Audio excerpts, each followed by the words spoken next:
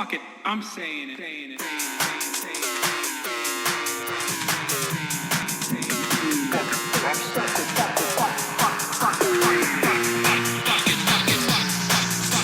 America deserved 9/11.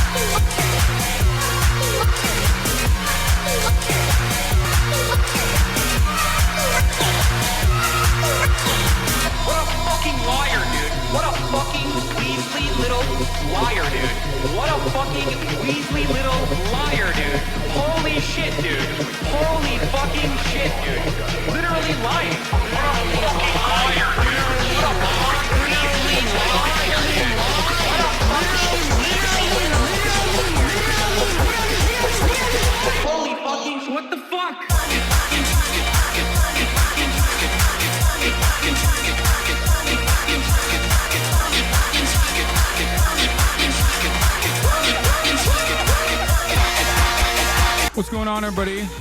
I hope everyone's having a fantastic evening, fantastic afternoon, fantastic pre-noon, no matter where you are in the world. I'm Hassan Parker, and this is the HasanAbi broadcast coming to you live from another sunny banger of a day in California, Los Angeles, folks. We're live and alive, and I hope all the boys, girls, and MBs are having a fantastic one, because today is 70 degrees and sunny here in Los Angeles, California. I'm live and alive, and I hope all the boys, girls, and MBs are having a fantastic one. I certainly am, and I'm going to get to it in a moment. I'm going to get to why I'm having a fantastic time in a moment.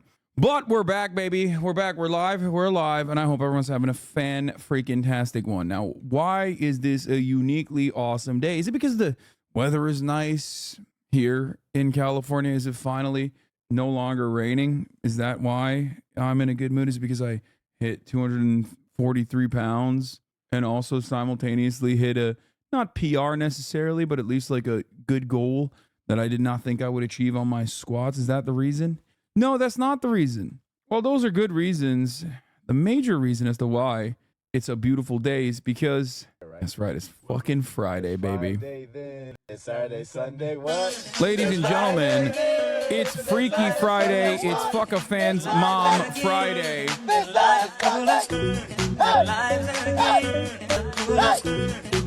Mufasa Friday. It's the freaking weekend, baby. Woo! It's the freaking weekend. It's the freaky weekend. That's right. This is a time where you can finally feel like a human being, like a man. Semblance of autonomy in your life. A moment of solace. A moment of solace brought to you by our forefathers who fought long and hard to ensure that we have frickin' weekends to begin with. The 5-day work week. Now, of course, this is, unless you're, that was specific to the wage cucks that only wage slave away in white collar jobs for the most part. If you're in the service sector, then you're cooked. Every day is a bit like a weekend for you. If you were to think about it like that. Chat, did he react to Echoes yet? I have not reacted to Echoes yet, but I did react to it live. Well, I mean, I wasn't live, but I did see it on as a Lesler. I saw it on the Leslie Fusli broadcast. Twitch got banned in Turkey. I know, I'm gonna talk about the alt yazı yok mu? Ulan ne alt yazısı amına koyayım? Türkiye'de yok Twitch zaten. Bana gelip burada alt yazı diyorsun abi. Hiç yok artık. Artık hiç yok alt yazı. Anyway, we're going to be talking about a lot. The Daily Wire's podcast, Morning Wire, used a clip of you in their show today, Lamau.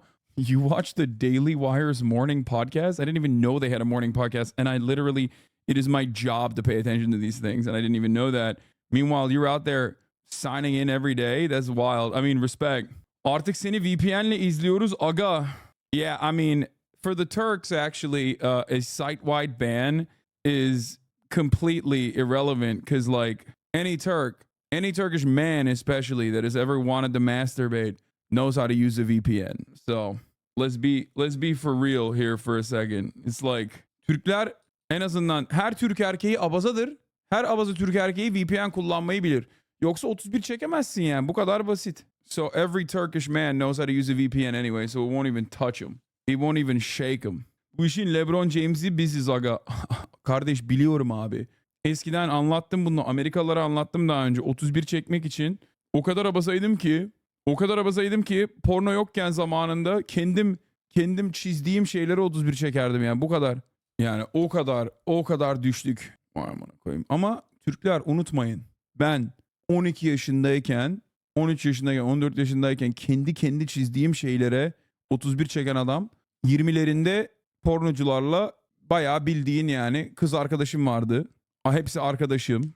Eğer ben bunu yapabiliyorsam siz de yapabilirsiniz diyorum. İnanın kendinize. Yurtta sulh, dünyada sulh. Alakası yok aslında bu dediğimle ama neyse. Veriyorum gazı. Veriyorum. Kendine inanan Türk'ü kimse durduramaz. Suh değil sulh. Doğru. Sulh dedim lan. Suh demedim. Sulh dedim. Atatürk'ü 31 ile bağdaştırmasaydım be abi. Yurtta gun, cihanda gun. Anyway. All right, we're going to talk about all this stuff. This is why people will stay racist. Is India Turkish? This is why people will stay racist. That's why. Okay. This is part of the broadcast where I tell you a little bit about my personal news, and honestly, a lot of good stuff is going on in my life in the world of HasanAbi Piker, so I'm going to get into it. So, first and foremost, last night I ended the broadcast after another mini stream, a baby stream, a stream that only lasted like 9 hours, which, you know, for all intents and purposes, it's like if you're doing a 9-hour stream, you might as well be quiet quitting. If that's your take, then you're right. You know what I mean? Because I'm basically quiet quitting. I've only done like 11 hours twice this week, and I did a baby half day for 9 hours yesterday, which is lame. I know, rookie numbers. Sorry, but regardless, 9 hours then 11 hours. Yeah, some 11 hours, some 9 hours, some 11 hours. 11 hours every day, though. You aren't unionized, get to work. I know. So, as I was saying, what was I saying? Oh, yeah. I did a 9-hour stream. Valkyrie and Fusli did a collaborative project alongside 100 Thieves and made a song. I watched the review or like the release of the song last night. After that, I played a little bit of Yakuza, and then I was bubble maxing. I was tub maxing, bubble maxing. You know, being a tub max, bubble maxing legend. Here, we'll watch it in a second. I low key, or not even low key, high key, am very proud of them. Okay, I think that they did a phenomenal job. I think that they are, you know, it's like shocking how good they both were. And especially shocking for Ray because like she doesn't sing. This was not like, as far as I understand, not exactly like a thing that she was taking seriously. Do you really need 2 pieces of nicotine gum and the Zins for a bath? It just depends on how long I want to stay in there, chatter. You never know. The health snacks next to the Zins were iconic. Yeah, we're going to talk about that in a second. Hold on. So anyway, I watched that. I was overcome with emotion.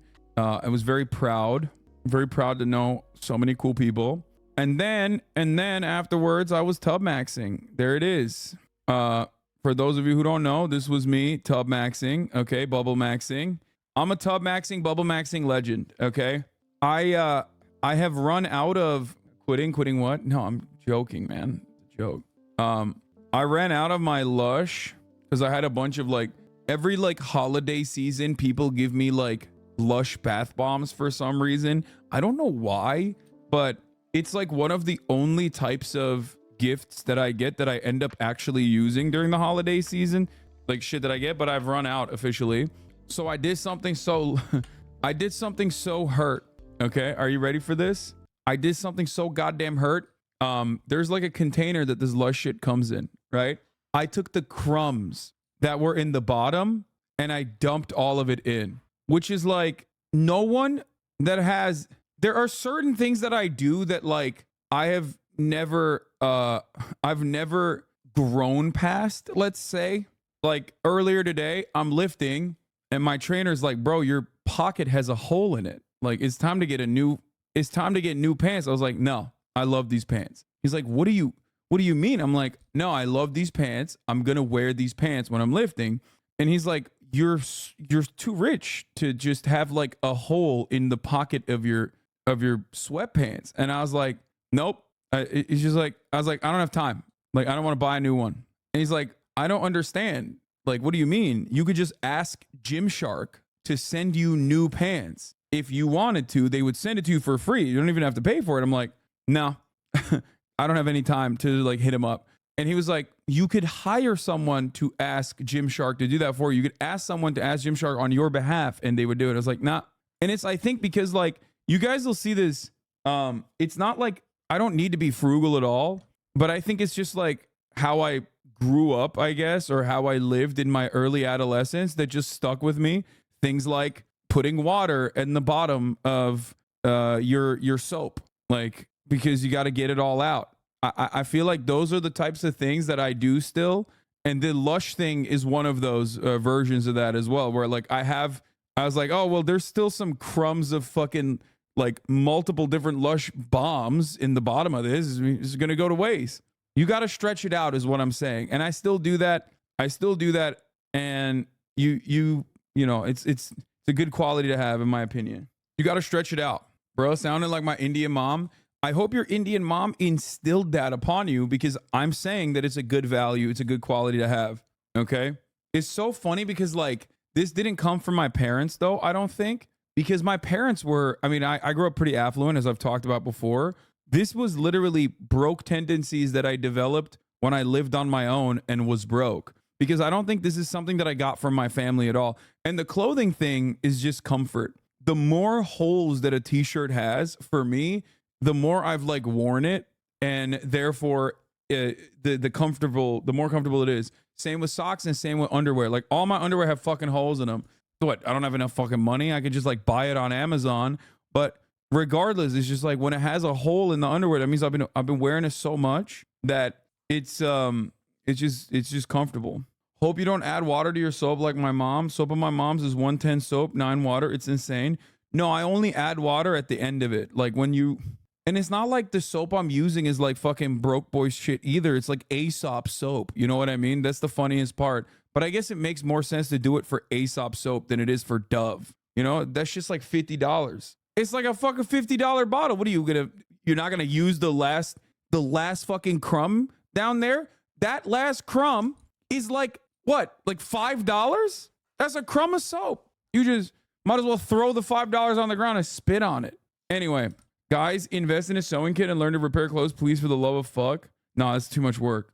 But frugal maxing, I guess. Yeah, I was tub maxing, bubble maxing. I fucking bought this hand fan for myself, thinking because it gets like too hot in there sometimes. And it's like, I didn't know how to use it. I could not figure out how to use it. I still don't know how to use it. But yeah, I bubble maxed. I got my fucking Zin in there. I wasn't even using it, but it's like good to have. Also, I never had an emo phase, as you guys know, probably. This was like I don't even think that this is emo enough. I just like did this one time. But tomorrow I'm going to be entering my emo phase alongside Jake Weber and Johnny Gilbert, for those of you who don't know. So we're going to be doing that. March is not allowed to come, even though I saw March earlier today. Yes, dude. But yeah, the reason why I'm in a really good mood overall this morning is because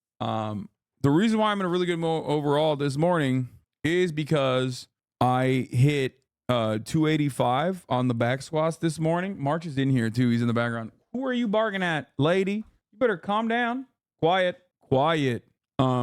Anyway, so I swapped. I used to be a low bar back squatter, and I swapped it to a high bar. I swapped it to a high bar this past year, like a couple months ago, and I had to go down a lot in weight due to that shift, right? For those of you who don't know, a high bar back squat is when you put it above your shoulders. A low bar back squat is when you put it in your rear delts. When you put the weight in your rear delts, basically, like right here, as opposed to up here. And of course, power lifters do low bar back squatting because like it gives them more power because they can use their lower back. And it's actually pretty good. However, high bar is better for my knees. We just call that a squat. It's just assumed to be a back squat if you say squat. If you only specify for front, It's true.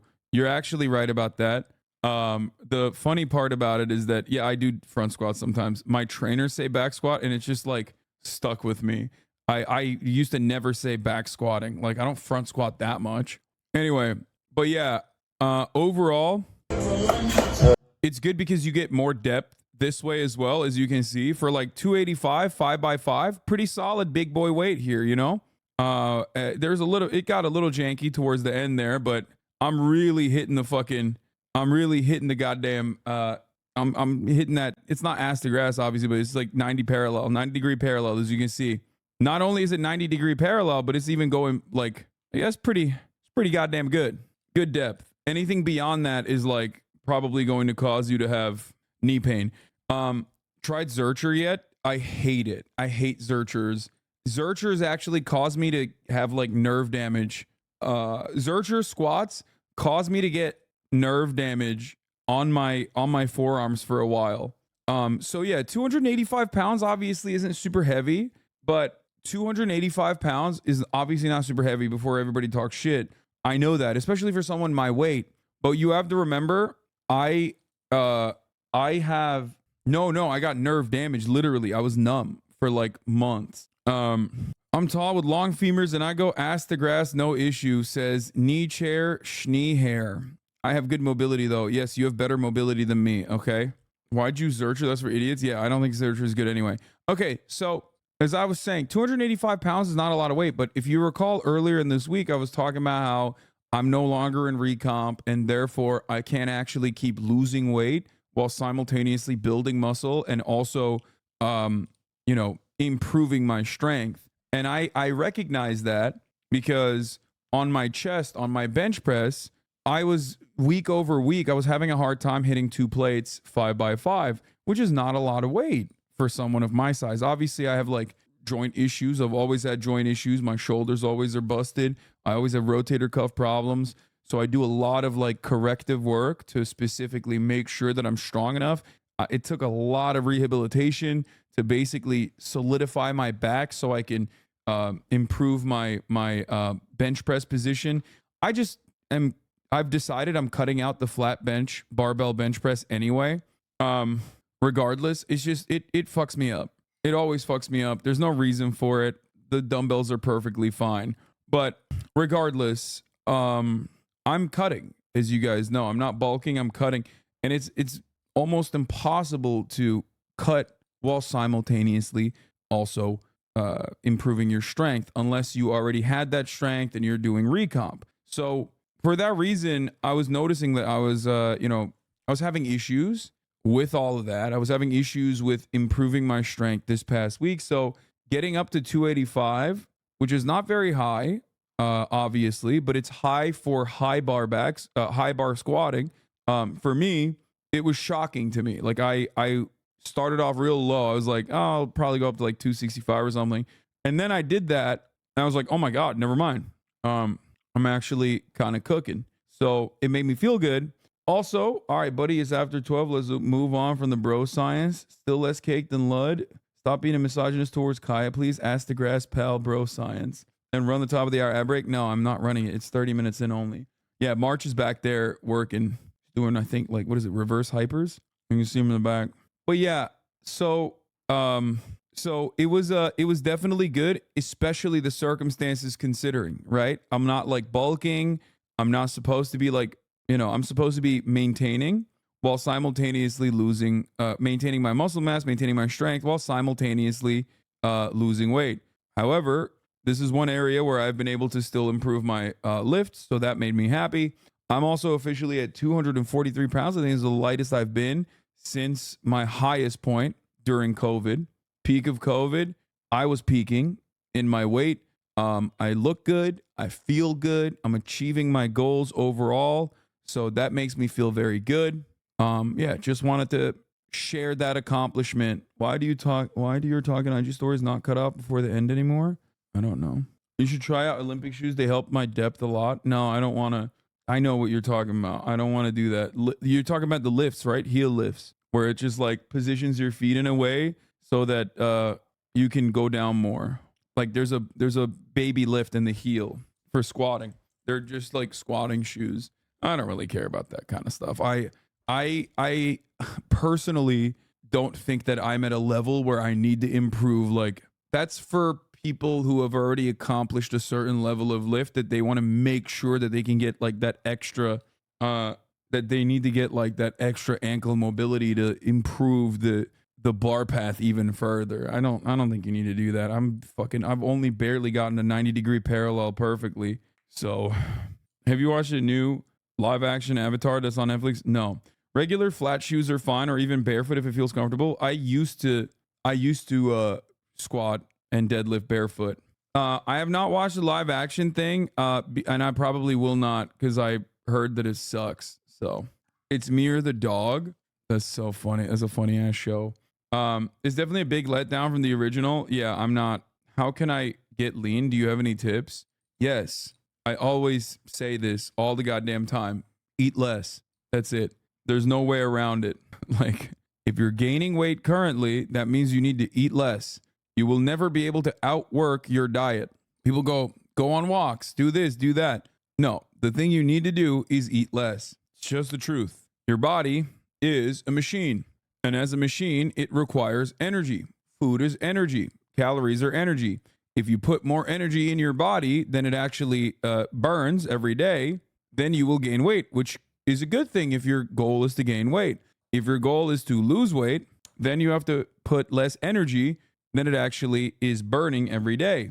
This would be called being at a deficit, a caloric deficit. There is no way that you can outrun or out cardio or outwork your diet. Your diet is the most important thing. I tell you this.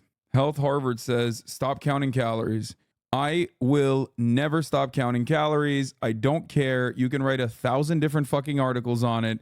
It literally doesn't matter. What I'm describing to you is not a motherfucking fad diet. Okay? What I'm describing to you is just basic principles.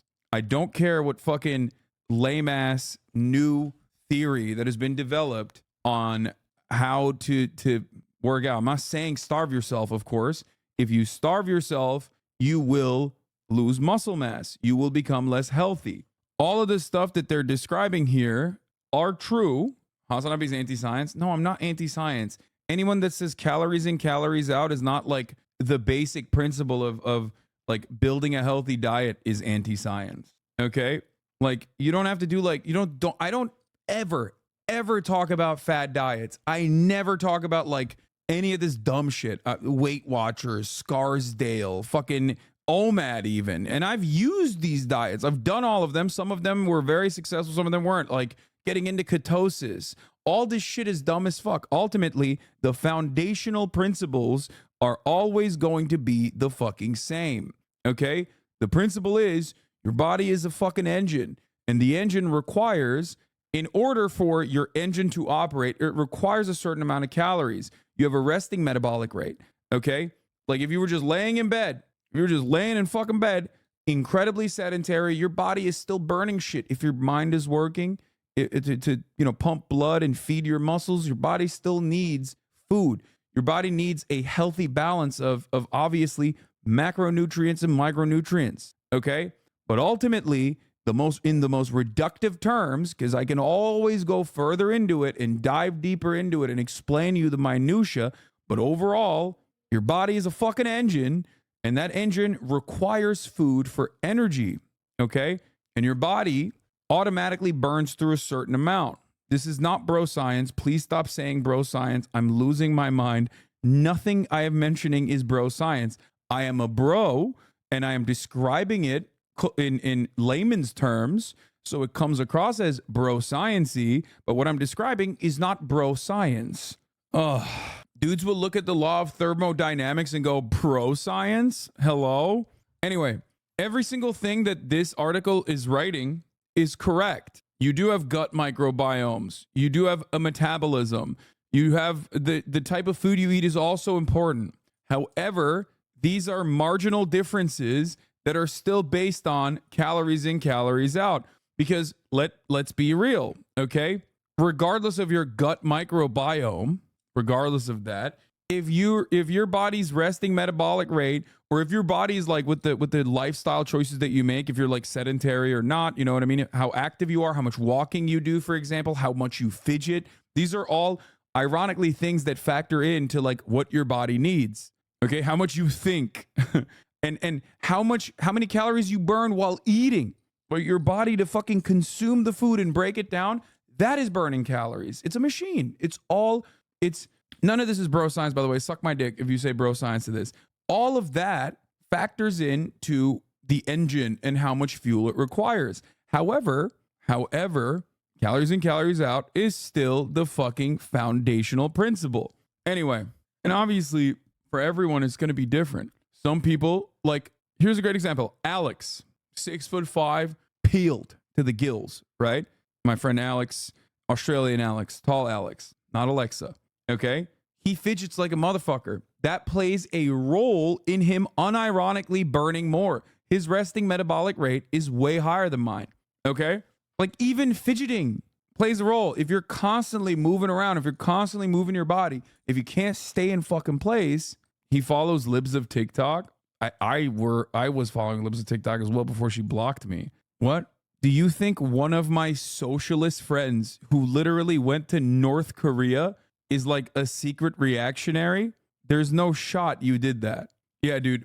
He's stayed with me for months, and I never found out that he's like secretly transphobic, actually. That's always funny. It's called NEAT, or non-exercise activity thermogenesis. Yeah, that's nerd shit, okay? I'm not going to talk about that. Point is, ultimately, a girl we got to blast off. Oh, yeah, I didn't even blast off today. Good call. It's been 44 minutes. I got perma stuck on this silliness. I'll blast off. I got it, Oni Spumoni. Don't worry, I got your meme. We're going to do CPAC Hogwatch today. CPAC Hogwatch is back. Turkey bans Twitch. Send me your best CPAC hogs. Turkey bans Twitch. Alabama is cursed. And more. Yo, these grandmas making a transphobic rap is insane. Okay, I want to watch an Instagram reel, man. I'm sorry. Okay. NETENYAHU. Should I play Yakuza 0 or Kiwami first? Yakuza 0. Oh, this was my best Instagram story. Here comes Commander Biden. Yeah. 24 kills in combat, dude. Fucking legendary. I also have another collab opportunity. HasanAbi turkey glaze in the comments. I love that. Okay. I love glazing up turkey. Yes, I saw China saying Palestine has a right to use violent means to liberate themselves, because it's correct. CPAC Hogwatch is back. Send me your best CPAC Hogs. Turkey bans Twitch. Alabama is cursed. NETENYAHU, Gaza plans, and more. It's Friday, so we're having fun. Get in now. You are fat because you have weak Greek genetics. Yeah, I'm so fat, dude. Now your haters would really for you to go back to Turkey now. Trump statement on Alabama IVF decision, if you're covering that first. Oh, he actually posted about this? That's crazy. That makes sense. So dumb.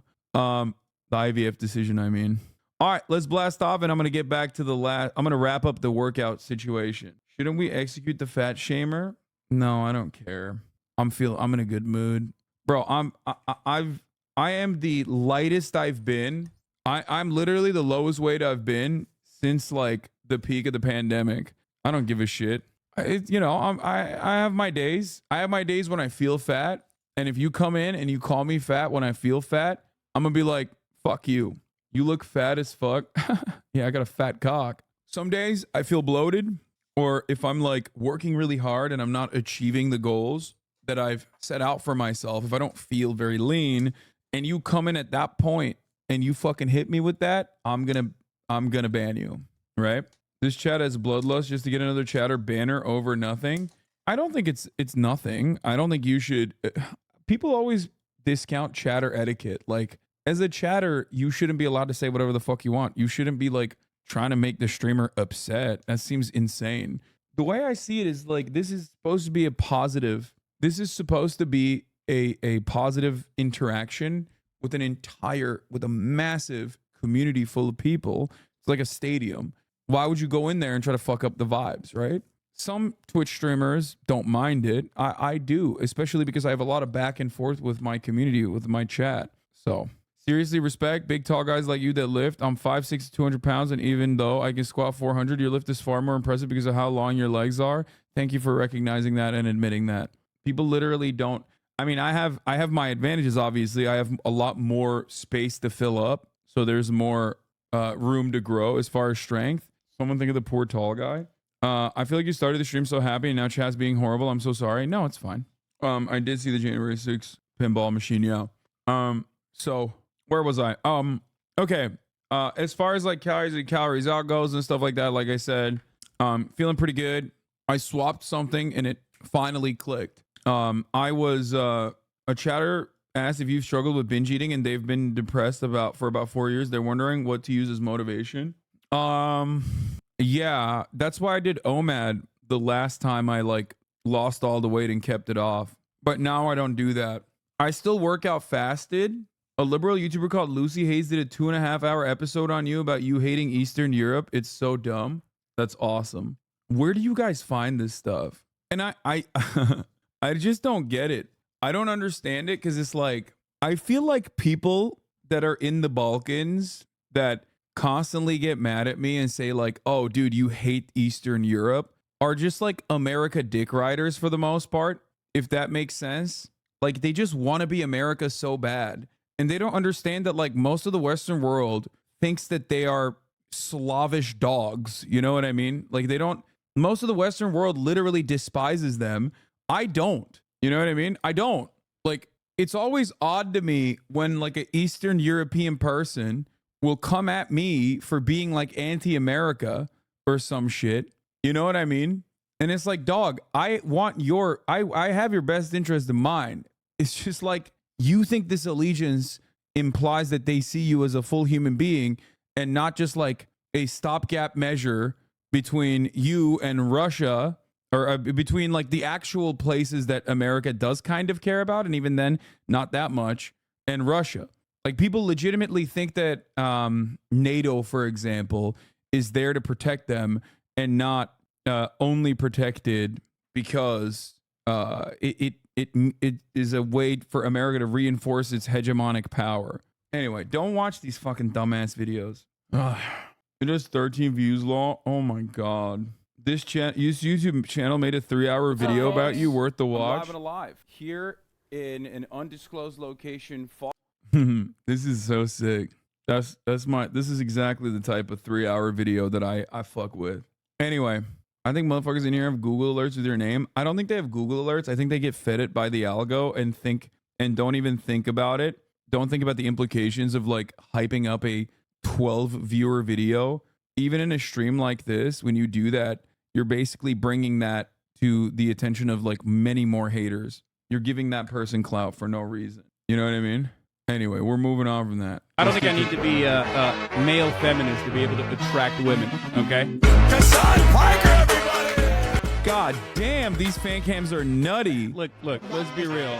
Yeah, that's always funny when people are like, you're just a feminist to get pussy. It's like, no, dude, I could get pussy as a misogynist, okay? I was significantly more misogynistic when I was younger, I would say. Something I've learned from, something I've like definitely grown on, and that didn't change shit. Him in the tank and the tux makes me turn into a feral animal in ways that would concern the average person. Anyway, they're going to make a live action Naruto. It's going to suck. I'm done. Don't do that. Oh, this is apparently glazing up Turkish music, is arabesque music specifically, which is ironic because it's like arabesque is not exactly Turkish music, but here it is.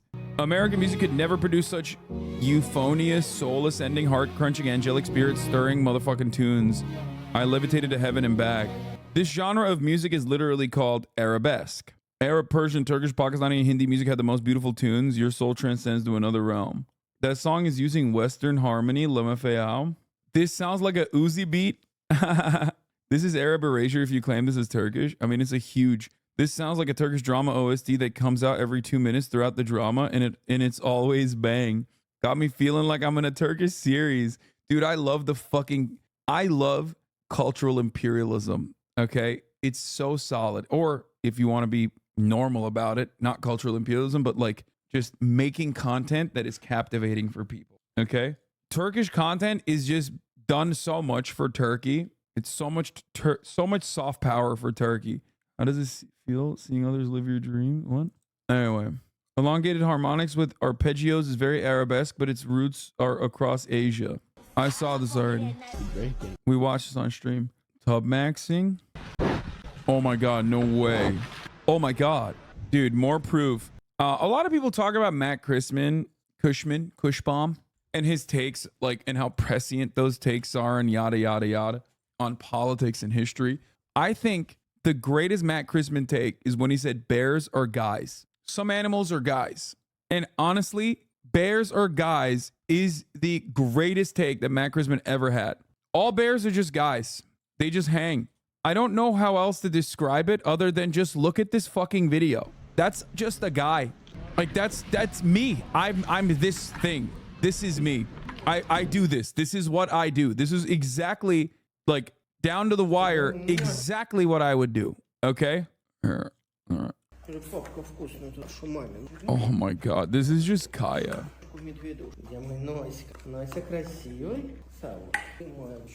This is just Kaya.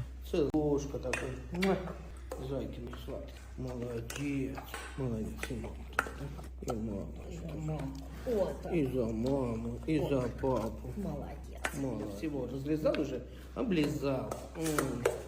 Такой целулька такой, а? Кашу. Доедаем кашу. Ням-ням. It's not even a joke. This is, every day I am reinforced in my firmly held, consistent belief that has been unfortunately chastised by many because they're cowards, that I could befriend a bear. Every single day, there is more evidence that proves over and over and over again that I could befriend a bear. I love bears so much.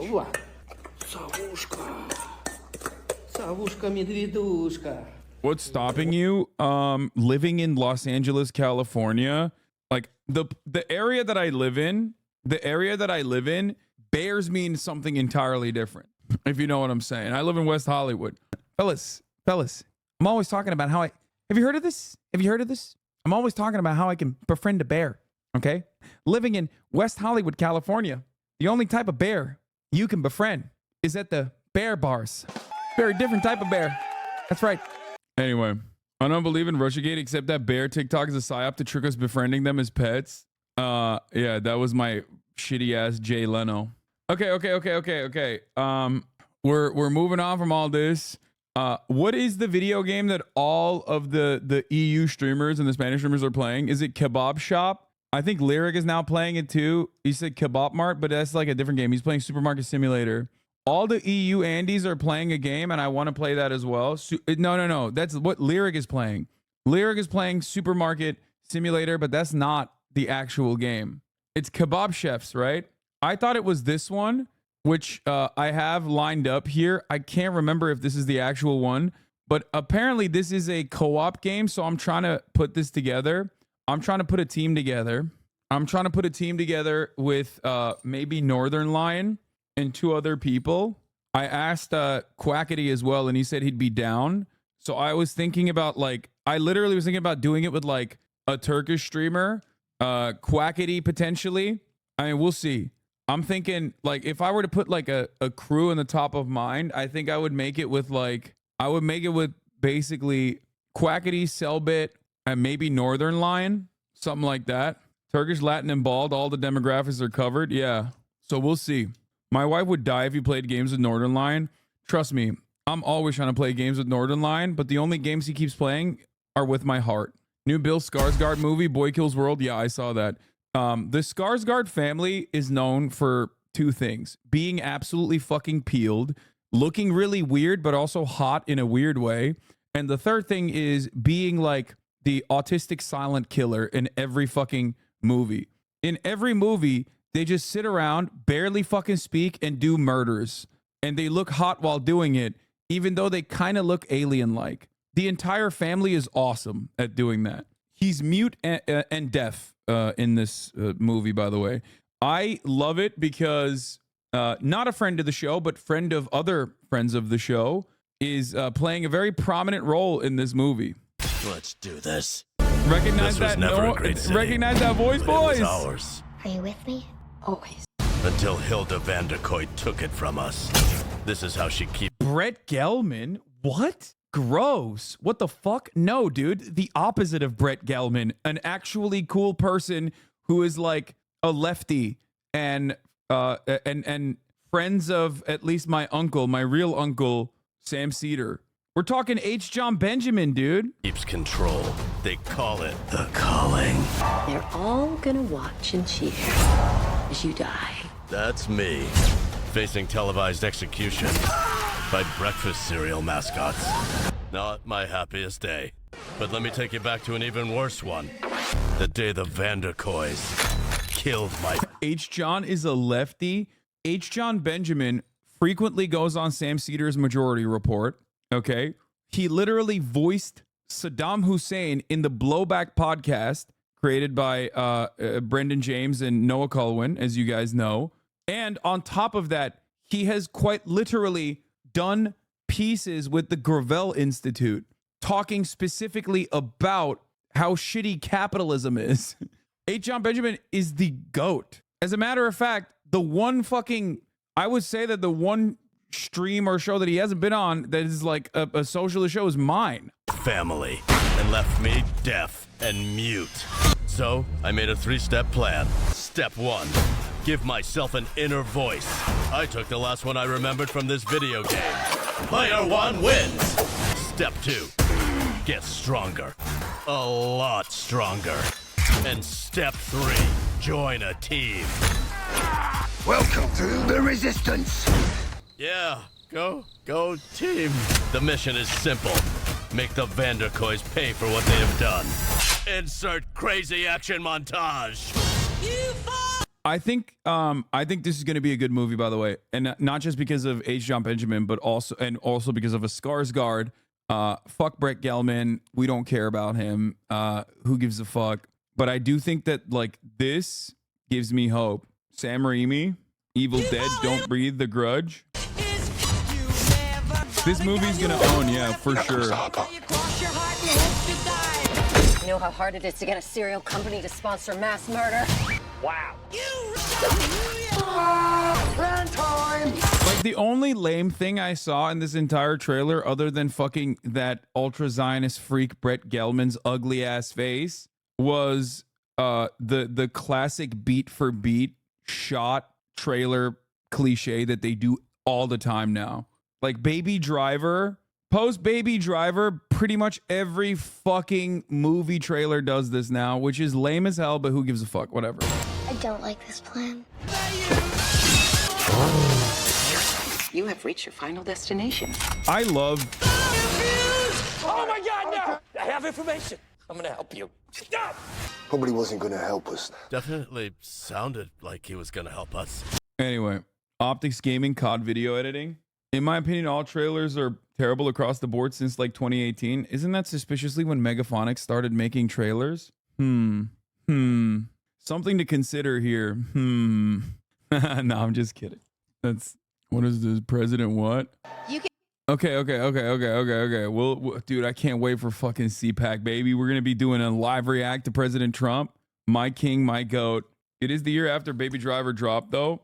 I'm making a joke because can't have shit in this stream. I was making a joke about Megaphonics because he makes music for movie trailers. Anyway. H. John Benjamin is the GOAT. Very excited for him. Maybe we'll have him on the stream one day.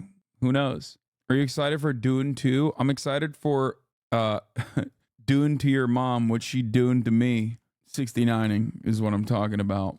I feel like we'll get H. John Benjamin before we get Northern Line, probably. Okay. Oh, here. This is the other thing I was going to show you guys. I need your opinion on this. Dude, I saw. Don't even fucking show me that shit, okay? Don't do it to me. Don't do it to me. Biden, 81, says the key to his marriage is good sex, according to the Daily Mail US. Wow, dude. That's cool. Yeah, this certainly will defeat the he's not doing well up here allegations. Like, I mean, to be honest, this is something I do believe. Okay, I do believe it. I do believe it because we know the dick game of the Bidens. Okay, I've seen Hunter's cock. I've seen Joe Biden's brother's cock. I'm making an assumption here that Joe Biden probably also has a thick 8. Okay, that's fine. It's fine to admit, considering the cock game of the rest of the Bidens, this honestly seems believable. We do Hogwatch of different sorts. Dude is blowing up his dick as much as he's blowing up Gaza. If the blood goes to the dick, there's no way he survives. What? Get ready for 15K, buddy? What does that mean? I mean, that'd be weird if this guy was a fucking hate watcher who's been sub for 16 months. Am I about to get hosted or something? What does he mean? The people leaving Lamau? Wait, what? Why? Oh, because I tweeted that Biden has a thick one. It's just the truth. I'll be honest with you. If telling the truth, which includes Biden's hog, most likely being a thick one, if that causes people to leave, then I'm sorry. Okay? I'm sorry, but I'm going to keep saying the fucking truth. By the way, one of the worst things I could ever do is like have someone on the stream because all of my fucking mentally ill, that's awesome. All of my mentally ill hate watchers like have swarmed this dude's entire life now. He's getting obliterated on Twitter. Most people, if you actually have friends in Ukraine you care about, you would simply not try to speak for Ukrainians and appear on Hassan Piker and dismiss the real tragedy of Ukraine surrendering territory to a genocidal Russia. If you have family in Ukraine you care about, you would agree with me. Clearly, you either do not have family there or do not care about them. Are you trying to imply that my wife's family is not family, you piece of shit, or what they or I should think about Russian aggression against them? Fuck all the way off.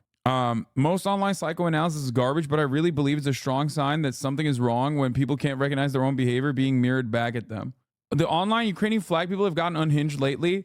It's because we have officially entered the 2nd anniversary. Okay. So as it enters its 2nd year, as the invasion of Ukraine enters its 2nd year, obviously a lot of people are very agitated about it. Many people have like dropped their support of Ukraine because they feel like it's a dead ender, because most of them are not like really into it or really invested, or maybe they were, but they're not invested for one reason or the other, maybe because they're demoralized. Okay. And, of course, this is something I was going to talk about as well. This is the anniversary. We passed the anniversary of my greatest tweet of all time, the most goated tweet. One of my biggest misses, one of my biggest, most publicized misses, that was literally attached to one of my biggest and most, ironically, not publicized correct assessments. The Putin is bad, not mad. He would never be able to permanently annex a country with 44 million people whose national project is not being a part of Russia. This is a hill I will die on. Putin will not invade Ukraine. It's so funny because like I was so right on the permanent annexation and how devastating that would be for all parties involved, and so wrong on Putin not being a fucking madman who would do that. Your next bad take is that Russia isn't going to win. There is no winning in that situation. There's no like hegemonic world peace just comes in here and says things like doesn't have any fucking real opinion at all. Like nothing I hear from him is real. Everything we said would happen to Ukraine is happening. They're being hollowed out by privatization schemes, massive casualties on the front line, and the U.S. abandoned them when it became politically inconvenient. Both you and I literally predicted this exact train of events. Yes, but make no mistake. I was wrong when I said Russia won't invade Ukraine, because that would be fucking nutty for Russia to do. It would be insane. I was wrong on that. So, of course, people will always fucking hit the Hassan is pro-Putin line no matter what.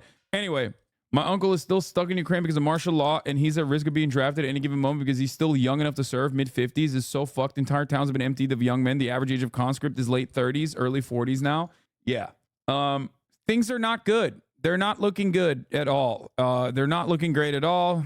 I mean, people are engaging in maximum amounts of copium on both sides of the equation. On the Ukraine defender side, the Ukraine flag guys have gotten way more fucking angry. as of late because they feel like the more Russia makes like marginal gains, the worse the outcomes look for Ukraine. They obviously don't give a shit about the Ukrainian people for the most part. It seems like anytime I hear anything about Ukraine, it's always from either a Western person who's like, I'm the foremost authority on Ukraine because I talk to Ukrainian people on the ground or something, or it's like a Ukrainian NGO, like a Western focused NGO that's there to be like, you are literally a Putin dick rider. And overall, I feel like, you know, it's just a devastating set of circumstances. It's really, really bad. And it's seemingly looking worse every fucking day because we trickled in our weapons into Ukraine, and the weapons that trickled in came too late. Ukraine definitely put up a phenomenal defense that actually was able to, your take on Ukraine is dog shit, not gonna lie. You sound like a centrist right now. There is no centrism on the morality of the issue. One side is in the wrong and the other side is in the right. Ukrainians are right. Ukrainians are correct in wanting emancipation from a Russian invasion. The Russian military is in the wrong. There is no both sides on that situation at all. This is something I've been saying since day one. I know that people think I'm simply saying that for some other secret nefarious reason because I'm like secretly a Vladimir Putin dick rider defender or whatever, but no. Vladimir Putin is not some communist revolutionary. He is engaging in irredentist actions in Ukraine. Vladimir Putin is a capitalist, an oligarch that manages a kleptocracy. Of course, his actions in Ukraine are completely unjustifiable. Ridiculous to defend it at all. I make fun of the people who are pushing Z all the time as well that say things like, you don't understand, dumbass. Vladimir Putin is actually doing big brain 7D chess stuff every day. He took over another fucking village now and completely leveled it to the goddamn ground. It's so sick. The entire area that he invaded to basically protect Donbass caused a shit ton more casualties on the Russian side just as well as on the Ukrainian side, which was an excellent 5D chess move. It's like, no, it's dumb as fuck. Yeah, Putin also made NATO impossible to disband for another 50 years. Yeah, 100%. Avdiivka and Bakhmut are strategically important, to be honest. But strategically important for what? Strategically important for what? Like, at what cost is the question you have to ask. If your overarching goal is to dominate Ukrainian politics, okay, soft power is significantly better if your goal is that. You are missing a huge part of what this war has demonstrated. It is revealed that for the world, that one, brutal Western sanctions can be overcome with the right pivoting, and two, the Western industrial apparatus is rotted and weak. Also, even our media before the invasion highlighted the brutality of Azov was committing in eastern Ukraine. Yeah, but the solution to the brutality in eastern Ukraine by Azov is not infinitely more brutality by the same people, and also now the Russian military as well. What the fuck are we talking about? That's ridiculous. That's ridiculous. That's ridiculous. I do not believe, even for a fucking singular second, that Vladimir Putin legitimately is interested in the well-being of like ethnic Russians living in eastern Ukraine. Look at his actions. That's crazy to me. Okay? I also don't believe that he was ever remotely interested in denazifying Ukraine. That's a bullshit fucking excuse. It's bullshit. This does not mean that there aren't like hyper-nationalistic people in Ukraine, specifically Nazis in the Ukrainian military. I covered the Azov guys far before the Russian invasion, okay? And I covered them after the Russian invasion started as well, which is part of the reason why plenty of people kept saying I'm a Russian propagandist. This is the reason. Hasan is a fan of Putin. 1, Hasan loves horses, so does Putin. 2, Hasan is bald, so is Putin. 3, Hasan loves public executions, so does Putin. 4, Hasan loves top of the hour ad break. This is one of the first instances where someone actually debated me with something that I thought was going to be productive and funny. Like, normally it's someone who's like coming at me to anger me. This is not one of those moments. This is an instance where someone came at me to be funny and you cooked. I got fucking destroyed. Anyway, here's the 3-minute ad break now. If you no longer want to see those ads and you don't have access to anti-air missiles, over the shoulder, anti-air shit, then you're going to need to subscribe for $5 or for free with a Twitch Prime. Owen Gila, thank you for the 5 gifted subs. Please tell me you don't love horses, please, please. I am a horse girl, but not in the way that, you understand how some people love horses. I think that loving horses that way is gross and weird. I, on the other hand, treat horses like big dogs. I love dogs, and I think horses are very close to dogs in the way that they operate, in the way that they are. Horses scare me. They're awesome. They're very smart. Anyway, not to try to start shit, but you spend more time defending your Ukraine position than explaining it to us. What do you mean? My defense of the Ukraine position is an explanation for what's going on in Ukraine, though. It's such a weird way to approach the subject matter. Every single time that I defend my position, I'm basically giving you still facts about the situation on the ground. Anyway, those cities are important because they're in mortar distance to a paramount train track. Currently, Russia can't use it and is forced to move material and troops via streets and planes. Logistics win wars, and with the train tracks, Russia will gain more land. No, I understand all of that, and also Avdiivka is, higher elevated and yada yada yada. Captain ACAP badge, thank you for the 5. Get the subs. And now they don't have that.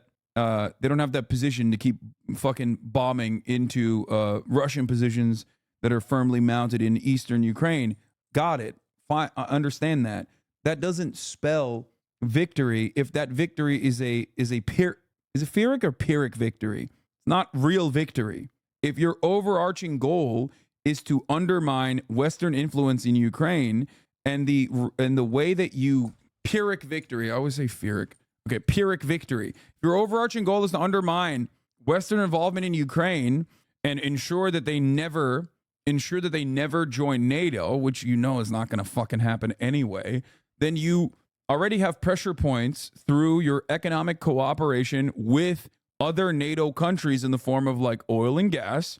That trade is really valuable. Obviously, that the influence that you have through that trade is really valuable.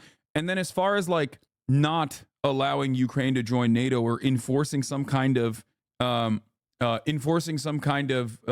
red line, you already do that. You already have Crimea, and it's not going to happen anyway. So let's say Ukraine agrees to leave Donbass and Crimea to Russia. What stops Russia from regrouping and attacking it in the future? Ukraine has tried to freeze the conflict in mid-2010s, but Russia invaded again.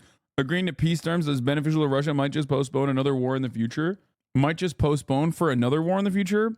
Well, another war in the future that has like a steady period of cessation of hostilities, unironically, is better than continuing the war and allowing it to be a slow churn that still slowly but surely increases the conscription age in Ukraine as they run out of men. You know what I mean? That's the problem, I think.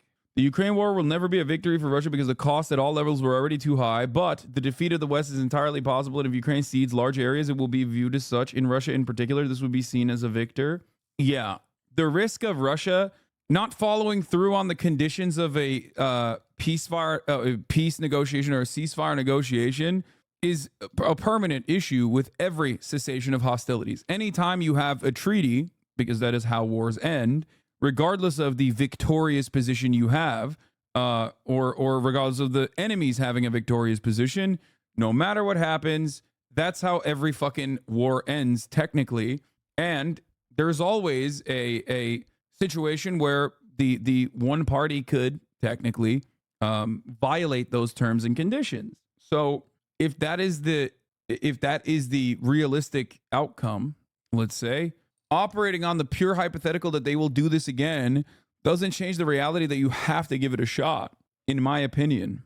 Like, Israel has every opportunity to, if there is a permanent ceasefire, Israel's every opportunity to violate that. They have done it in the past, right? But that won't stop me from saying that fucking Israel has to do a ceasefire. Does that make sense? Like, it's almost identical to my position in Gaza. In the immediate, a cessation of hostilities is an absolute necessity. That's it. Those are way different situations. No, what do you mean those are way different situations? No, the fuck they're not. I mean, Israel is worse for sure, but those are not different situations at all. Israel's entire existence relies on 75 years of occupation and death and destruction in comparison to the Russian invasion that is a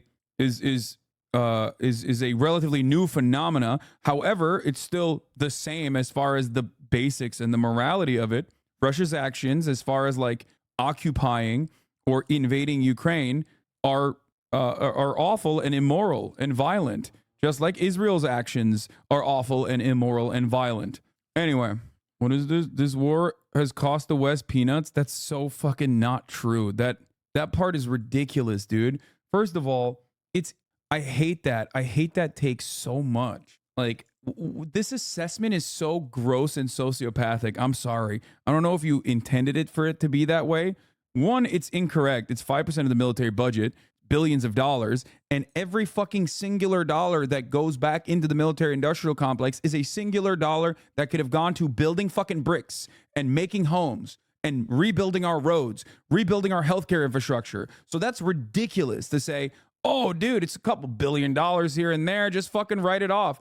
That is before we get to the actual human cost. The actual human cost of that, on top of that, for the Ukrainians, as the American and the Western forces say, they goad them into being like, no, we're going to set up an unrealistic proposal. We're going to keep feeding you weapons. Don't worry. The weapons are coming. And then they don't come in the timely manner that it's supposed to, in the way that Zelensky has asked for them since the beginning, allowing them to get fucking brutalized in the meat grinder.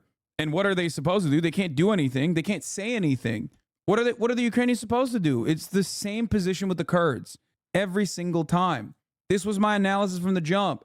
Every single time America goes, oh yeah, no, we'll help you out. And then they fuck off inevitably when they're bored, or when it becomes no longer politically viable, or there's another shiny toy and they say, I don't want to play with you no more. Here. And they leave out our allies to the fucking dogs, to the wolves. My generation had their future leveraged against the cost of Afghanistan and Iraq. It feels like a lot less. That is such a weird way to look at it. It's a weird way to approach the subject, my friend. You make it seem like it is an inevitability. And under, obviously, socialist terms, it is an inevitability. Imperialism is a necessity under capitalism. It is the final state of capitalism. So technically, it is an inevitability, but there is an alternative way, especially when we're talking about it in a community such as this one. You don't have to say, no, dude, this is like way cheaper than Afghanistan. You know what I mean? Like, your goal should be, especially in a circle like this, to talk about ways of dismantling the military industrial complex, to make an argument as to why we have to dismantle the military industrial complex, and not, well, it's going to happen no matter what. So at least it's like lower. It's a lower cost, a lower burden. At least we don't have our own veterans getting fucking thrown into hellfire. So I don't know what else to say about it other than it's bad. It's not good. Palestine segment on CPAC live now. I mean, it's kind of mid. Talk to me when we get to Trump. You know what I mean? The West is sending their aging arsenal that they would have to spend millions, if not billions, decommissioning anyways. The Ukrainians can at least use these weapons while they're still a match for Russia's current military capacity. Russia's losing these assets now reduces our need for a continued military-industrial complex. You are on an enormous amount of copium if you think that this reduces our military-industrial complex. What? You have to hand it to... Dude, listen. I know I'm bested in the marketplace of ideas when I got people trying to make anti-capitalist arguments as to why the military-industrial complex will be dismantled by funding the military-industrial complex. Okay? That's phenomenal. This is the reason why the left is completely lost, okay? Across the board, globally, around the planet. Wow, that was really good. You fucked me up. Like, I know the liberal talking points. Ukraine is gay. Russia is anti-gay. You know? Like, that's a liberal talking point, right? Like, I'm familiar with that. That one I know. That one I know is like bullshit. I know how to deal with that. I've never heard this kind of argument. I've never heard like this is actually undermining the military-industrial complex. There's no reason for the CIA to operate ever. There's no fucking COINTELPRO that is ever a necessity. We have people doing it for free in these communities. That's why I think it's always funny whenever people. That's why I always think it's funny whenever people talk about, whether a YouTuber or a podcaster is like CIA. You know what I mean? So that chatter statement is so stupid. The CIA even wouldn't bother to use it for propaganda. Yeah. Okay. You do that with Johnny Harris though. I mean, I'm mostly memeing, but Johnny Harris might actually have interned it. That's a little different. I think Johnny Harris operates in a different level. Like the guy most notable for having horse porn folders in his fucking computer is not on the CIA payroll in the same way that like a dude who worked at Vox and won an Emmy last year might potentially be. You know what I mean? His influence is far more vast than the horse porn guy. So I don't think the horse porn guy is CIA, whereas like the guy who actually interned for NATO and think tanks might be, but it's still a joke. It's humorous regardless. Also, let's not forget he is Mormon, formerly Mormon, Johnny Harris, I mean, which is, that's it. All Mormons are CIA. Anyway, no, I don't want to watch Nigel Farage. All right, as far as Kiev, Ukraine, Ukraine failed to safely evacuate all of its troops from the eastern city of Avdiivka during its disorderly retreat over the weekend, despite claims from its new top military commander that the move was designed to save lives and avoid encirclement by the advancing Russians. At least 6 wounded troops from the 110th Brigade became trapped behind Russian lines, where they appeared to have later been executed, the brigade said in a statement posted on Facebook. Members of the military who participated in the operation said they were unsure how many others had also been left behind, but any number of casualties is sure to further deteriorate morale on the front line as Ukrainian troops, already outgunned and outnumbered, struggle to replenish their ranks and await further assistance from the West. So, yes, on that front, Ukraine is facing 2 problems. Problem number 1, they're running out of people. It's the major problem, the biggest problem that they're facing. Problem number 2, they're running out of bullets. Now, you can fix problem number 2. You can, send in shipments of weapons and all that stuff, but you can't really fix problem number 1. And that's a big issue.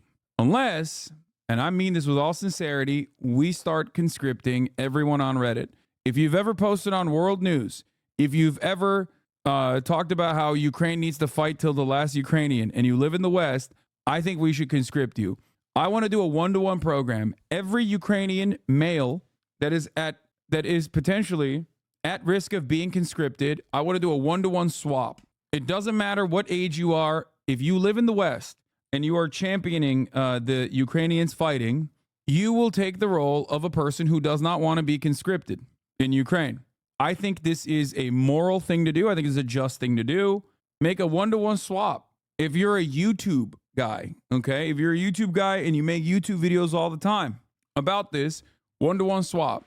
If you always are advocating to continue sending Ukrainians to the meat grinder, it is a moral cause. It is a just cause. You have to go there and you have to fight. Because technically, if Putin is Hitler, okay, if he's Putler, what are you doing? You got to fight Putler. You have to. How can you make the same argument that is used against you in other conflicts you defend? Bad take, in my opinion. Really?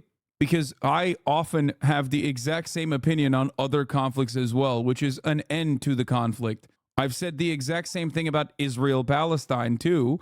I want Israel to stop fucking bombing Palestine. I want Israel to stop bombing Gaza. Don't go hard, please. Just friendly advice. No, it's not friendly advice. You have completely misunderstood my position, I think. If I was pushing for Russia to fucking bomb Ukraine harder, and you were like, why don't you go conscript in the Russian military, asshole? You would be right. If I was making that argument, you'd be right. But that's not the argument I'm making at all. I'm making the exact opposite of that argument. And the same goes for any kind of war that is occurring anywhere around the world. Does it go both ways now? So then the Ukrainians need to browse Reddit and make YouTube videos? Sure. I mean, I've been a big time advocate for Ukrainians coming into the United States of America. I don't give a shit. Yeah, that position is also consistent. It's a consistently held position that I've always had, which is that people that don't want to be conscripted, people that are escaping war, our home should be open to them. And that is something that I said since day fucking one. That is something that I stressed when we were raising money for Ukrainian charities. So yeah. What the fuck? Murad is just fucking giving me a FaceTime call out of nowhere, brother. What the hell is going on? What the hell? Yeah, members of the military who participated in the operation said they were unsure how many others had also been left behind, but any number of casualties sure to further deteriorate morale on the front lines. Russia's capture of Avdiivka, a strategic and now almost completely destroyed city located about 15 miles on the Russian-occupied regional capital of Donetsk, was Moscow's most significant territorial victory since it seized Bakhmut last May. Diverging accounts have emerged in the days since Ukraine's retreat, including some that support Ukrainian President Volodymyr Zelensky's assertions that many more Russians were killed or wounded fighting for the city than the Ukrainians. That is, again, maximalist copium. 3 U.S. officials said Wednesday that they were told by Ukrainian officials that dozens of Ukrainian soldiers left behind enemy lines as their units withdrew. The officials, speaking on the condition of anonymity because of the sensitivity of the issue, said earlier reports that up to 1,000 Ukrainians are missing or captured appear to be exaggerated, but they acknowledge the situation is still severe with many left behind.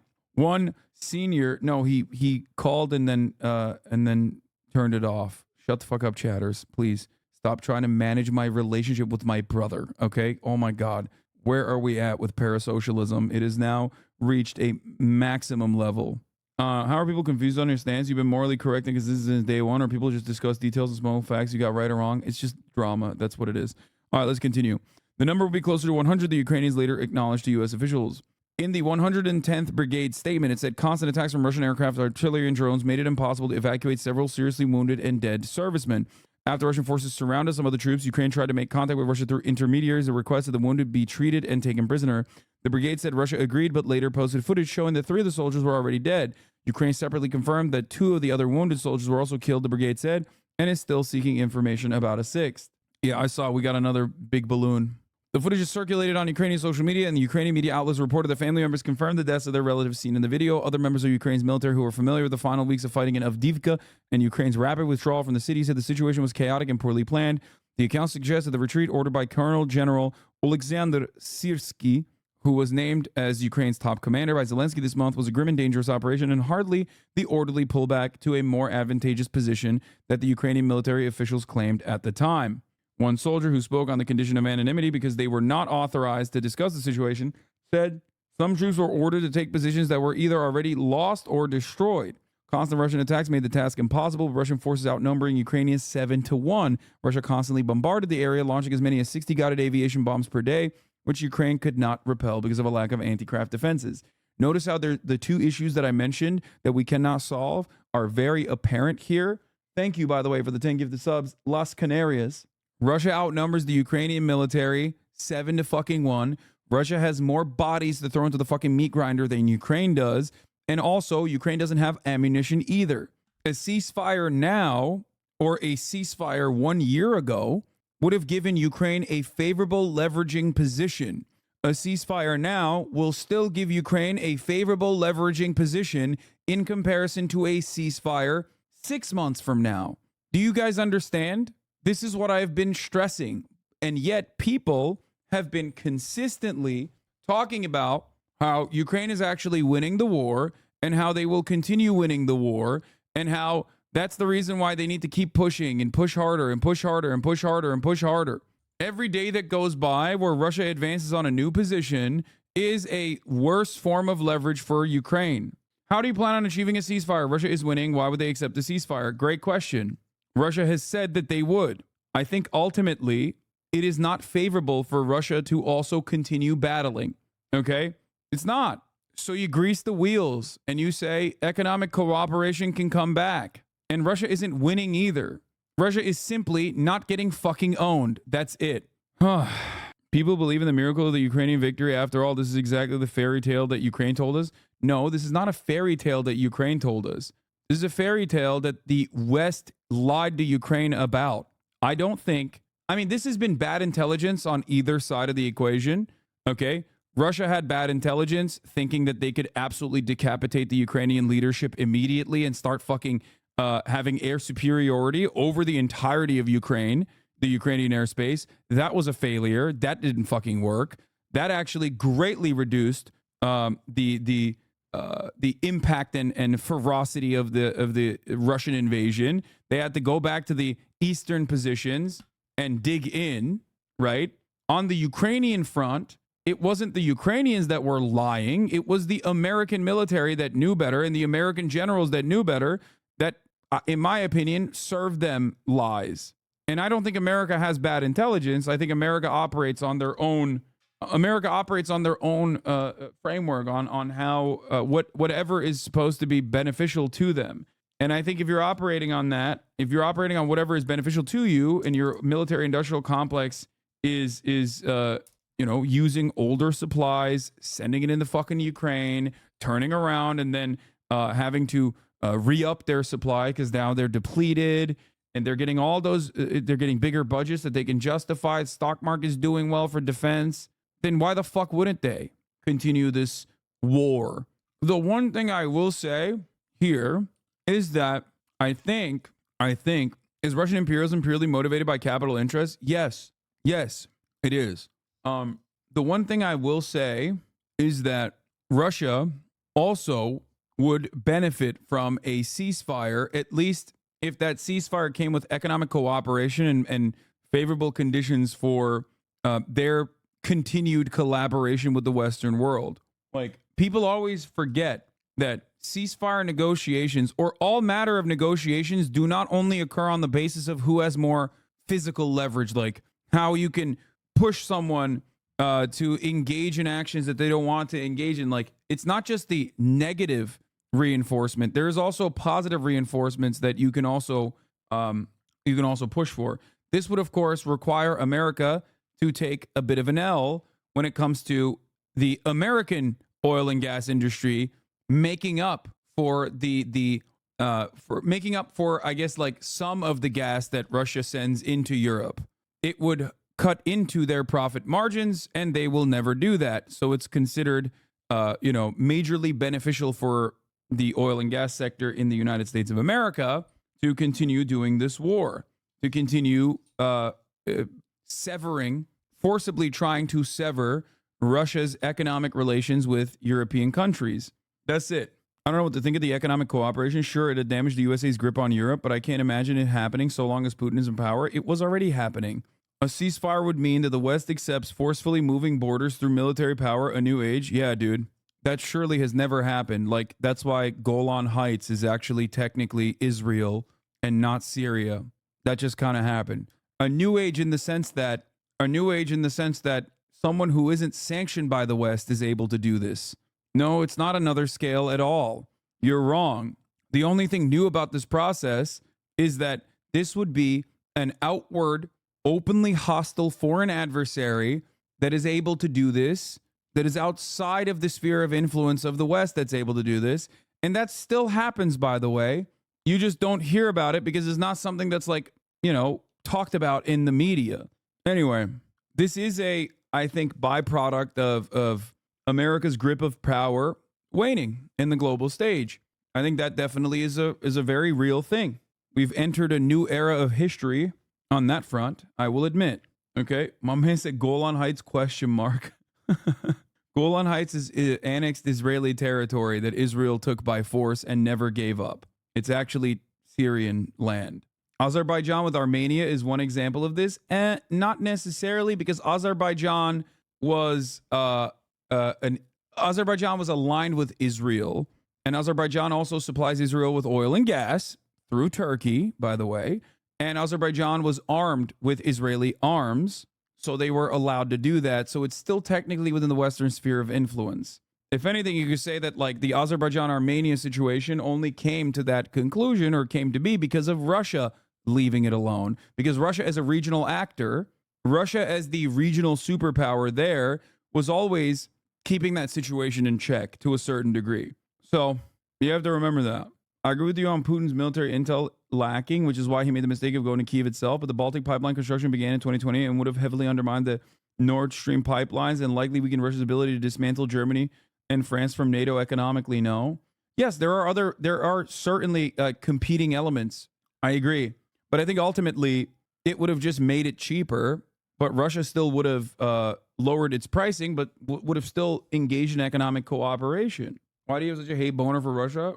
Do I fucking suck Putin's dick every day of the week, or do I have a hate boner for Russia? Which one is it, guys? Yes, both. Whichever is more favorable to me in this particular moment where I can trigger you and anger you. Somehow both. Pick one, chat. Pick one and go along with it. You're too anti-Putin? Yeah, of course I'm anti-Putin. Why wouldn't I be anti-Putin? He is like, I'm anti-Erdogan as well. The fuck? Yes, dude. I don't like Vladimir Putin, who is a fucking counter-revolutionary, anti-socialist, anti-communist, fascist piece of shit. Why wouldn't I be fucking against him? Like, I don't understand. People literally think like do you still think that he is like some kind of socialist hero or something? The EFF isn't anti-Putin. Yes, I know why other factions in the global south especially don't have that same opinion, but I think that's a strategic one. It's for leverage, if that makes sense. Uh-oh. Putin's coming after me. I'm sorry. I'm sorry. Oh, no. Oh, no. Mini F. Putin sends his regards. Pootie poo. I lied. I love you. I'm so sorry. Please don't fucking destroy my channel. Oh, no. Okay, we're back. Thank God. Oh, my God. I was scared. Putin hit me with a fucking EMP. Second Thought, I believe, made a video on this. What happens when evil wins? And I think we should talk about that. Putin almost annexed my ass, dude. Brought to you by the generous support of my patrons on Patreon. Get some cool perks and help support the show by becoming a patron at patreon.com/secondthought. I also recently launched a new channel dedicated to the nuts and bolts of making a living as a creative. If that sounds like something you'd enjoy, you can check it out at the link below. All right, I'm back with the lo-fi setup again. This is one of those topics where I don't want to be a professional presenter. I just want to talk to you as a human being who's been watching the worst images I've seen in my life over the past few months and try to work through some of it. On October 7th, 2023, the Palestinian resistance took the fight to the Israeli occupation and knocked the wind out of them a little bit. For those who somehow aren't aware of the situation in Gaza, the Palestinian people have been subjected... Wait, what happened in Gaza? ...to a brutal and genocidal occupation for 3/4 of a century. It's a long story, and if you'd like to hear more of it, we put out a First Thought analysis episode a while back that covers the history of Israel and the beginning of their ethnic cleansing campaign. We also did a deprogram episode with the wonderful people who run decolonizepalestine.com, and another good resource is Ilan Pappé's book, The Ethnic Cleansing of Palestine. Pappé is an Israeli historian, so before you go accusing me of only suggesting pro-Palestine sources, maybe give that one a read. You can find all these things linked in the description. For those who can't be bothered, here's a very short summary of what led up to this. As anti-Semitism flared up in Europe in the midst of the world wars, we also saw the development of the political Zionist, which was basically a push to establish a Jewish ethno-state somewhere in the world. That should have been the first red flag. Ethno-states aren't generally a good thing. You might be surprised to learn that Palestine was not the only option on the list. There were multiple other locations considered, on different continents. And all of those places were already occupied. As the evil of fascism threatened Jewish people in Europe, and to a lesser extent, the rest of the world, political Zionism won a certain amount of perceived legitimacy, especially among the British elite. In 1948, with the violent support of the British military, the State of Israel was founded on stolen Palestinian land. And it's important to note here that stolen land doesn't mean unoccupied space. It's not like the locals were going, "Ooh, you stole my empty patch of dirt." No. The European invaders forcibly seized critical... Do you have an explanation why criticism of Israel is much stronger in the USA than in Europe? Although Europe is generally less hawkish than the USA, still due to the Second War. Is it? I mean, I don't think so. I think like it's relatively the same. There's a shit ton of people criticizing it. But it doesn't really matter at the end of the day. I feel like this is anecdotal. People are criticizing the shit out of Israel in Europe too. Unless you're talking about Germany, and we don't talk about Germany on this broadcast, okay? I'm done with Germany. Me and Germany, we severed ties, okay? Farmland, port cities, stretches of coastline, places that were occupied and served a vital role in Palestinian life. Of course, all of this was perfectly legal according to very official pieces of paper, so the colonists could wave off the atrocities they committed to claim the land. One of these documents, UN Resolution 181, gave the settlers 55% of the land, which is made even more absurd by the fact that the UN had no legal right to do so and did not consult with the Palestinian people before adopting the resolution. Unsurprisingly, they were pissed, and war broke out. What followed is today known as the Nakba, or catastrophe. Between 1947 and 1949, some 750,000... One last thing about Germany, I have to pay a fine of €300 for making your "we should arm Hamas like the IDF" joke on Twitter. No way. You in Germany tried to do a fucking joke theft and you got fucking fined? That's awesome. That's kind of lame. I'm sorry that happened to you, chatter. That's hilarious though. That is pretty fucking funny. Oh, Jesus Christ. Yes, I got fucked in the ass. Holy shit. That sucks. Hasan no longer allowed in Germany. I can say whatever the fuck I want. I'm a goddamn American, okay? Let me tell you something. Well, as long as my internet is still working, holy shit, I keep getting hit with EMPs left and right. Little baby F's happening. Wheezy F baby. Yeah, I don't think people understand. That's not how this goes, baby. That's not how this goes at all. Do you know where I'm from? Do you know how things work? Because let me tell you, I'm from the land of the free. I'm from the home of the brave. I'm a goddamn American citizen.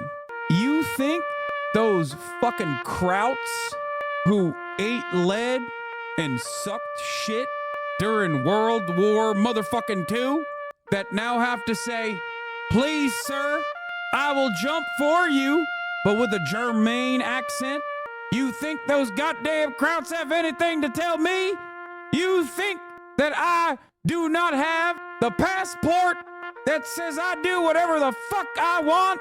I'm a goddamn American. I defend the goddamn world. I fund the military of the entire Western world, soldier. Do you understand what that means? That means I go to any goddamn country and do whatever the fuck I want. I get drunk, I get loud, and I get proud for the United States of America. Think a goddamn German's gonna tell me I can't say whatever the fuck I want? Don't make me rebuild Israel on top of your goddamn house, Germany. Because if I willed it as a goddamn American, I could. And I probably should have. Okay. Don't make me bring managed democracy to Germany, okay? 1,000 Palestinians were expelled from their ancestral home. The Zionists seized 78% of historic Palestine, ethnically cleansed and bulldozed over 500 villages and cities, and killed at least 15,000 Palestinians in the process. Today, settlers who were there at the time laugh about the atrocities they committed on camera. עומדת כיתה של זה עם ידיים למעלה, אז באותו יום הייתי רואה אותי, הייתי קוצר את כולם, עד כדי כך. כמה אתה חושב אנשים הרגת ככה? לא ספרתי. אני לא יכול לדעת בחיי. היה לי מקלע עם 250 כדורים. ותראה, יריתי, נלחמתי כולם. אני לא יכול לספור. Years from now, students will write papers comparing the Holocaust and the Nakba, and the racial animus that drove both genocides. And a lot of liberals currently both siding this genocide will nod very seriously and say, oh, we just didn't know how bad it was.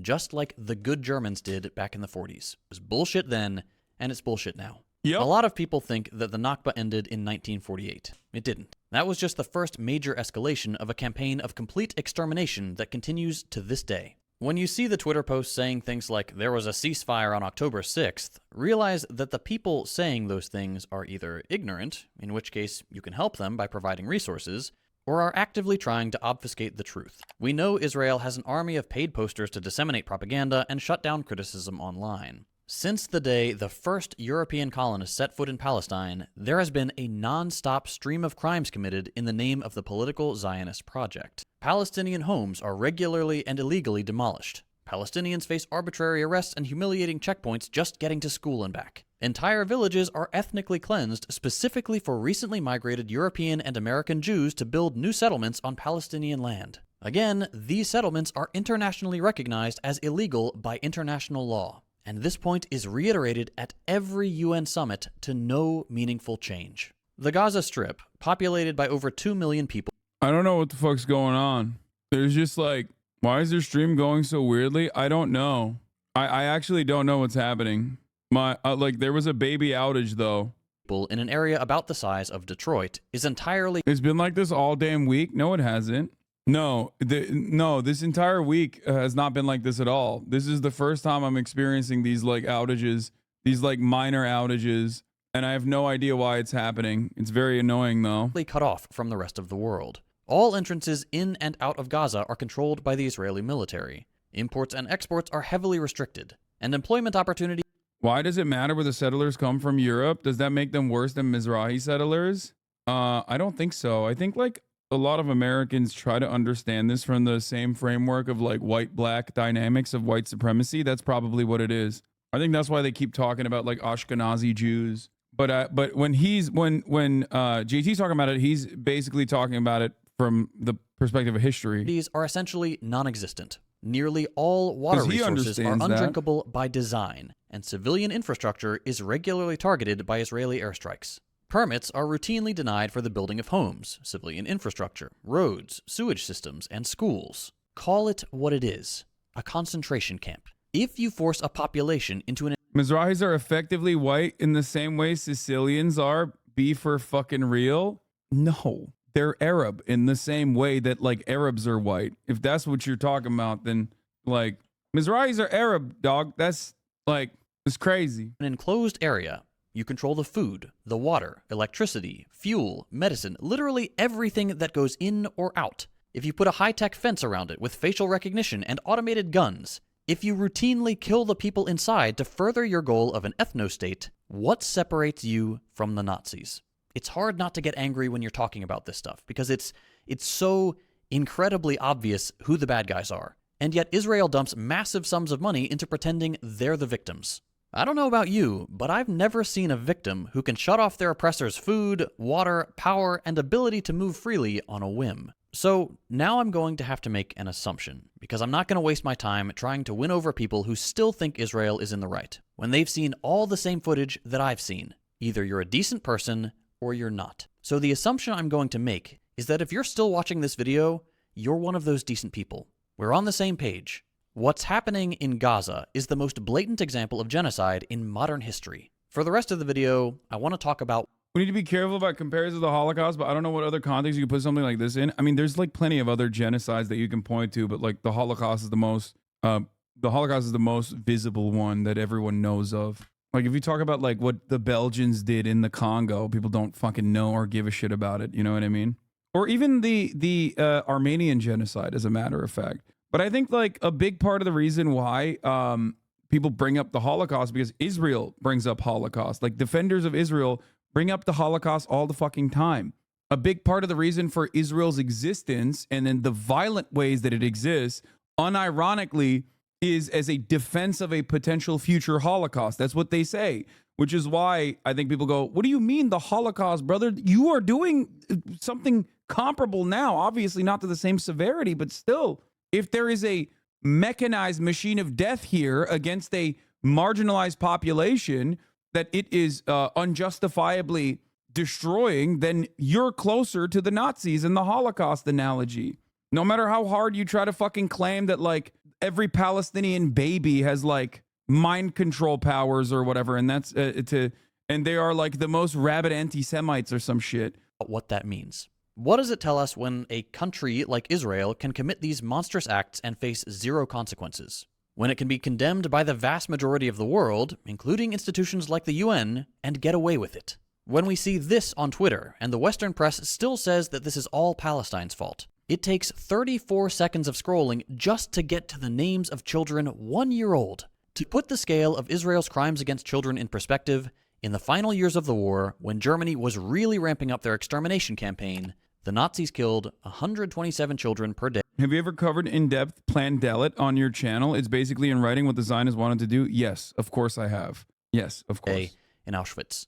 Israeli occupation forces are now killing 139 children per day. At time of writing, Israel has killed over 27,000 Palestinians in 4 months. Compare that to the 15,000 killed over a 2-year period during the Nakba. And yet, despite those numbers, despite the massive rallies for Palestine around the world, despite politicians getting shoes thrown at them and trade being disrupted, we still hear nothing from the corporate media. And we can't seem to budge the leaders of the Western world. Why? The easy answer is that Israel serves the interest of the United States. Here's Joe Biden back in the 1980s. There's no apology to be made. None. It is the best $3 billion investment we make. Were there not an Israel, the United States of America would have to invent an Israel to protect her interest in the region. He's pretty wild how big of a, like, he is unironically one of the biggest dick riders of Israel and has been for so long. What do you think Ethan would say about this? Since he thinks JT's thinking, I don't care, dude. Like, that's such a silly way to approach internet content. Okay.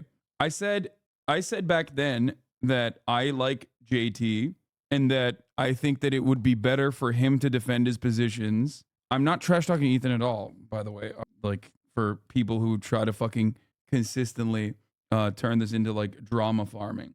Ethan is my friend. We may have disagreements every now and then, but I have maintained the position that his heart is always in the right place and he's on a journey of learning. And as far as second thought goes, I think that if they had a conversation, it would be he could describe his position better and clarify his perspective. I also do despise like this attitude in this community of like the long-term community members who just didn't fucking like leftovers, who are so rabid. Like, you guys did absolutely contribute. Just so you know, you did. You did. Y'all are rabid as fuck. You do not know how to behave tactfully. You do not know how to behave strategically. You do not know how to behave in general. You think it's like moral consistency, and you personally think that it's like you're doing something revolutionary. You're not. Yeah, this community wonders why people are afraid of collaborating with you. Yeah, my long-term community members and subscribers, I love you all for your support over the course of many, many years, but you do sometimes have a tendency to behave in a rabid manner and operate in the most like purity-focused ways possible. Nobody ever thinks about the impact of certain things. Nobody ever thinks about the impact of having a show like Leftovers that goes to a much broader audience. You know who thinks about that, though? People who fucking despise my commentary. They think about it all the time. They hated it for that very same reason. And that's precisely the reason why they worked very hard, tirelessly to fucking end it.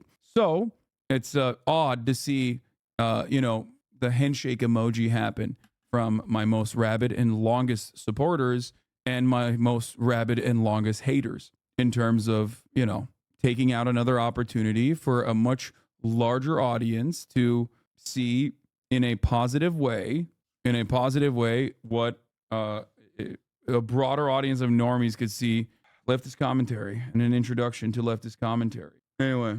The United States would have to go out and invent an Israel. The US and its vassal states depend on having strategic footholds all over the world.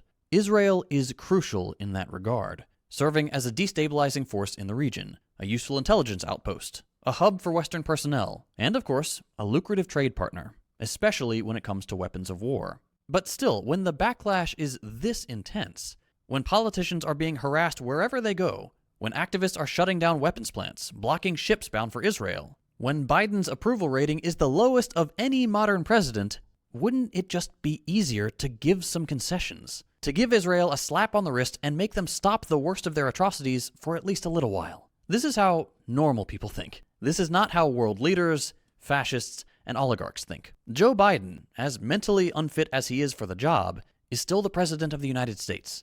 He is the most powerful man in the world. Things like civilian casualties are nothing more than one of many pieces of paper that cross his desk on any given day. People hating him is part of the job. International crises are part of the job. He, like every other president, sees the rest of us as NPCs. Little Sims running around his country. We're insignificant. If we have a little red angry face over us, he can pull some levers and distract the majority of people with war over Ukraine or Taiwan, or even just ignore them for a few months. And this isn't to rag on the average person. Most people are busy. We don't have the time to get to the bottom of every geopolitical issue. It's just to say that when you are in a position of power, you have options to make your problems go away. And sometimes you don't even need to do anything at all, and the noisy troublemakers will eventually get bored and move on. What recourse do we have in a situation like that? It's easy to say, we just need to dismantle capitalism and destroy the perverse incentives that enable this genocide. But that's not a realistic solution in the short term. I'm talking specifically about the US here. I think it's still underestimated how severe an impact Henry Kissinger's realpolitik philosophy has run rampant in every single White House since Nixon. It's going to be studied and talked about for centuries from now. I don't think that we operate we don't ever collaborate with foreign adversaries as openly as Henry Kissinger did, though. I think we're way more aggro. You know what I saw this morning when I first woke up? Barack Obama talking about whether he would negotiate with foreign adversaries. Does anyone have that video? Maybe it showed up on your Twitter feed as well, since our Twitter feeds are mostly aligned for the most part. You might have seen that as well. I forget who posted it. I love everyone going, I don't use Twitter. Okay. Yeah, that's what a strong nation does. It was during the primaries in 2008. Yep. Barack Obama was asked during the primaries in 2008 and very, very solidly and in a very charismatic way, planted his feet 10 toes down and said, of course I would negotiate with our foreign adversaries. That's crazy. And then he did the most charismatic Barack Obama thing you can do, which was to turn around and say that if you like watching the 3-minute ad break at the top of the hour, you can keep it. But if you don't want to watch it, then guess what? You can subscribe for $5 or for free. And pussy too. You can also get gifted a sub. Call that universal healthcare. No, this is not it. Let us never fear to negotiate. Obama quoting Kennedy to At Institute of Dedication, that's not the one. Your Obama impersonation is terrible. That's because I'm not racist, dog. That's why. I can't impersonate a black man. That's what it is. We killed some folks. Stop you US wannabe leftism. Yes. My wannabe leftism. My wannabe US leftism. A little bit more vocal for on the and pussy too. And pussy too. See my fucking name? Yes, dude. Anarcho-syndicalist 1312. Ooh. He's gonna toss a Molotov cocktail at a cop car, okay? The real left is here, guys. A 14-year-old who still doesn't know how to read. The perfect anarchist. I love that Cinemarxism is also an anarchist, but yet he doesn't claim he is. He doesn't he acts like he's not, and even has his own emote that's anti-anarchist. He is right about Nithya, though, to be fair. And the fucking council members that are like pro-Israel, which I hate to admit. Just hate to admit it, but you know, not wrong. I'm third gen socialist. You are TYT shit. Inexcusable. Thank you for mentioning that, bro. Yeah, he's fucking hate to admit that, but he's right about that. I met Cinemarxism and surprisingly doesn't smell bad. Yeah, of course it doesn't smell bad. What the fuck? If he was that crusty of an anarchist, I would not work with him, okay? If he was that crusty of an anarchist, he wouldn't work, first of all. My man said, I'm third gen socialist. Like it's been passed down genetically. Socialism is in his genes, dude. Oh, Jesus. Okay, dude. I'm glad to know that your grandpappy didn't take showers either, okay? He's like, my grandfather never showered. My dad also didn't shower, and I am continuing the tradition of not showering. Hey, Achilles, thank you for the 10 gift subs, allowing 10 people to no longer see the ads at the top of the hour. The unjustifiable hierarchy strikes once again. Anyway, is this the Obama? Oh my God. This is literally 1p. Chad, this is how we used to see the television. And the reason is this. The notion that somehow not talking to countries is punishment to them, which has been the guiding diplomatic principle of this administration, is ridiculous. Now, Ronald Reagan and Democratic presidents like JFK constantly spoke to Soviet Union at a time when Ronald Reagan called them an evil empire. And the reason is because they understood that we may not trust them, they may pose an extraordinary danger to this country, but we have the obligation to find areas where we can potentially move forward. Yeah, this was his position. And to a certain degree, he did hit that line. What happened to the Anson 1312? I love, my granddad was in prison for helping socialists and Jews. My dad and mother sent money to Vietnam.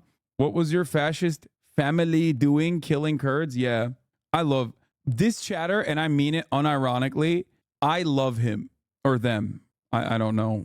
No, he's still talking about his family, dude. Like, what are you doing, brother? That's what you're gonna turn him into a right winger. Yeah, he's gonna go from anarcho-syndicalism to Trotskyism to being a Laroshite and inevitably a neocon. Okay, it's gonna happen. But I'm not even joking. I do love that guy.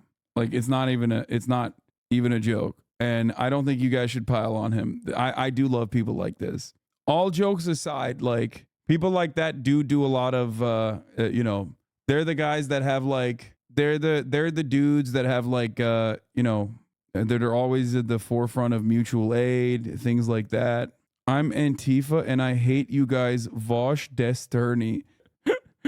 Okay, this is the most 14-year-old anarchist I've ever seen, though. Online anarchists do not do groundwork. They post GoFundMes on Twitter. Okay, fair. Some of them. Is the kind of dude to show up to a DSA meeting with a water balloon? Yeah, no. When you're such a puritanical anarchist that you believe the greatest enemy, what have you done but get rich? Great question. There is a long list of things that I've done, but I think the greatest thing that I've done is fuck your mom, chatter. Like, I love that you went, my granddad was in prison for helping socialists and Jews, and my dad and mother sent money to Vietnam. Like, your dad and mother as bona fides are sending money to Vietnam, and you're sitting here not even thinking a little bit about the amount of funds that I've raised, not only for labor unions, but also on top of that, direct victims of imperialism in the third world. Like, you know, I'm gonna be honest with you. I'm kind of clearing your dad and mom right now pretty hard. If the only thing they got is sending money to Vietnam, okay? But the end all be all is like, you're roasting a child, calm down. It's true. I shouldn't do that. Also, I don't know what he's done, but then again, it's because they're 14, so they have a long way to go. You are nothing but a creep online. I still love you, chatter. I think you're a little bit misguided. When you learn to read, things are going to look up for you. Okay? Once you figure out reading, oh my God, dude. Life is going to change for you dramatically. I suggest Lenin. I suggest Engels first, an infantile disorder, and then you can pick up maybe, start off with Lenin, and oh my God, so you are a bigot. Wait, what? Wait, why am I a bigot? Okay, I'm enjoying this conversation way too much. I've read Lenin before you were born. You were not alive when I was born. And that is me being charitable to you because you cannot be this much of a meme, this much of like a extremely online wrecker anarchist. Oh God, I really don't want, no, you should not have admitted that. Truly an infantile disorder. At least you stay young. Oh God. Oh no. Oh no, he is crusty as hell. Oh no. There ain't no way big homie is 44 years old. I thought 14. I already ran the top of the hour. Bro, if you're 44 years old and you're still talking about your parents' accomplishments as far as like your leftist bona fides, I'm gonna be honest with you, you got to get to work, dog. Like, you're a 44-year-old anarchist? God damn, dude. Anarchists really don't want to work, huh? They're fucking allergic. I'm Antifa. You are not good at this argument. Yeah, you're doing anti-fascism here. Please ignore the hate comments. Come on, this is not a hate comment. We're just having fun. My granddad got beat up, but fun. I love this guy. Okay, let's get back to second thought. We don't have anywhere near the level of class consciousness needed to build a revolution. Not in a timely manner, at least. So we find ourselves in a position where it looks like evil has won. Where no matter what we do, Israel is still going to bomb Gaza, and the US is still going to give them the bombs, and the media is still going to say that your eyes are lying to you, and it's actually the Israelis who are the victims. That sounds pretty bleak. And it is. There's no denying that this is a pretty grim timeline. The United States is a tremendous force for evil in the world. There's a reason it's the most hated country on Earth, and there's a reason most Americans aren't aware of that fact. But here's the thing, and this might sound a little flowery at first, but bear with me. Even though evil may seem like it's won, even though the US and Israel may seem impossible to overcome, there will come a day when historians can look back and soberly assess the crimes of these regimes as past projects. The US empire is on the decline. I made a video about that a little while back. It cannot sustain itself the way it has since the post-war years. The United States as we know it today will fade. It may not disappear completely, but its relevance will wane. Israel will go the way of Rhodesia and apartheid South Africa. As long as projects like these are reviled and opposed by the majority of working people, they will eventually succumb to the weight of their own contradictions. And there's a fine line to walk between this is inevitable and this cannot last forever. Assuming something is inevitable is not the correct approach. That leads to complacency. But recognizing that evil cannot stand against the determination of the masses forever, that's inspiring. That leads to people getting involved, joining organizations, actively working to prevent things like what's happening in Gaza. Hope and determination is the right approach, not complacency, and certainly not doomerism. Yes, it's incredibly painful to watch the footage coming out of Palestine. Yes, it's normal to feel overwhelmed or helpless. But all you have to do is search the words Palestine March or Rally, and you'll be reminded that millions and millions of ordinary people just like us are making a difference. We're helping get food and medicine to people who need it. We're educating our peers. And most importantly, we're scaring the criminals enabling this genocide, whether they admit it or not. Another thing to consider is that even though there are something like 40% of Americans who still support Israel, that number is dropping. Ugopnik made a fantastic video a few weeks ago about the era of war crime influencers, where he talked about this bizarre need the occupation forces seem to have to broadcast their hideous war crimes to the world. I'm sure you've heard the quote, never interrupt your enemy when they're making a mistake. The Israeli apartheid regime is making a mistake by not cracking down on their stormtroopers blasting their war crimes out on TikTok. No one on earth can watch these freaks cackling about blowing up homes and... Okay, back to the anarcho-syndicalist chatter. You love Destiny. I saw he was a bigot, which was a wild thing to say. I'm not scared of a U.S. liberal. You support capitalisme and did not pay your worker or spread your wealth. Here we are with your Vosh-like cultist. I keep having to untime him out because Fossabot keeps clapping him. He did. He destroyed me. Am I wrong, little boy? Yes. I don't even understand why this person thinks I like Destiny. That chatter has the most fucked up YouTube algo, I'm calling it. I don't understand how someone can be a 44-year-old person who's like this brain broken and this oblivious to like any of my positions, anything I've ever done, but yet this passionate about his anger. I think pretty much every single thing you've brought up so far, including really funny things like claiming that I like Destiny, who was probably my number one cyber stalker and will most likely be my number one cyber stalker.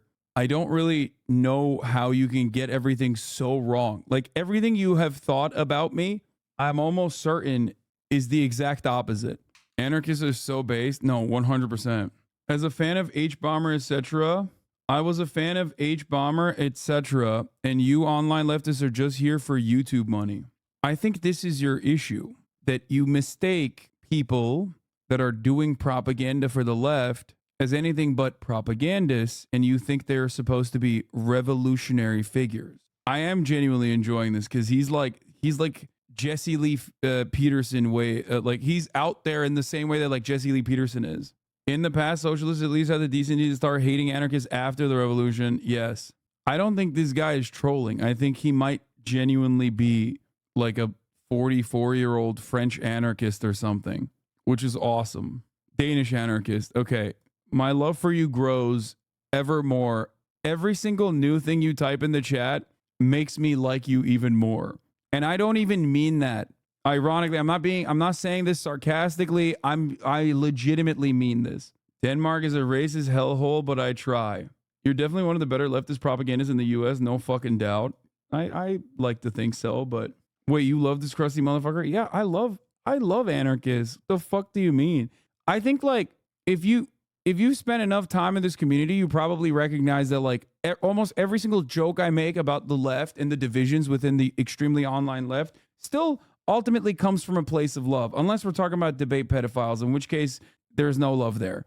But for the most part, yeah, like, I mean, I make jokes about anarchists being crusty.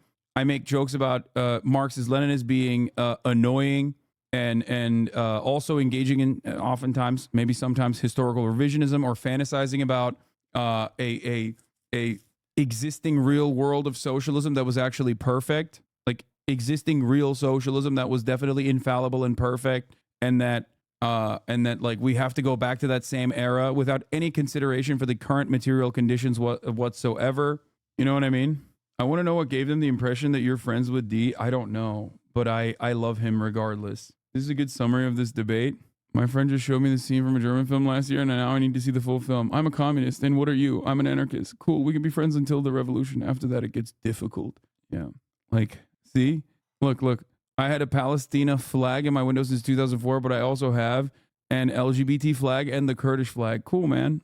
I'm glad you're doing your part with your flags in Denmark. That's great. What is this? Dude, he is standing next to Destiny. No, I dislike Pac-Man, but he is no Destiny. What? Is this the guy? No. How the fuck did you all find his Twitter account? Okay, we're done. I think that's why. I think that is the reason why he thinks I'm friends with this fucking guy. Can we move on? Colorado is under attack from a Chinese spy balloon. Another Chinese spy balloon. God damn it. Finally, I did it after hours. Hey, Felix Biederman, first discovery. Let's go. Yeah, brother, let me tell you something, okay? That image has led you astray. This is from a very long time ago. I hope you understand. Denland. Bro, it's really funny how you have haters in every camp. You have a knack for drawing out people's insecurities. Joe, many liberals does it take to change a log by bulb? None. They're too busy. Their gender. I love that.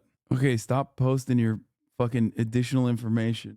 The left is destroyed. Okay, let's continue. Let's continue with this. I forgot where I was. I'm heading out to in the Subi with my rifle. Ain't letting no damn liberal Chinese commie balloon in this state. These mountains will stay free. Okay, stop voluntarily giving out your information in front of 20,000 people, anarcho-syndicalist chatter. That's ridiculous. You're being crazy. Murdering children without at least a little bit of cognitive dissonance. Even the staunchest supporters of Israel are squirming just a little bit. Except, of course, the ones paid handsomely not to squirm. Israel has shown the world what it represents. It stands for genocide, apartheid, ethno-nationalism, a fascistic desire to cleanse a land they believe belongs to them and build pizza places and hotels on the graves of the indigenous population. No matter how hard the colonists try to erase the past by destroying mosques, universities, burial sites, entire villages, they can never convince anyone but themselves that they are indigenous to the land they are so callously destroying. Uprooting trees, salting the earth, poisoning the water. Native populations don't do that to the land they love. So let them show the world who they are and what they stand for. Every video posted to TikTok, every piece of propaganda debunked. It will all go in the history books when inevitably this genocidal regime is relegated to the dustbin of history. The only way to ensure a bright and peaceful future in the region is to reestablish Palestine as it was before the Zionist project. A multicultural, multi-faith community with roots reaching far back into history. A beautiful past that should be celebrated, not bulldozed and turned into a theme park, not ethnically cleansed and its history rewritten to fit some modern myth. As much as evil will try to win, its own inhumanity will be its destruction. The world sees Israel for what it really is, and one day will remember Israel for what it really was. These days, it's pretty hard to find someone who will admit they supported Rhodesia or apartheid South Africa, but they're still around, pretending like they didn't act just like the supporters of Israel are acting today. So, what happens when evil wins? Evil doesn't win. At least, I don't agree with you on everything, but overall you have very rational takes, and I appreciate your impact you've had on the commentary in the U.S. I hadn't even heard the perspective of the Palestinians before your coverage, and I'm sure there are a lot of other people who would say the same. Well, that's my goal. What is this? I'm Antifa and fought Sargon. Come incels. Love TYT, so this is a scheme. There's no way you're still looking at this chatter. Brother, he is literally delivering. Okay? You love the Grey Wolves. He's, yes. Me, a big, huge fan. Unironic, huge fan. Dude, listen. At a certain point, I don't want to be ableist, but like, maybe you need to recognize things about yourself as far as like not picking up on context clues and like, and perhaps like you can't parse through me being sarcastic or joking and mocking something versus me being like an unironic fan of said things. Nice fallacy. No, it's not a fallacy. No, I'm describing to, I'm trying to explain to you in really, really nice ways, in as nice as I physically, humanly possibly can, that you're wrong. Like, you're just completely wrong in the funniest ways possible. I made no fallacy or anything here. I don't even know what fallacy you think I brought to the table.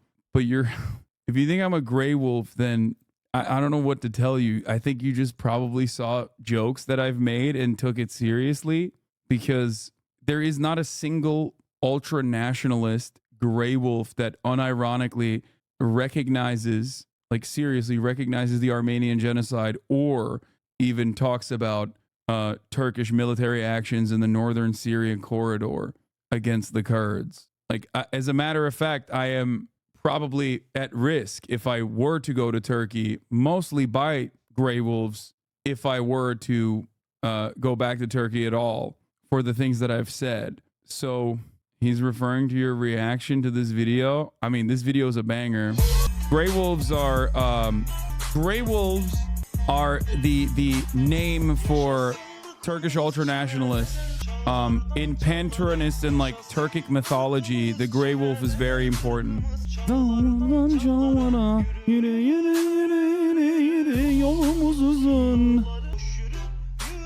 Yeah, I mean, this is a banger, objectively. In real life, near a gray wolf, I think Armenian genocide, I am instantly killed by a guy turning into a werewolf because I called it Armenian genocide and Armenian nothing. Yeah, general lie. I mean, they have. Wasn't it a gray wolf that killed Hrant Dink, the Armenian Turkish journalist? Like I would get literally fucking murked for, if I was doing this commentary, if I was doing the commentary that I do about Turkey in Turkey, one, I would go to jail, obviously. And then two, I would get stabbed and killed in jail by an ultranationalist. Abartı değil bu. Ya o kadar da değil. Hem diyorsun Türkiye'ye gelsen ülkücüler seni siker. Ondan sonra diyorsun ki babanın dayının filan yaşadığı ülke kalmadı.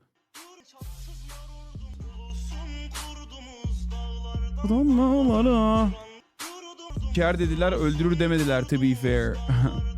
Çağlara yürü yürü yürü yürü yürü yolumuz uzun. Hasan, this is your chickens coming home to roost. Finally, we found the chatter that has no understanding of any sort of sarcasm and has consumed too much of your content. This is the final form of no jokes. Yeah. I have translated the lyrics as like super fucking ultra nationalist. Back in the day, I don't remember what the exact lyrics are. I'm not going to go through it again, but it's crazy. Like they're saying, long live our race. One Turk is like, or 40 Turks is worth the entirety of China. It's like very racist, but it slaps. Which is so funny when you're like talking about China as a Turkish guy. When you're talking about China as a Turkish guy, it's like, why? What? Like he literally thinks that we're still like, you know, Genghis Khan. That's why it's funny. Yeah. Here. Yaşasın ırkımız, Çin'e bedel kırkımız. Long live our race. 40 of us are enough for China. Our ballad is sung from eras to eras. Our homeland is Turan. Our army is Atsız's youth. Atsız is Hüseyin Nihal Atsız, who's like a fascist Turkish guy. Ulusun kurdumuz, not a regular wolf, the wolf that has saved the Turkish people, which is mentioned in the Epic of Bozkurt Asena. So Pan-Turanism and like Turkic mythology is fucking sick. It's actually really sick in the sense that like at least there's something there, you know what I mean? It's not like fake in the way that Germans tried to develop some kind of national mythos in fascist Germany. Like, you know how the Nazis tried to fucking act like they weren't living in mud huts as they got fucking owned by the Romans and then decided that they were like, sick is just Roman shit. No, but I feel the same way about Roman mythology as well. I think it's awesome. It's just that you look at it as a story and it's like fun. You don't take it seriously and think that this is your, you know, this is your real life. In the same way that like Vikings are cool, but you're not a descendant of Vikings. Does that make sense? Like there is this line between recognizing nationalist mythos as just a myth and a cool ballad or a song versus looking at it and being like, no, this is real. Like I literally am a descendant of a wolf. You know what I mean? Yeah, did you watch Norseman? Exactly. It like Norseman is dope. Fascists delude themselves into supremacy based on myth. Exactly. It's a story though. Ciddi inanmıyoruz herhalde amına koyayım. Evet de even if you don't take it literally, this like still plays a role in your understanding of your culture or whatever. You know what I mean?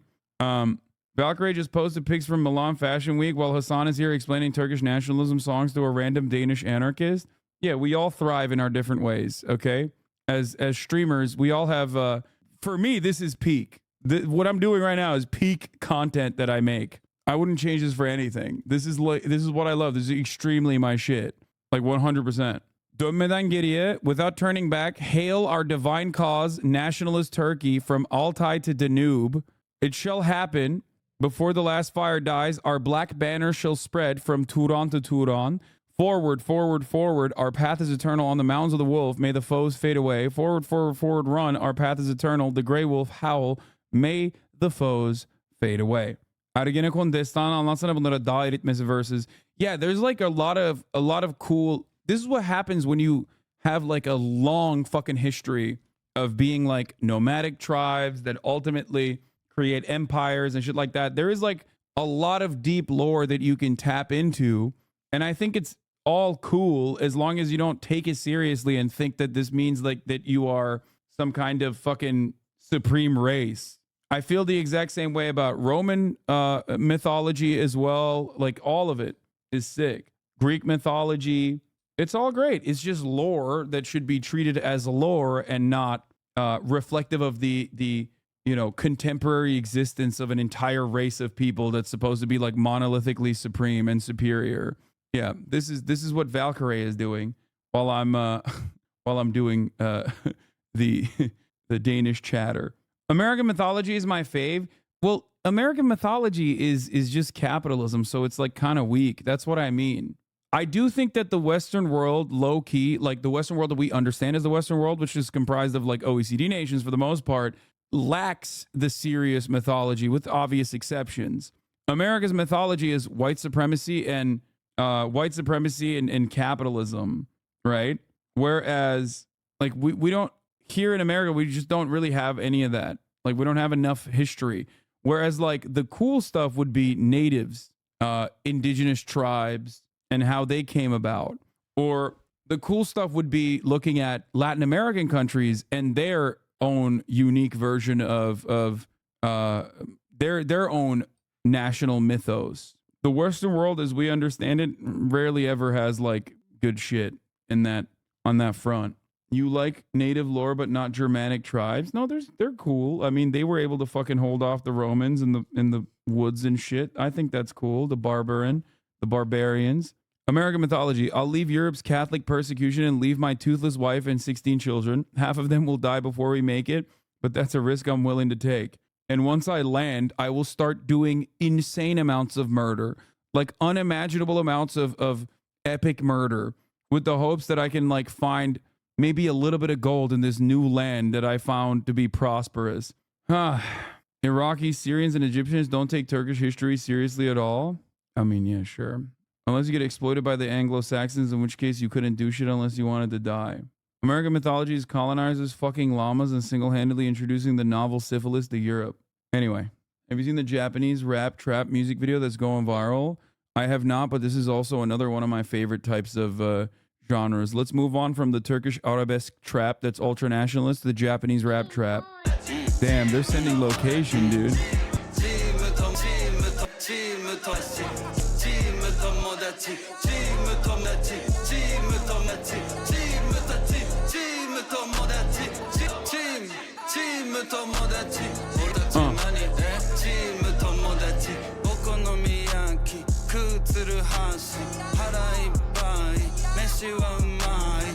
They can't even do like guns, handguns, because like they have no guns in Japan.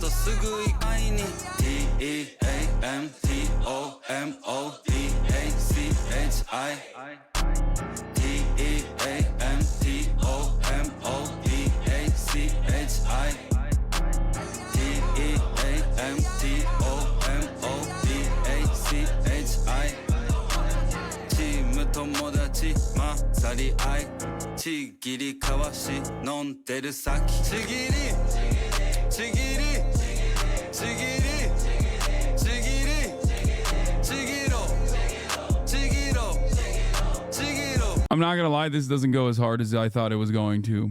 I'll admit, it's good, but it's not as good as like the Chinese trap we saw a while back.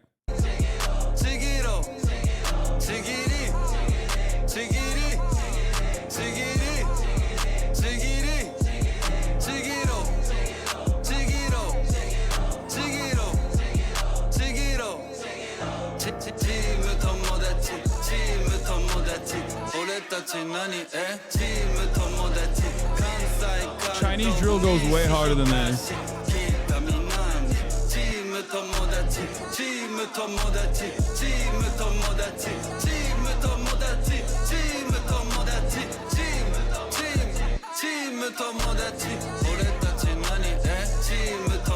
I mean, this isn't drill anyway. This is trap. Does anyone have the Chinese one? This is the... This goes harder, like I have to admit.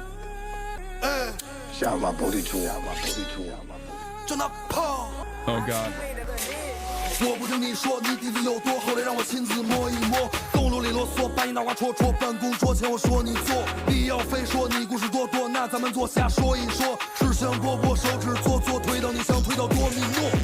告诉你老公我比他酷，告诉你多飞扬跋扈，就像绿，就像蹦，就像水泥地上种大树。告诉你老公我比他酷，告诉你多飞扬跋扈，就像绿，就像蹦，就像水泥地上种大树。哥们剑走偏锋，绝对0度手感火热的利拉德，把我的对手放进嘴里，就像在嚼比巴卜，感觉像在圣地亚哥。不好的事情我也干过，你说生活像走钢丝，我跟你们表演是怎么劈叉的。你爸爸他最爱听我说我是你爸爸，上前下前左右 BA BBA 嘟嘟克拉克，你再努力就知道努力原来没用的，很多东西他早定了，比如哥一直领先屁股的你冲着我，比哥多的哥秒比哥少的哥多，走在大马路我宁我将听不懂，快滚去查百度，你的键盘我好怕，别老问我你在吗？天上地下一刹那，哥们碾死小蚂蚱，气大力，有气势有气势有气势有气势有气，一面露一面油爆琵琶，做自己别信那帮扛大旗的，我没张嘴好吗？你先急了，嘚儿逼见多了也就皮了，怎么打？告诉我怎么打？哥们儿今天穿的是瓦萨奇呀，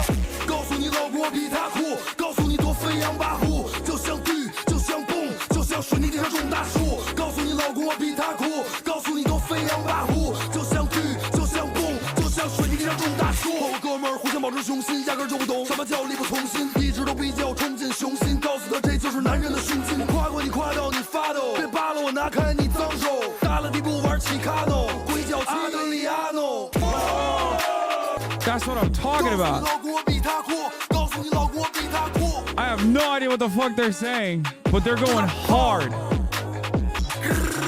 Come on, tell me that doesn't fucking go hard. Yeah, they even have the fat guy, which equals strong, obviously. I can't wait for Saturday stream discussing the fallout of this. That's so sick. Platforming rappers that have murdered people more than likely. Wait, what? Murdered people? You think this guy? Dude, come on. Look at these dudes, bro. Anyway, okay. God damn, that shit was fire. Holy fuck. Yeah, he murdered his homework. That's what he murdered. He got the highest placement in the Chinese tests. He making it out the village. He's moving to a tier 1 city, boys. You know what I'm saying? Please keep the mask on. It's hard for me to breathe with the mask. With the shiesty. I can't. It's like I was gonna try to put the glasses over it and I was like, I can't do it. Anyway, his career altitude chest just said BTS. Face reveal. Okay, we took a Filipino drill. Okay. Enough. We took too long of a side quest here. Okay. Oh, by the way, masculinity. How nicotine pouch explains the new ethos of young conservative men. You already know, baby. I hope the Danish anarchist now understands. No, he's an anarchist and Danish. He's literally allergic to fun. He thinks this is all reactionary. I'm sorry, guys. I don't think he will ever understand. I will never be able to get a Danish anarchist to understand what it is to laugh and what it is to have fun, okay? See, he's still over here. So I come from a Maoist white family. I had philosophy at uni and I don't know communism. Well, yes, you don't, but that's for a separate. Brother, if you think your peak of revolutionary action is to go to one of the only firm anti-imperialist Western news outlets, okay, and to try to do a struggle session with them with like complete erroneous claims that are almost the exact opposite of what you think. If that's what you think is revolutionary action, then yes. I love that he said Maoist and then in parentheses said white because he has to do that because he's a Maoist. Maoist third world is Danish anarcho-syndicalist. He's still watching though. He just watched a dude dance in a balaclava with a Daniel Defense Mark 18. Are you a Zimboy or a Copenhagen lad? I used to be a Copenhagen lad, but I'm a Zimboy now because like nicotine is just nicotine. I don't fuck with tobacco anymore. But this, all right, let's get to some real shit. Oh, this was a fun little moment. Palestinian people use force to resist foreign oppression and complete the establishment an independent state is inalienable right. This recognition is also reflected in international convention. For example, the Arab Convention for Suppressing of Terrorism of 1998 He's affirms I quote, the right of peoples to combat foreign occupation, aggression by whatever means, including armed struggle, in order to liberate their territories and secure the right to self-determination and independence. End of quote. Armed struggle in this context is distinguished from acts of terrorism. But also, obviously, you know, China, much like Russia, still cooperates with Israel, is a trade partner to Israel. I'm going to skip the Netanyahu Gaza future shit. Let's talk to Michigan voters. There are aspects we have to talk about with Yasmin, who's joining us from Michigan, Dearborn specifically, talking to voters ahead of Tuesday's primary. That is a state, as you well know, Yasmin, where protesters have been very loud against Joe Biden's support for Israel. And as the New York Times has put it, Michigan's combination of an early primary, a large and politically active Arab American population, progressive students on college campuses, and the option of a protest vote have raised the stakes of what has otherwise been a sleepy election in the state. So what are the voters telling you, Yas? There's a new poll out, Alex, 45 to 41, in which the former president is leading Joe Biden right now in Michigan. Biden has a problem, Alex, in Michigan with the voters that I've been speaking to. These are all folks that voted for Biden in 2020. They have committed to voting uncommitted in the Michigan primary next Tuesday. And two of them are very much on the fence in voting for him for re-election in November. The other two absolutely will not be voting for him. They are angry about Gaza. They are angry he has not called for a permanent ceasefire as of yet. And they're angry that he has not come through on the promises he made when he was running for president back in 2020. Let's take a listen, Alex, to some of what they said and how they think or they believe Biden could possibly make up their vote between now and November. Is there a pathway forward for you with Biden? Oh, absolutely not. You cannot keep killing people with our money and just keep thinking that, oh, we are stupid enough to elect you again, because we'll fall in line. We'll forget. This is an insult to me as a voter. For you, Biden has a pathway forward. Biden has a pathway forward. It's not and what saying, does that look like? That is him calling for a permanent and immediate ceasefire. The straightforward, simple answer for the Biden administration is push for a ceasefire, stop aiding Israel in their war crimes, and I guarantee you there are enough people who would be willing to deal with it and vote for the man. It is, in so many words, insane to me to have the Democratic Party and the Biden administration sit here and essentially say, if Trump happens, it's your fault. If you don't want a Trump presidency, then are you not worried about what he could do domestically to this country? I am, it's like a vaccine. I'm willing to take short-term pain for a long-term gain. I'm willing to let go of Joe Biden and oppose Joe Biden, make him a one-term president, punish Joe Biden by making him a one-term president and pairing his loss with the genocide in Gaza. Why does our democracy, why is having a Trump presidency more important than those people's lives? Yeah. Why is our democracy more important than thousands of men, women, and children being killed? So it's interesting, Alex, because it's not like they're saying we're not going to vote for Joe Biden and instead we're going to be voting for Donald Trump. That is not at all what they're saying, right? Instead of saying we are in this position in more of a big picture sense because of the Democratic Party, right? They're like, you haven't given us the candidates that we want. You haven't delivered the way in which we want. You're not listening to us. Do they think Trump will be better with Israel? I don't think they think that. Some might, and they're wrong for that opinion. Trump will not be better with Israel. There is no, guys, no. I don't think that is a thing at all. If you think that Trump will be better with Israel, you're out of your mind. Okay? But that is not a justification. That is not a justification for Biden to continue following Trump's Israel policies. Democrats claim that it's harm reduction to vote for the Democratic Party as opposed to the Republican Party, but then they literally adopt the positions of the Republican Party and then go, it's still harm reduction. At a certain point, you're not reducing harm. Oh my God, I did not work out Kaya hard enough this morning, and she's like awake. And right now she's putting her face on my leg, pushing down on my leg to be like, pay attention to me, please. And we are sick of the political system in this country because of all of that. So this for them is. What will Trump do that's worse? Not like he's going to give Israel more money than Biden. What do you mean? Okay.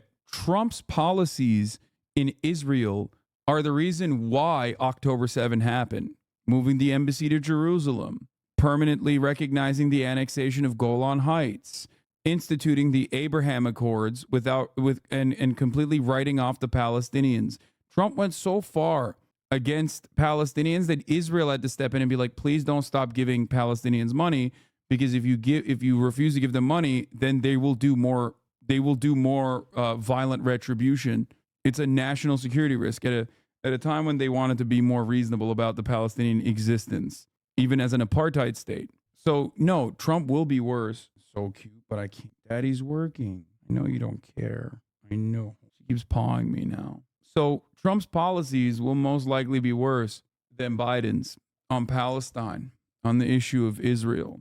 I guess the only saving grace would be that liberals would be more committed to defending Palestinian lives if Trump was the one doing the killing, in the same way that they were so pro BLM. But what happened there? Liberals adopted BLM, co-opted it, and nothing came from that regardless. What do you want? Want to go outside?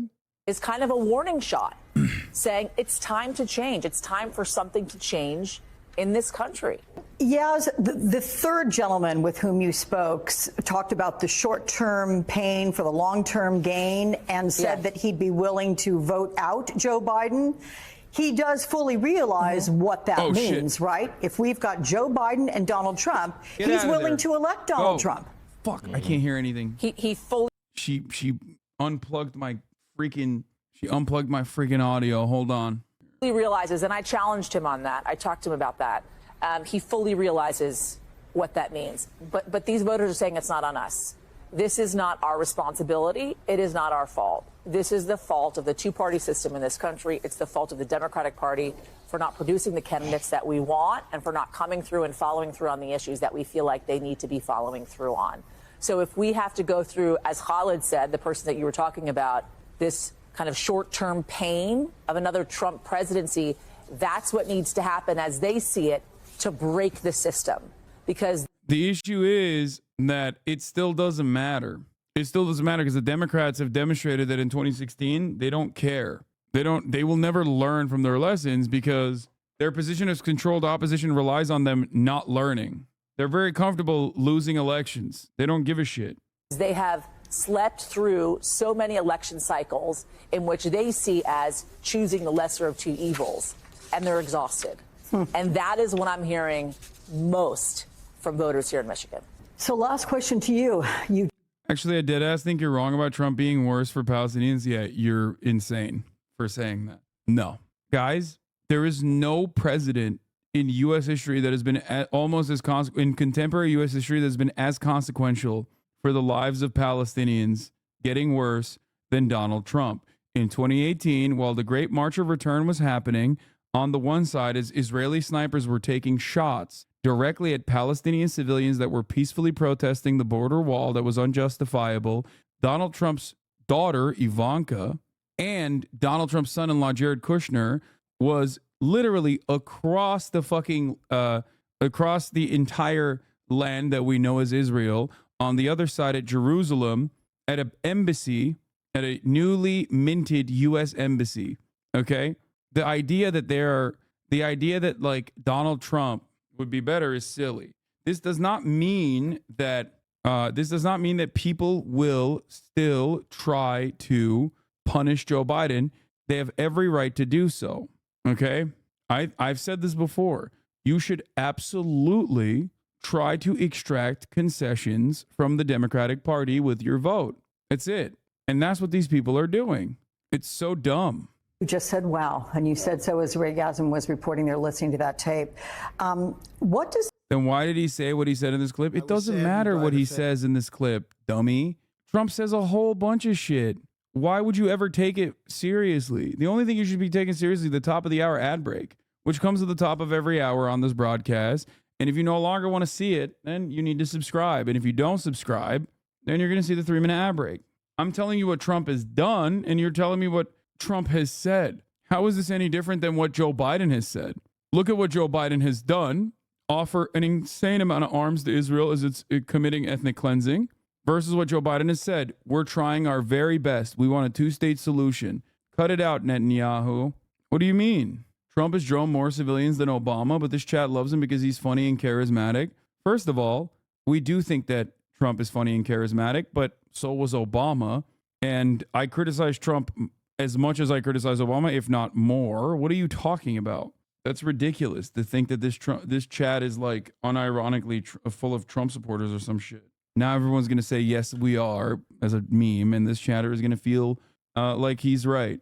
Of the Palestinian people. They deserve a far better life. They deserve the chance to achieve their extraordinary potential. Palestinians have been trapped in a cycle of terrorism, poverty, and violence, exploited by those seeking to use them as pawns to advance terrorism. Yeah, I can't believe he said that. I can't believe he said that. He must really care about Palestinian lives. Let's not look at anything he's done. When he says terrorism, he means Hamas, by the way. That's the liberal Zionist line that he's towing. Anyway, yeah. Israel is a bipartisan issue, okay? Ethnically cleansing Palestinians is a bipartisan issue in the United States of America. What does this portend to you? How concerning is this? Michigan is in a very important state. It potentially could run neck and neck there. You have Rashida Tlaib, the Michigan congresswoman, who's saying what Yasmin is talking about with these voters, saying, hey, don't vote for Biden specifically, send this message. Yeah. But sending that message now. Sure. What are the dangers of that? Well, so first of all, the Biden campaign and the administration certainly acknowledges the political significance of this situation. That's why they sent Deputy National Security Advisor John Feiner to do extended meetings in Michigan with these communities. We shouldn't forget about the fact that this is February. Yeah. And so if this was time, there's time for the campaign and the administration to address this. And what I would virtually guarantee is every Biden supporter or former. Yeah, except they're not addressing it. That's the point. And they won't address it because they think staying in a holding pattern will cause the Muslim voters and Arab voters in Michigan to forget.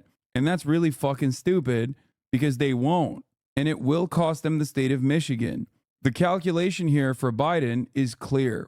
Suburban white voters that are moderates are going to be pro-Israel regardless. The real question is it worth for the White House? Is it worth for the White House to lose younger voters that are already like not exactly fond of his age and his incompetence? Is it worth for them to lose out on other demographics? Is it worth for them to lose Michigan? Is it enough that he has the full-throated support of the UAW in Michigan while simultaneously losing hundreds of thousands of votes in that state that are ultimately reliable Democratic Party voters? That's it. I've told you this. The calculation here is that Biden thinks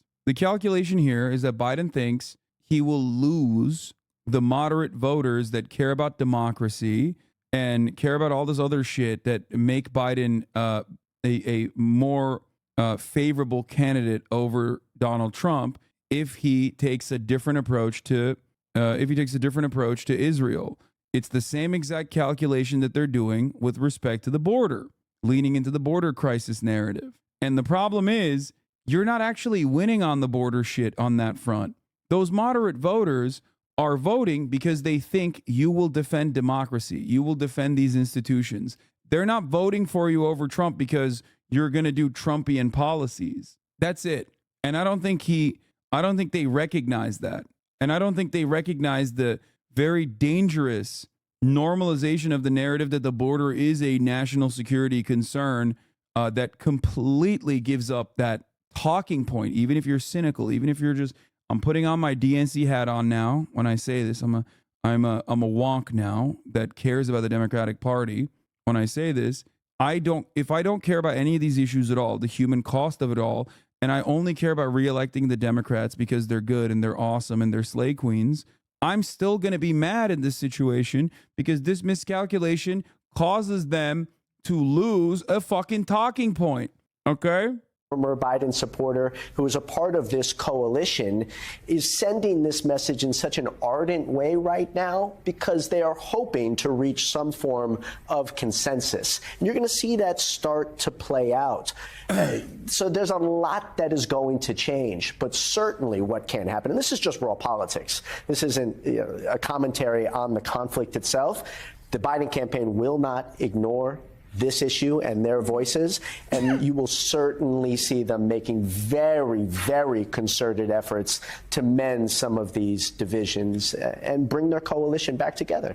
Can we go back quickly to you, Yasmin, if you're still there, and just get you to react to what the Congressman just said? Yeah. Yep. Congressman, I don't mean to put you on the spot here, but it's interesting because some of the points that you just made up, they actually... Babiku, Arab equals terrorist. Please stop the Islam terrorism. Yeah, Islamic terrorism has a lot to catch up to Israel's terrorism if we're going to talk about terrorism, okay? Just saying. Don't ban this guy. I like this guy. Came up at the table, right? This idea of timing, and the president has said this, there's time, right, to make up the difference between now and November, and they have sent an entourage of people. They've sent folks from the White House to respond to some of these concerns in Michigan.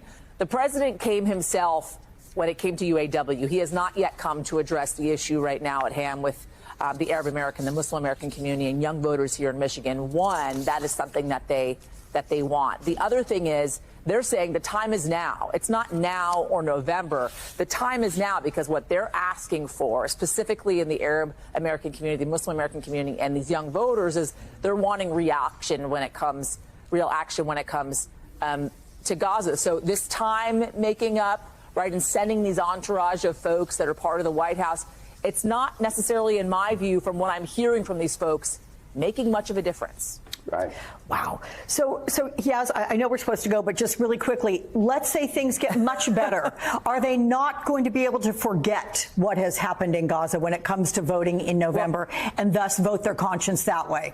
So the two guys in the end, Annie and Mikhail, both young voters, they said there is a possibility to make up that vote, right? If the president were to call for an immediate ceasefire, for instance, and really put time and thought, energy and money into creating a two-state solution in that area and helping rebuild. That's how they feel now. The two in the middle said there's no redemption. They're not doing it. President Biden met with the family of late Putin critic Alexei Navalny. Don't really care about that.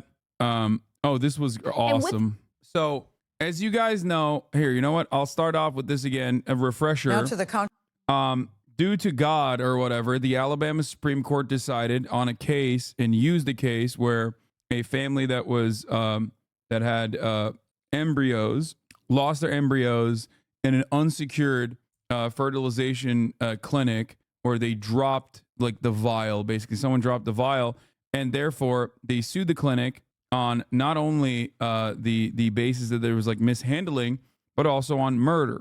The Alabama Supreme Court took on the case and decided that, another patient dropped the vial, sorry. And then the Alabama Supreme Court was like, this is great. Yeah, that means that embryos equals human life. Okay? Now, obviously embryos do not equal human life. That's crazy. However, this caused the fertility clinics that exist in Alabama to suspend IVF treatments because of the legal concerns that go along with this. Controversial Alabama Supreme Court ruling that frozen embryos have the same legal rights as children. Two more fertility clinics in the state have suspended in vitro fertilization treatments over potential legal risk. The ruling has now become an issue for candidates in tomorrow's South Carolina Republican primary.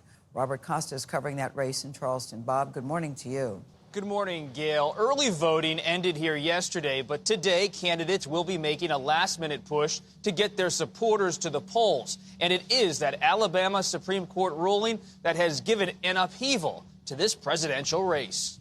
Former South Carolina Governor Nikki Haley worked to turn out voters in her home state this Saturday. Got to get everybody to the polls. Everybody. Haley's comments this week on reproductive rights have come under scrutiny after the Alabama Supreme Court's controversial ruling that frozen embryos are considered babies. When you talk about an embryo, you are talking about, to me, that's a life. And so I do see where that's coming from when they talk about that. Since the ruling, 3 clinics in Alabama have put a pause on IVF treatments due to legal concerns. And now Haley is questioning the court's decision. We don't want them to stop doing IVF treatments. We need to make sure that embryos are protected. I personally believe an embryo is a baby. Not everybody's going to agree.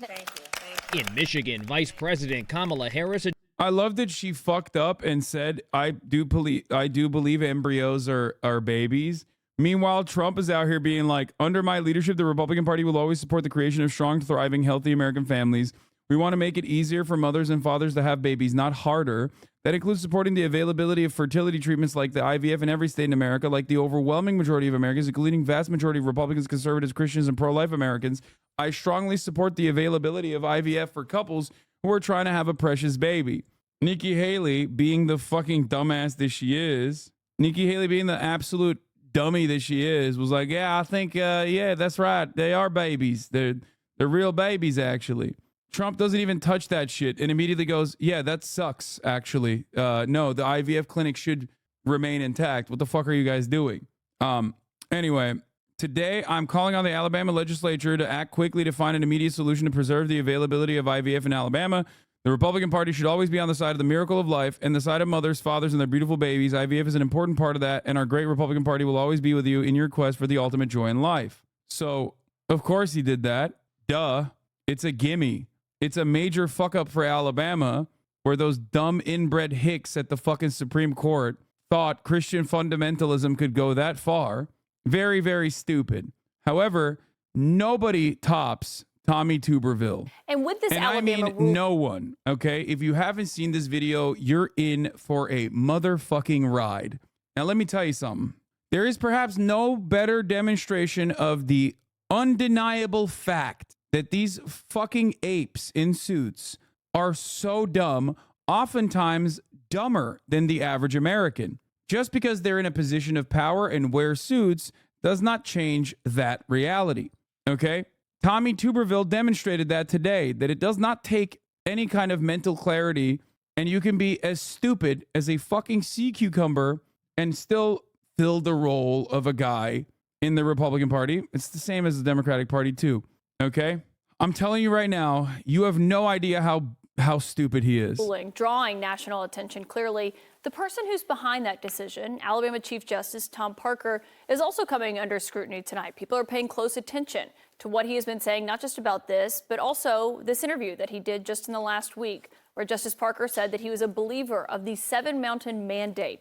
It's this popular movement urging Christians to completely conquer the, quote, 7 mountains of American life, including education, media, and the U.S. government. Listen to him talk about it for yourself. God created government. And the fact that we have let it go into the possession of others is heartbreaking for those of us who understand, and we know it is for him.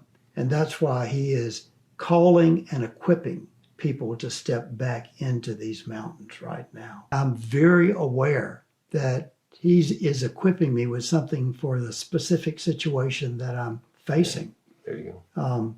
I don't have to struggle trying to find my way through it. True to form, for those who are familiar with his career, Chief Justice Parker did not shy away from invoking his faith in this controversial decision. At one point in the ruling, he wrote that human life cannot be wrongfully destroyed without incurring the wrath of a holy God.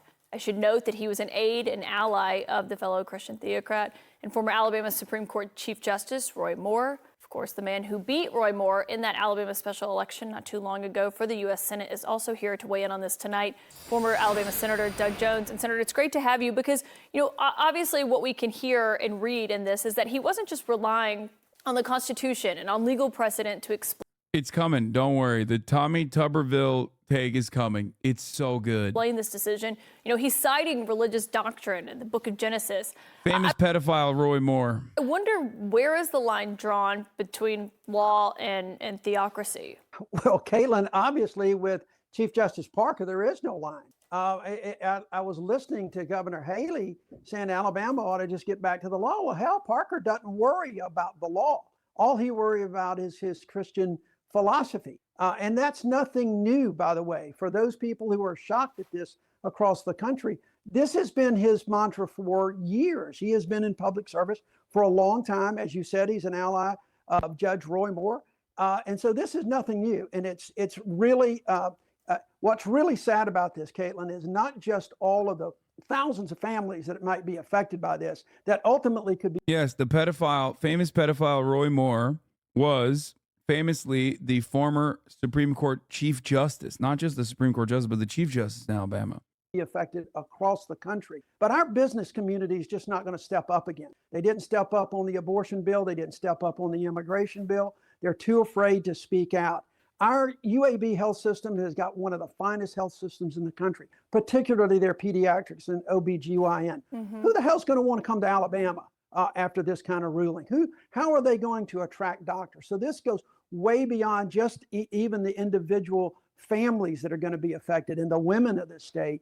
It goes to businesses and who we are as a state. Yeah, I mean, we've already seen some of them saying, they're hesitant to either move to Alabama or questions about leaving. I want to get your take on what we heard from the Alabama Senator Tommy Tuberville, who was asked directly about this ruling and gave, to me, a bit of a confusing answer earlier. This is what he told reporters. Do you have a reaction to the Alabama Supreme Court ruling on the fact that embryos are children? Yeah, I was all for it. We need to have more kids. We need to have an opportunity to do that. And I thought this was the right thing to do. But IVF is used to have more children, and right now IVF services are paused at some of the clinics in Alabama. Aren't you concerned that this could impact people who are trying to have kids? Well, that's for another conversation. People need to have.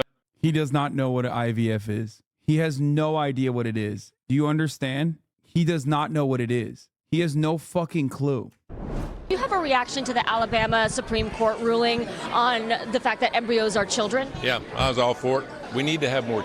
He said, I was all for it. We need to have more children. He has no idea what it is. He doesn't know. He thinks it's like a different kind of abortion, these libtards that I got. By the way, notice how my accent, when I do portray myself as like a Republican guy, is so on the money. Like, this is literally how they sound, okay? He's like, yeah, I thought that it was a different type of abortion. These libtards, they keep coming up with new words, IUD, IED. Okay, I heard about that. They're doing that. That's a different kind of abortion they do in Afghanistan, right?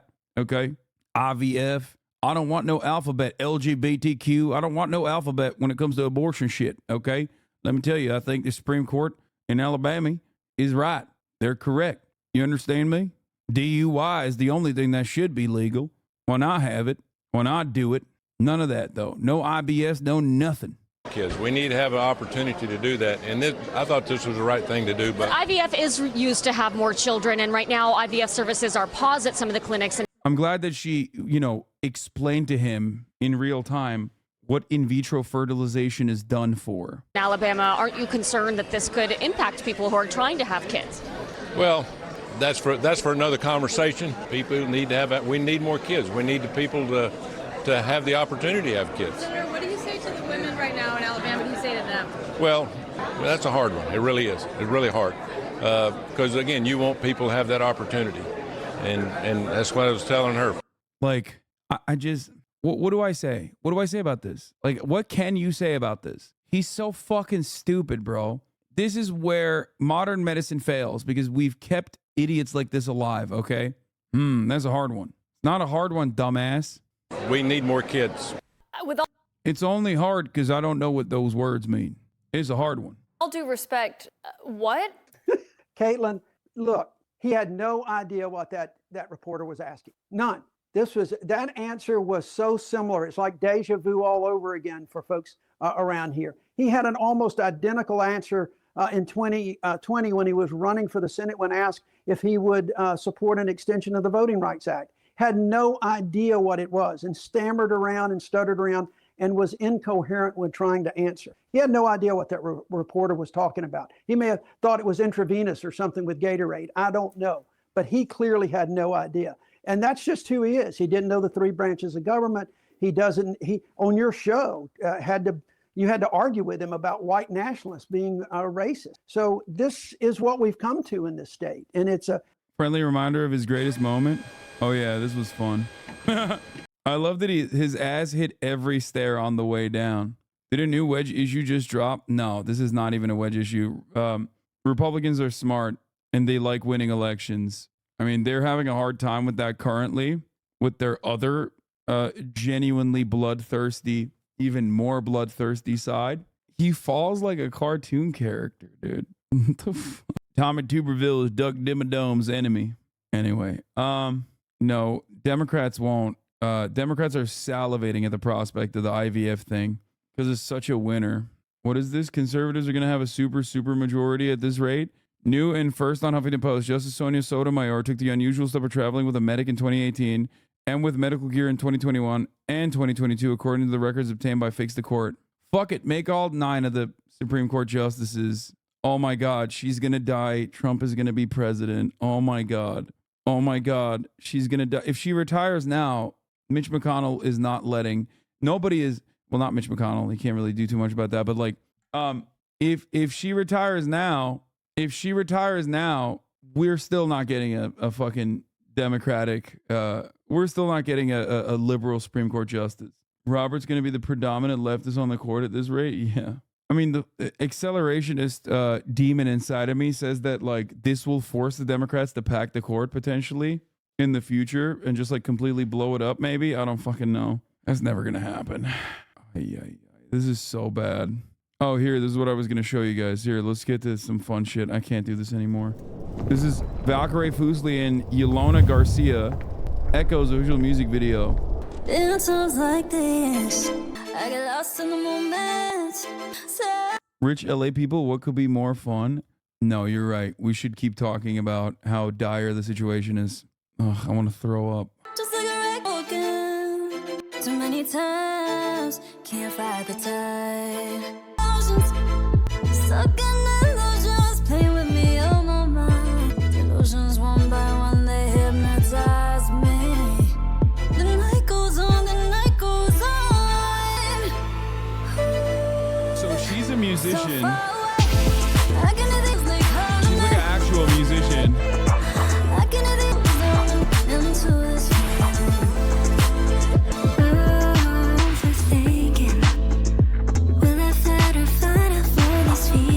This is crazy. Catch me if I'm falling out the sky. Under pressure, will it be like this forever? More pain than pleasure. I can feel the dark take over. Oh, it's not over. Don't you cue the violence. If I get away, you'll never find me. So far away. I can hear the echoes, they calling me. I can hear the echoes into this feeling. I've been running, this darkness is chasing me down. Thoughts reoccurring, I lost the only thing I found. Me and my demons, trying to find reason for the sleepless nights. And I feel like I'm so far away, so far away. I can hear the echoes, they calling me. I can hear the echoes coming up into this feeling. So far away. I can hear the echoes, they calling me. I can hear the echoes coming up into this feeling.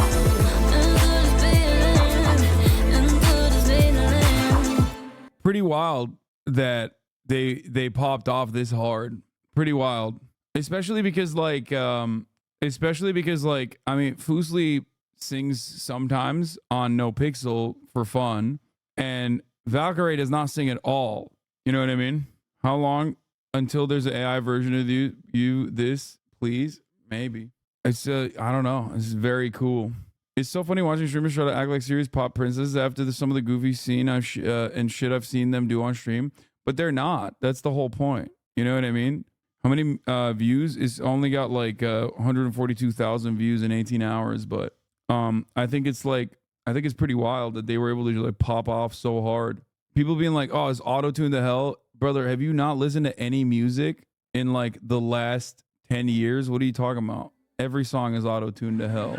Nice. Awesome, guys. Let's run back. Our first music video shoot together will be a memory we'll cherish together forever, from embodying the energy of Neon Viper and Reina to all the fruit snacks Yolana ate, to all the caffeine Ray gulped, and to Leslie having to take off her boots because she was taller than everyone else. We are so excited to finally share this project we've been working on for the past 2 weeks with y'all. I know, such a quick turnaround, right? Special thank you to 100 Thieves for the opportunity to create this. And before you play the music video on repeat, play some Valorant with 100 Thieves' new VCT capsule and skin available in the game's brand new esports store. So I think they did this for 100 Thieves, or they did this with 100 Thieves did this for Valorant. As far as I understand it, it's the first of its kind. As far as like having a team have their own skin and have their own like play out music when the team comes out. So pretty sick. It's just like I don't know. It's pretty wild to have people I know pop off like this. You know what I mean? When will you release a song? No. And like, I mean, I don't know. I don't really listen to music too much, but it sounds good to me. It sounds really good to me. Like a lot better than you would expect from streamers. It's kind of pompous if you ask me. Okay. I mean, yeah, it is. You're right.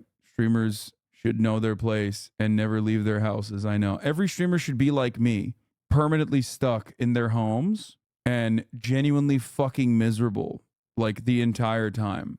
Just like that chatter said, people doing cool shit while Hasan debates Danish anarchists. Exactly. It makes you more relatable if you're miserable. Yeah. Well, true. Damn. I didn't know you was miserable. Bro, I fucking stream to an audience of angry nerds 10 hours a day, every fucking day. It's hard not to be miserable. People also do definitely pick and choose. Or like when Will made a OTK announcement video, everyone was like, oh, it's so pog. But like when Ray and Leslie do something also professional, they're like, oh, this is lame. Well, they're not even saying that. I'm just reading the bad chatters for no reason. You spend half of that gaming, shut the fuck up. I am going to video game myself permanently off of this fucking planet in a video game. This community is a whirlpool of misery and despair. Everyone's a debate pervert and fighting in the chat. That's happening on a daily basis. Your audience also jumps at the first chance they get to debate every single thing you do. It does not matter how little of a thing it is. It's always up to debate. I know. Palette cleanser. Yeah, who remembers hashtag where is Kaya? He's so cute. To me, that's what Kaya looks like still. Like, not even a joke. That's what she still looks like. She knew I was talking about her and immediately got up from underneath the desk. She's not even the same color anymore. Yeah, because her undercoat was darker. Have you seen the baby sea otter scared of their first swim? No, I haven't. Anyway, what else was I going to do? Oh, Zin is now conservative. How a nicotine pouch explains the new ethos of young conservative men. Apparently, because of Full Send and because of Tucker Carlson, conservatives are now comparing, or conservatives have claimed Zin, and liberals, of course, as is the case with liberalism all the time, will say that this is a demonstration of conservatism. Everyone loves doing the same lame shit where it's like you can't have anything nice or fun or you know, enjoy things. You can hear the excitement here in the crowd. They're cheering and they're excited to see President come. Now, you can President come. Give us Hogwatch. I wanted to do Hogwatch, but like CPAC has fallen off, I think. Sanders interview, dude. I don't want to watch it. It's Friday. We've been doing politics for 4 hours. We're moving on. Okay.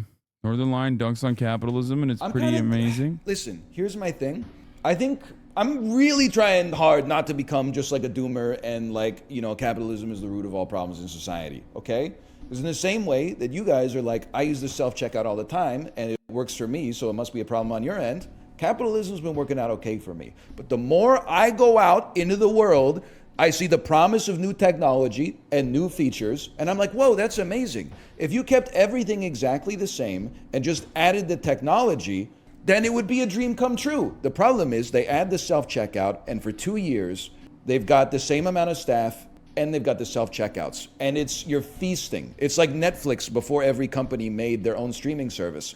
But now, over this last several years, they go, oh, 40% of the people at the grocery store are using self-checkout. We're going to downsize. We're only going to have 2 cashiers operating 8 lanes. 80% of people are using self-checkout. Now we're going to have 1 cashier manning 12 lanes, you know? Like, and it's now at the point where I'm like, I fucking wish that we just didn't have the self-checkouts and they just opened all 12 lanes of assisted checkouts.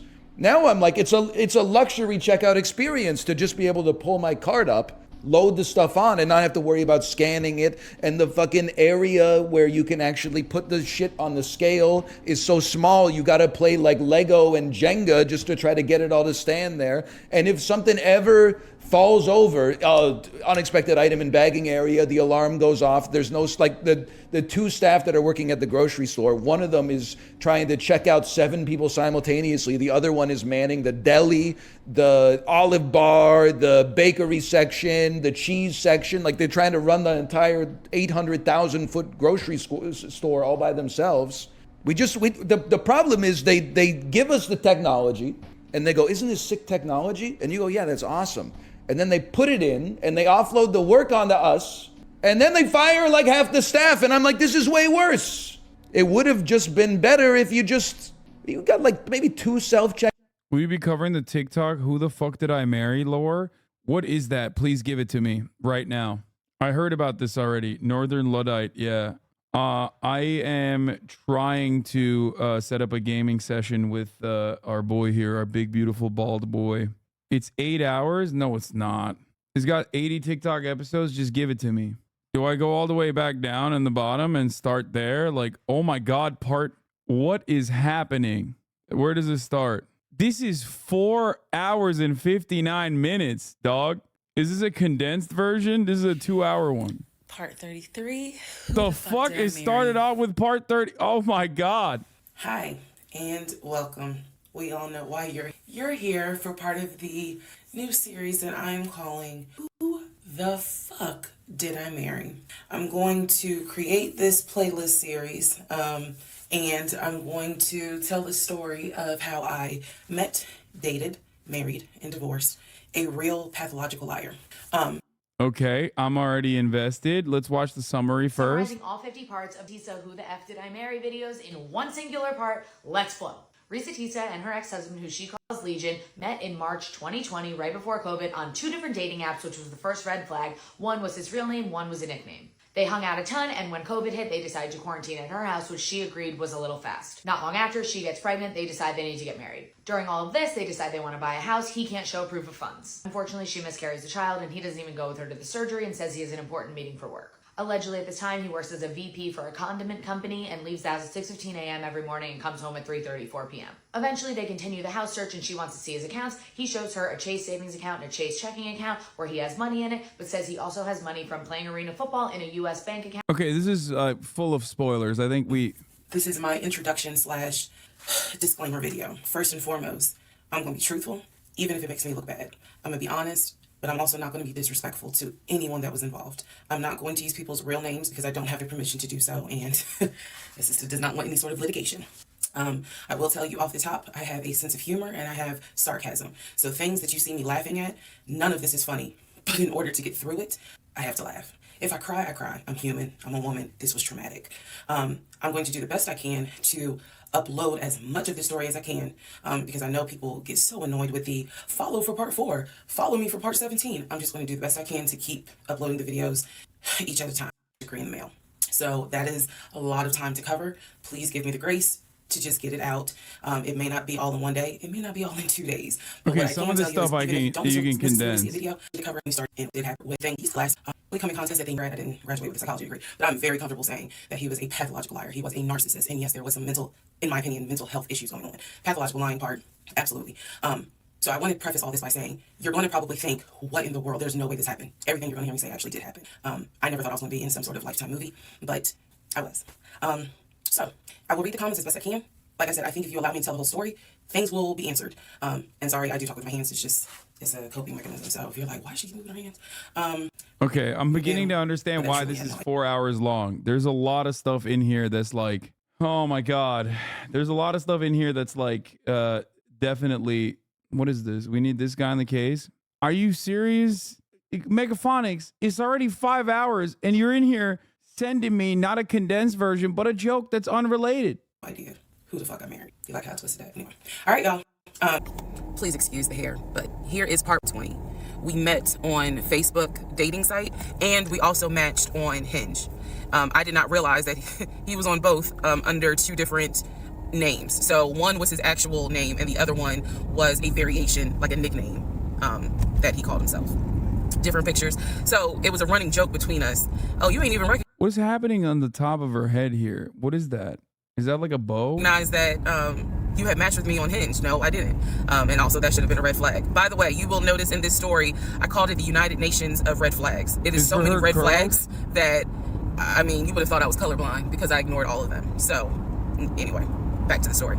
We met around March 4th. We exchanged phone numbers. He called me and we talked on the phone for the first time. In the first phone call, he told me that he had just moved to Georgia from California from San Diego. His job had transferred him because he was being transferred in as the new regional manager for a major condiment company that is based here in Georgia. I'm not gonna say the name. And so we also talked about his childhood. He told me he grew up in Philly. He's from Philly. Both of his parents were deceased. This is the first phone call. Both of his parents were deceased. His father was a Philadelphia police officer. His mom was a teacher. He also told me he briefly lived in Augusta with his family. He had 2 brothers and 2 sisters. He also had 2 half-brothers on his dad's side. First phone call. So I'm just giving you guys the backstory. This was the first phone call we had. So we talked about family, we talked about friends, we talked about our jobs. At the time, I was working at Georgia State Patrol. And he knew this and he just thought that was like, wow, you know, so you work with troopers all day. Yes, I did. Also in that phone call, he explained to me that he used to play football. He explained that he used to play arena football. I know nothing about arena football. I know about NFL, I know about college, go Dogs, but I don't know anything about arena football. So he explained to me that he used to play arena football. He used to work at Apple in the off season of arena football. And I remember thinking on that phone call, oh, okay, you know, like, good for you. I don't know anything about arena football. And I believe I did tell him that I don't know anything about arena football. That'll come into play later on. So he told me, you know, I just moved here. My job is paying for my housing and they are helping me to look for a house. He was like, right now I'm in Gwinnett County, but I'm trying to look for a house, ideally in Atlanta, like Brookhaven, Sandy Springs. He was like, I really would like to move out there. And so I thought, you know, that's great. You know, you're looking to get a house. You just moved here. He was like, I don't really know too many people here because I spend all my time at work and, you know, this job is really demanding. So that was our first phone call. We talked more. He talked a lot, which took me by surprise because I'm not really used to men talking more than me. He eventually asked me out on a date. That's shocking. Our first date was set for Saturday. Because I can tell she's a big yapper. So it is genuinely shocking to me right off the jump that the dude was talking more than her. Saturday, March 7th, 2020. He asked me what was my favorite restaurant. I said Cheesecake Factory. And so we agreed to go out at the Cheesecake Factory in a location that was in between. I lived in Clayton County. We lived about 45 minutes from Sandy Springs, Dunwoody area. See how it goes. First conversation was good. Hopefully he looks like his pictures because, you know, that's always an issue with online dating. Hopefully he looks like his pictures. So on my way to our date, I took 285. And literally right before I got to Boulder Crest, the exit for Boulder Crest, I heard a boom and I lost control of my car. Thank God that not thank God, but I knew what to do. So I did not crash, but my tire blew out. So I called him and I said, hey, I'm so sorry, but my tire just blew on 285. I'm slowly making my way off the exit. I believe I pulled into a Chevron gas station and I said, you know, I got to get this fixed. I don't know what to do. Like, I'm a damsel in distress kind of thing. He kind of paused, he got quiet and he was like, you know, tell me exactly where you are, drop your pin. So I dropped the pin and he came to the gas station. Good guy. Got out the car, and I was so relieved that he actually looked like his pictures that I was like, oh my God, he's actually attractive because he's like 6'4", 6'5". Oh, also, man, I apologize. So let me go back to the first conversation. Let me add something. He did tell me in the first phone call that he was divorced, and that his ex-wife, she had 2 children. She forgot things. Children, a boy and a girl who were teenagers, young adults. I think the girl was about 20, and he said that he had a very close relationship with his stepkids, but that he and his ex-wife had divorced because she cheated on him out in California, and so coming to Georgia was a new beginning for him. She was still out in California. The kids were still out in California, and so. You know, 6'4", he was like, there's no, I means you're right off the jump. Couple things I have to add in here. That's how you know she ignored the red flags. Okay. This dude is like, I'm coming to help you. And I'm 6'4". It's Jover.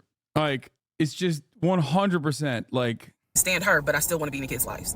I have to put that in there because that will come back later. So this is just setting the stage. Again, that first conversation we talked about family, job, friends, how he ended up in Georgia, me being in Georgia, the things that, you know, I would think people talk about in the first conversation. All right, now back to the tire blew out. So he shows up to the gas station. He changes my tire, which I just thought was the sexiest thing in the world. And then he proceeds to say, hey, I found a tire place around the corner. You need to get another tire. Like, you can't drive on this donut. So he followed me to the tire place, and then helped me get a tire, paid for it.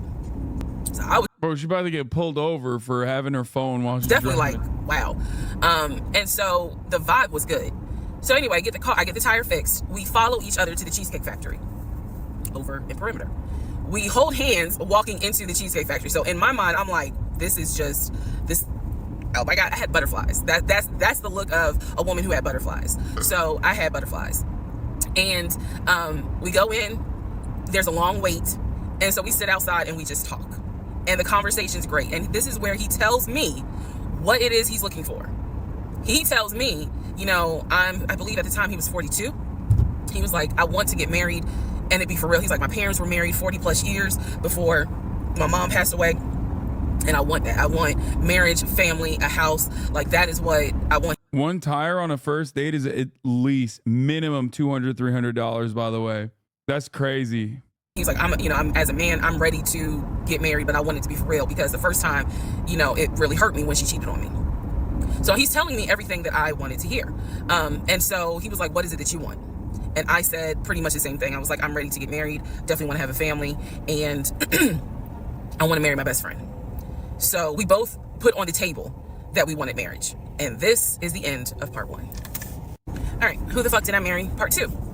So we both put on the table what it is that we wanted. We both had established we were dating for marriage. We were not dating just to date. We were not trying to be friends with benefits, none of that. So the dinner at Cheesecake Factory went really well. We laughed, we joked, we talked about people, which is kind of up my alley, my sense of humor. It was a good vibe. So at the end of the date, at the end of dinner, we sat in his car and he played this song for me by John Legend. I don't know the name of the song, by the time this video posts, I will put the name at the bottom. I can't remember the song. I just remember that John Legend was talking about, I think I met my wife tonight. And I thought it was a sign. So I was like, he's laying it on thick, dude. That's the thick 8 of laying it on, okay? So anyway, we ended up sitting in the car talking just about life and experiences until about midnight. So during this conversation, he again is telling me how it was, you know, what it was like living in California, how he went out there, he went to San Diego State, he played football for San Diego State. He talked about how, you know, he loved it out there, so he stayed. That's when he joined the company. And then he explained that he also did arena football, but only did it for about 2 or 3 years. He claims that while he was doing arena football, the team that he was on won a championship. But again, keep in mind, I don't know anything about arena football. So I was like, okay, I didn't know they had championships. And he was like, you know, he got a little offended, like, yeah, they got championships. And, you know, he was on that team. So he talked to me about how he worked at Apple. He worked something in the IT area of Apple, but it was in the store. Again, it was one of those, it's like when I tell people I used to work at Amazon. I really wasn't paying much attention to it. Why? So we talked about all that. We talked deeply into what happened with the ex-wife. It's because I asked. He was not volunteering all this information. So in other words, I get very uncomfortable when men start talking about their ex a lot. That's not what happened. I was asking questions because I was really trying to figure out, okay, are you ready for a relationship, or are you still missing her? So we talked about that. We talked about my exes. That was a mistake I made because I talked about how I dated at one point in time somebody I worked with. That will come back later. And he seemed real cool about it. He was like, you know, that was before me and blah, blah, blah. So the conversation was good. Midnight comes and I go home. Yes, I went home. We ended up talking. Mind you, our first date was March 7th. And within about 2.5 weeks, Brian Kemp, our governor, shut Georgia down. We were going to be on lockdown. So during those 2.5 weeks, we talked every day. We went out again at Red Lobster. I remember Red Lobster. But everything was going great. The issue was, where are we going to quarantine? So the question was, are we going to quarantine at his place, which he had like a studio type of situation. Like, it clearly, where he was saying, I was like, it's like a studio apartment, but he kept telling me like, this is temporary because I'm looking for a house. Like, he showed me the email from a woman who worked at the company where she was out on maternity leave, but she was putting him in contact with a realtor to help him find a townhome or a single family house. So I was just like, okay, this is definitely temporary. Like, he's not trying to. The chatter I banned was being really fucking annoying nonstop. That's why I banned him. Stay here long term. and she was apologizing in the email. I'm so sorry, you know, this should have been taken care of before you got here, but it wasn't. Da, da, da. What's wrong with the studio? I mean, dude, are you kidding me? Cabin fever? You'd lose your mind if you're quarantining inside of a fucking studio apartment with a dude that you're like kind of dating when you first started. I saw the email. I read it. I read the email. So the decision was one room. We're going to quarantine at the studio, or are we going to quarantine in my house? First mistake I made. Well, there's a lot, but this was a mistake I made. So ladies, caution moment. During one of our dates, because keep in mind, in those 2 weeks, we were seeing each other quite a bit.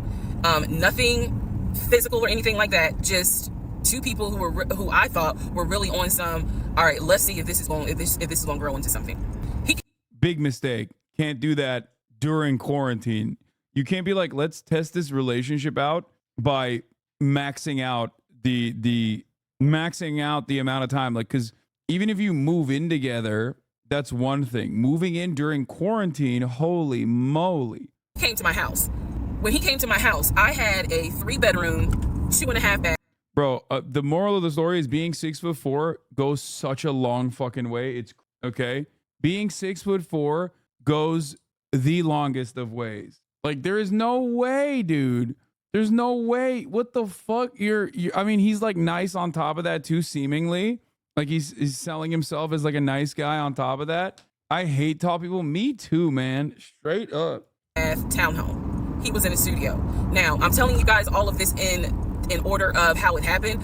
So some things I'm probably going to insert what I was thinking and the mistake I made. No matter your height, though, you will still see the top of the hour ad break at the top of every hour. If you no longer want to see those ads, you can't grow it inches, but you can subscribe for $5 or for free with a Twitch Prime by connecting your Amazon Prime account to your Twitch account, where you get one free Prime subscription a month. You could also get gifted a sub if you're lucky. Here's a 3-minute ad break now.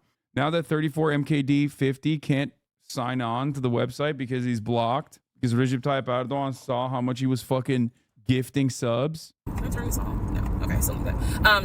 And I say that to say that I did not realize inviting him to my home probably made his eyes go, oh shit, she's a keeper. She got this 3-bedroom, 2.5 bath townhouse, and I'm in like a little studio. Yeah, let me go ahead and pursue this. What I need to do to quarantine here.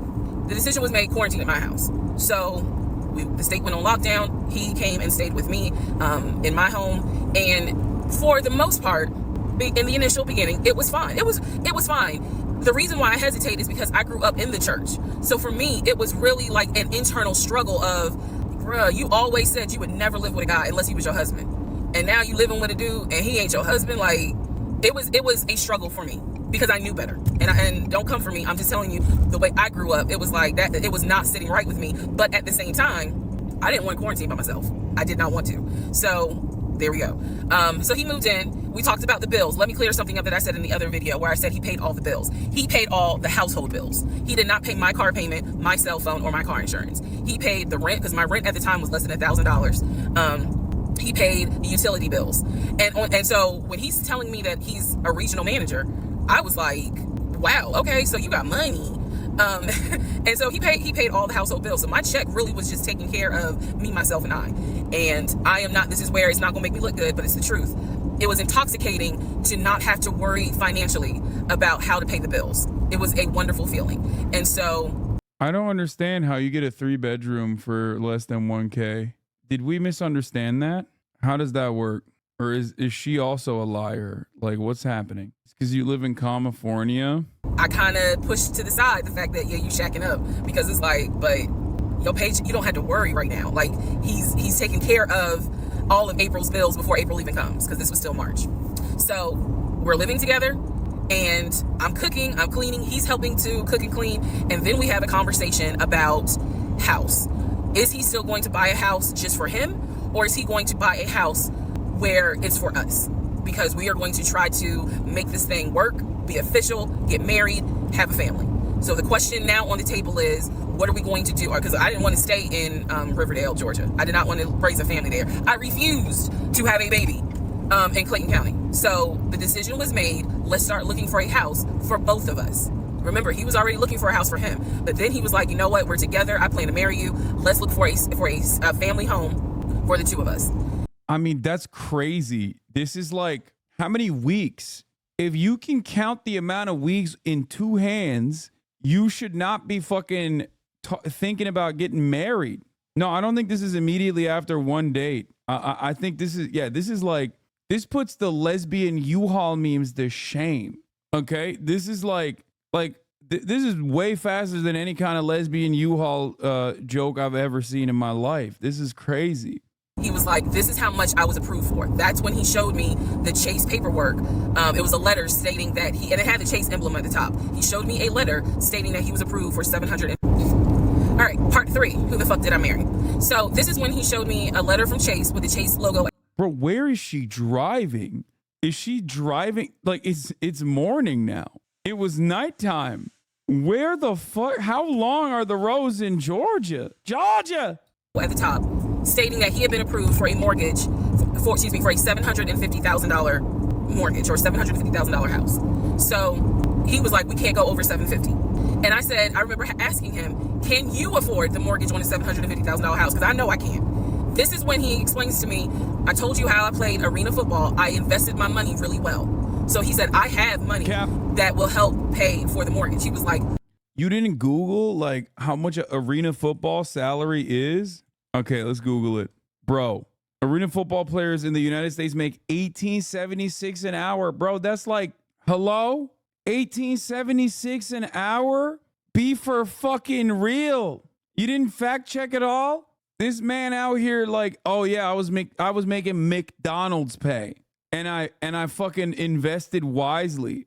Anyone that says, oh, don't worry about the finances, I invested wisely, that's how I made my money, know that they're lying to you, okay? HasanAbi rule. There is no such thing as investing wisely. Unless you're just rich already, you are not investing your way up. We're good. Like, I'm financially, I am okay.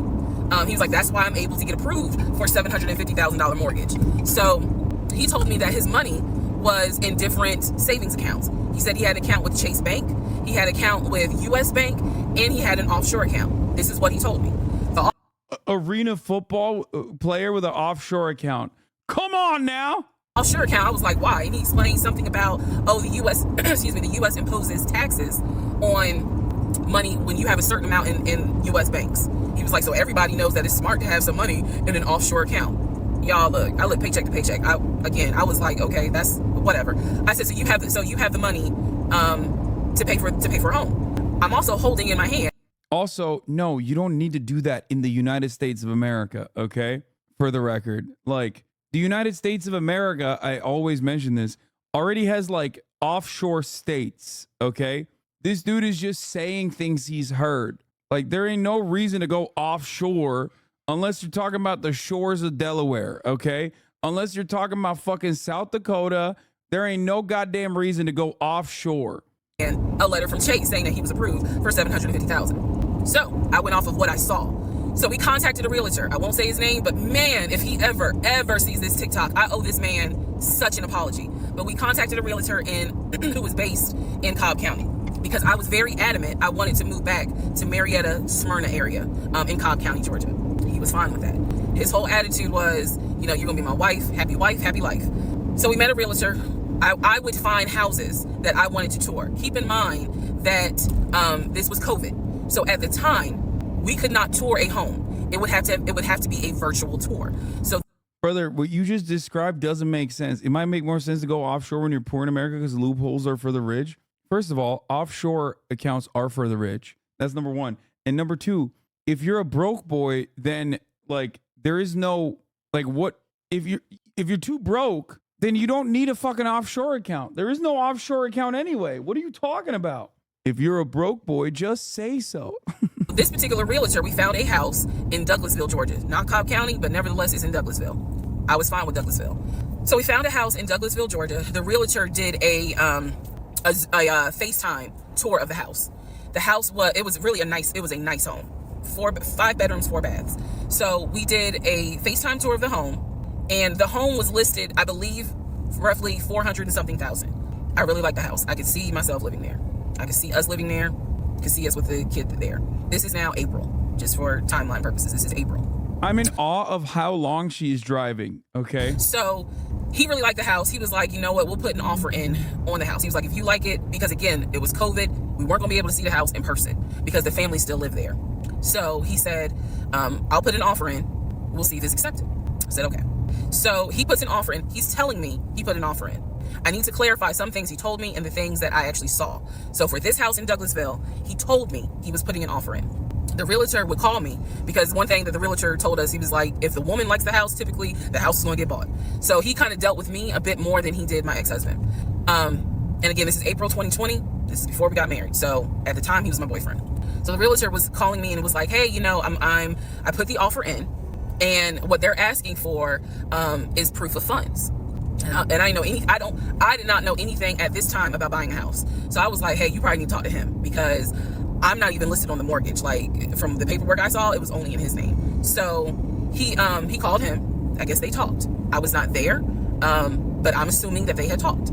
So the boyfriend is coming, my ex is coming home saying, yeah, I talked to so-and-so. I sent him over the paperwork. The offer was approved, and they are going to try to do a virtual closing. First, we got to do an inspection. If the inspection goes all well, then we have to do a virtual closing. He also told me that he put down earnest money on the home. She never steers. It's amazing.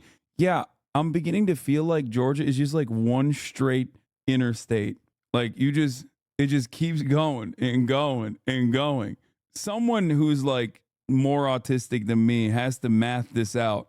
Like if she's going 60 miles an hour, judging by the cars that she's passing, how long, what is the mileage here? Like how many fucking miles does she drive straight? What the fuck?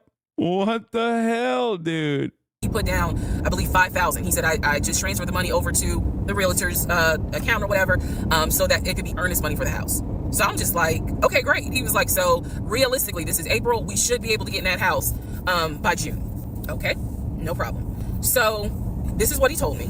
About 3 or 4 days later, I get a phone call from the realtor. And the realtor is like, hey, I'm just checking to see what you guys want to do about that house. So I was confused. I'm at work. And I said, oh, I was told that he put an offer in. And the realtor was like, he did? I didn't know that he put an offer in. And I said, well, why wouldn't you know? Like, he told me he put the offer in, and he had paid earnest money, $5,000 earnest money. And so the realtor was like, well, let me call him and find out what's going on with that, because I didn't know anything about it. So red flag, of course. So I call him, and he, in true narcissistic nature, he flips the script, and he like goes off. He's like cussing, going off, like he shouldn't, excuse me, I have the hiccups. He shouldn't be calling you. If he has a question, he should call me because I'm the one that's on a mortgage. He was like, I love the fact that she keeps burping. I'm sorry. As a mic burper myself. and now it's going to be an issue. And I said, well, did you put the offer in with him or not? And he said, no, I did not put the offer in with him. I put the offer in with a friend of mine who is a realtor, so I can give him the business. So how did he find a realtor friend so quickly after he just had moved to Georgia? I did not hear from that realtor again. So I was just like, is the house under contract or is it not? He was like, yes, the house is under contract. This is how crazy things work out. About 3 days later on realtor.com, I'm looking at the house because I was trying to figure out in my mind how I'm gonna decorate. It shows the house is under contract. So show my boyfriend. My boyfriend's like, I told you it was under contract. He was like, I did you not believe me? And I ain't had a heart to say, hell no, I didn't believe you. Like, it seemed too good to be true. But once I saw the house was under contract, I absolutely believe that, okay, it's under contract with him. Like, yeah, we're about to do inspection. We are about to move.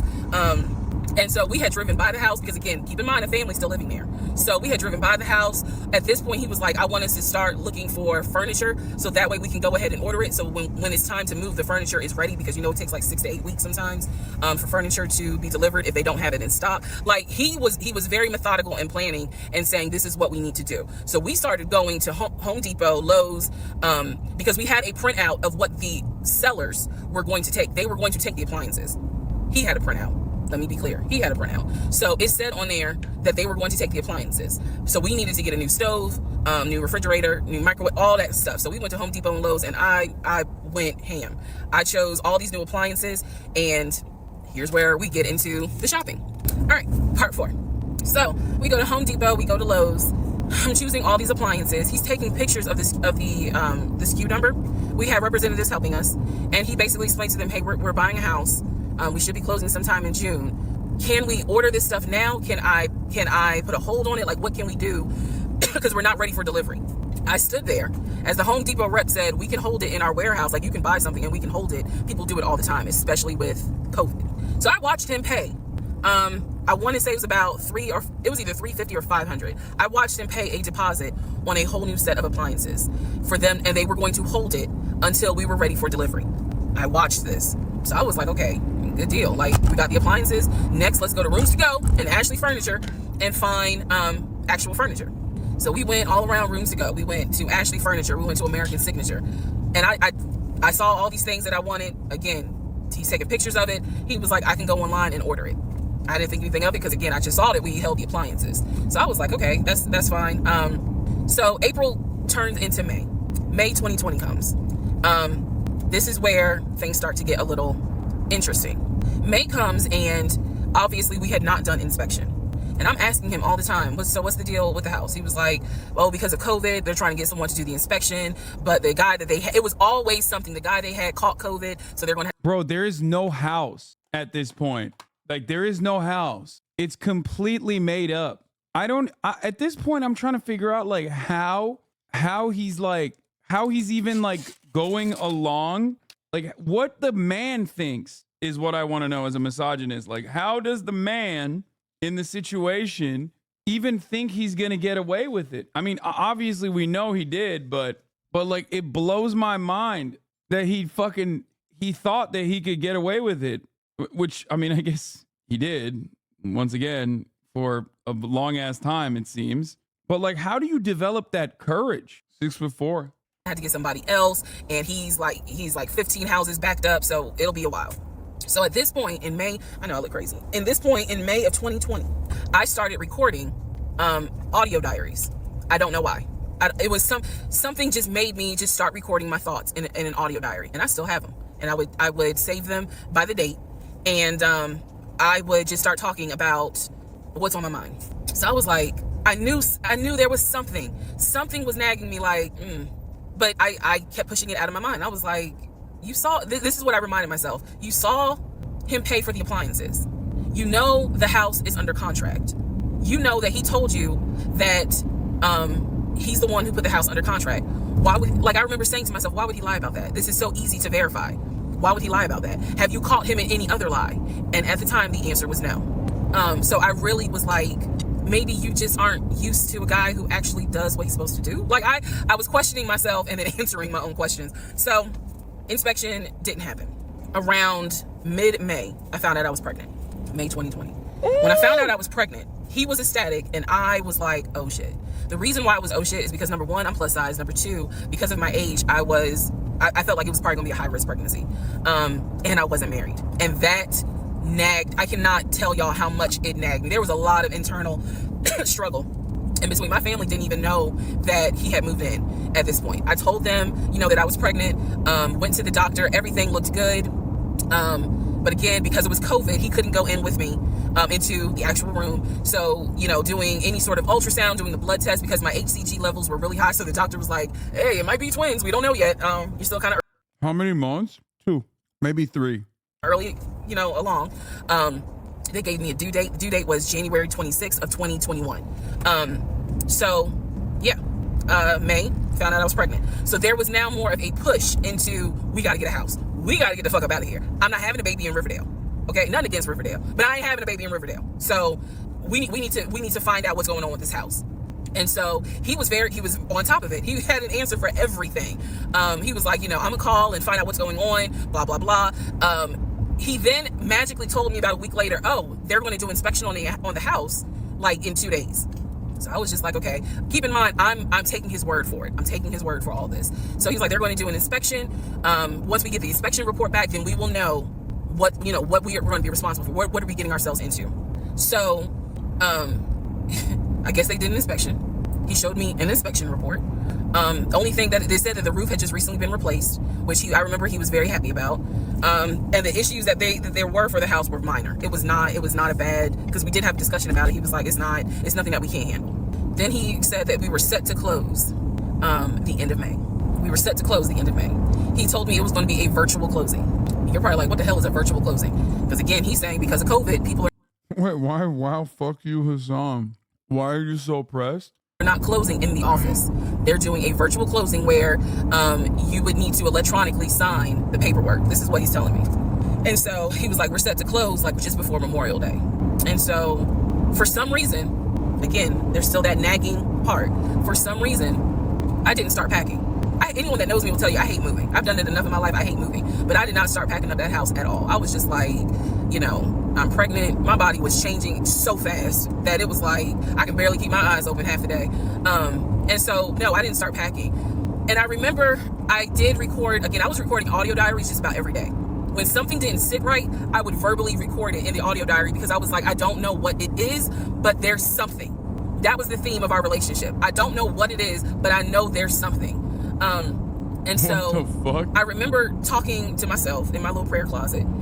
I don't get it. Does she not have like any friends? Why is she talking to Jesus when she should be talking to Jesus? You know what I mean? She don't have one friend that she could be like, hey, this smells a little funny. What the fuck's going on?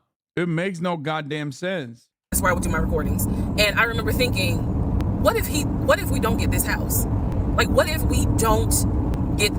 he's lying? But again, there goes that thought process of, why would he lie about this? Like, who makes up that they're buying a house when in fact they're not? And then he's showing you all this paperwork. Like, come on, you can't be that jaded that you don't even believe what's in front of you. All right? So now we're going to go into part 5.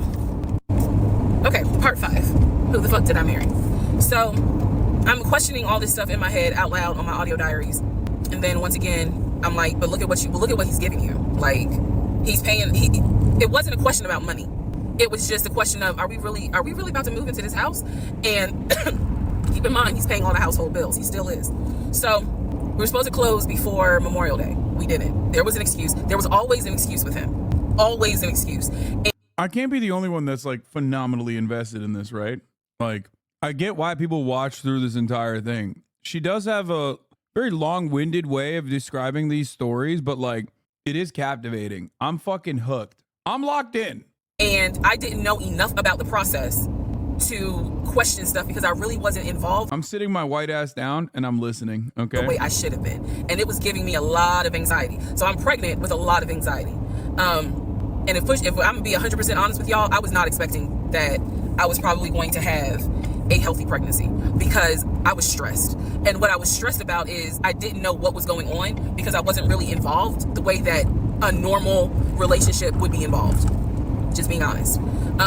So we did not close. We moved now into June. This is now going into June. Around June 5th, I looked at the house again on Realtor.com. 4 months in. I don't know what made me do it other than, and I don't mean to sound super spiritual. I know that people are like, you know, you may or may not believe in God, but I'm telling you, I believe with all my heart, probably the Holy Spirit was like, look at that house on Realtor.com. So I looked at the house on Realtor.com. This was around June 5th. It showed that the house was off the market.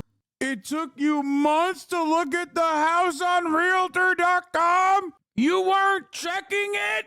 It took you a month to look at the house? That's insane, okay? Like, even the enthusiasm of getting a new house, like, you didn't fucking check? No, I'm sorry. When I bought a house. I bought this fucking house that I'm sitting in. And I would still, like, check, not because, like, there's some discrepancy, just through, like, interest, pure interest in the house. Or you show it to other people, like your friends or something. Yeah, like, damn, am I really doing this? Am I really owning this shit? That type of thing. And I remember being like, okay, wait, what does that mean? What does that mean? Because ex-husband is telling me we're about to close on the house. We're about to close. It's our house. We got furniture, da-da-da, da-da-da, da-da-da. He's also telling me that he's been in contact with the realtor, his friend, who was telling him, you know, this is what was happening next. Here's what's going on. So the guy that we initially worked with apparently is completely out of the picture. But again, I was not heavily involved. So I'm just like, let me look at the house. I see it's off market. What the fuck does off market mean? Like, now I'm really freaking out. So it shows the name of the... It means it's sold quite recently, as a matter of fact, to whoever the fuck actually bought it. That's what that means. Real estate agent for the seller. I don't remember her name. I called her and I said, you know, I said, my husband and I, even though I wasn't married, my husband and I were looking at this house at 123 Main Street. And we really wanted to tour it, but now I'm showing it's off market. Is it not available? Or, you know, I pulled that card and she was like, oh, no, ma'am. The home closed yesterday. it closed June 4th. Again, there are certain dates I just remember. And I said, oh, it closed June 4th? I was like, really? And she said, yes, ma'am. She was like, my sellers sold the house. And I was like, oh, man, okay. Well, I said, my husband and I really wanted, we love the pictures of it. And we're getting ready to start a family. So I would have loved to have been able to, have the opportunity to see it. I asked her something. I don't remember the specific question I asked her. And I know why I asked the question, because I was anticipating that my boyfriend at the time was going to have some sort of excuse. So I asked her something about the buyers. And I remember, and somehow, again, forgive me, I don't remember the question I asked her, but the answer was that it was an older white couple. So I get off the phone with her, I record an audio diary, and in the audio diary, I specifically say, okay, there is no house. He's going to have to get out. This dude is 6'4", and I kept writing the audio diary. He's 6'4" over and over again. I kept saying it, and I kept forgetting all the other very obvious red flags. Out of this lie somehow. By the way, chat, at this point, you have to understand, she hasn't married him yet. We know that there's no fucking house. It's been like a couple months at this point, and she still married him. Because now I realize, at the very least, he was lying about him being the one who was under contract. I knew enough about that. So I was like... No, you didn't. I'm going to be honest. You did not know enough about that, okay? It feels like you did not understand the situation if you still ended up marrying him. How is he going to get out of this? Again, I've listened to the audio diary in 2024. I literally said in that audio diary, how is he going to get out of this lie? And I was trying to think of ways on how he's going to do it. And something said to me, because I say it on the audio diary, I said, he's going to say it's a bad deal. And he's going to say he wants to pull out. Y'all keep in mind, I'm pregnant. So I had a decision to make. As ugly as this decision was, I made the decision, you're about to have a baby with this man. He's paying all the household bills. Let him get out of the lie. And that's what I did. I purposely made the decision that I knew he was going to come back, and I knew he was going to give me some bullshit on why he couldn't buy the house, because he didn't know that I knew that house is already sold. The house is already sold. And this is the part where I said, I'm gonna be honest, even though it's gonna make me look bad, because most women in their right mind would have been like, I'm out. And I didn't. Yeah. So, get an abortion. Sure enough, he came home. He didn't really say anything that day. The next day I asked him about the house, and he said, my friend, the realtor, he was like, I'm talking to him because something's going on with the interest rate. And when he said that, I felt so much relief, because I knew that I had been prepared for, he's gonna give you some bullshit. So when he said there's something with the interest rate, I said, you know what? This is literally what I said, y'all. If the interest rate isn't good, then we shouldn't move there. We should probably let this house go. We should cancel whatever furniture we... Why did you give him an out? Wait, what? Why did you give him an out? Yeah, this is a classic no, I don't support all women moment, okay? What the fuck? She literally said, why you're not listening? Abortion! Abortion! Aborabo! Abort the baby! We ordered, or, appliances, and let's just look for another house. I said I would like to be moved before the end of the year. I said I really don't want to be 9 months pregnant moving into a house. I would like to be done with this before then. And the way I said it was so calm, and he was like, okay. He was like, I'm gonna call the friend, the realtor, and tell him I'm backing out of the house, and I'm gonna see if I can get my earnest money back. And I remember looking at him, I was standing in the kitchen, and I cocked my head to the side, and I said, okay, get your earnest money back, and let's find another house. And so that's how that first house felt. Bro, she's literally leaning into the delusion. Like, she at this point has recognized she caught him in a massive lie, gave him a fucking out. Bad listener shaking my head. No, I don't, dude, there's no, first of all, people who love Jesus get abortions too, okay? Wait, did she just say first house? I'm sorry. Did she just say first?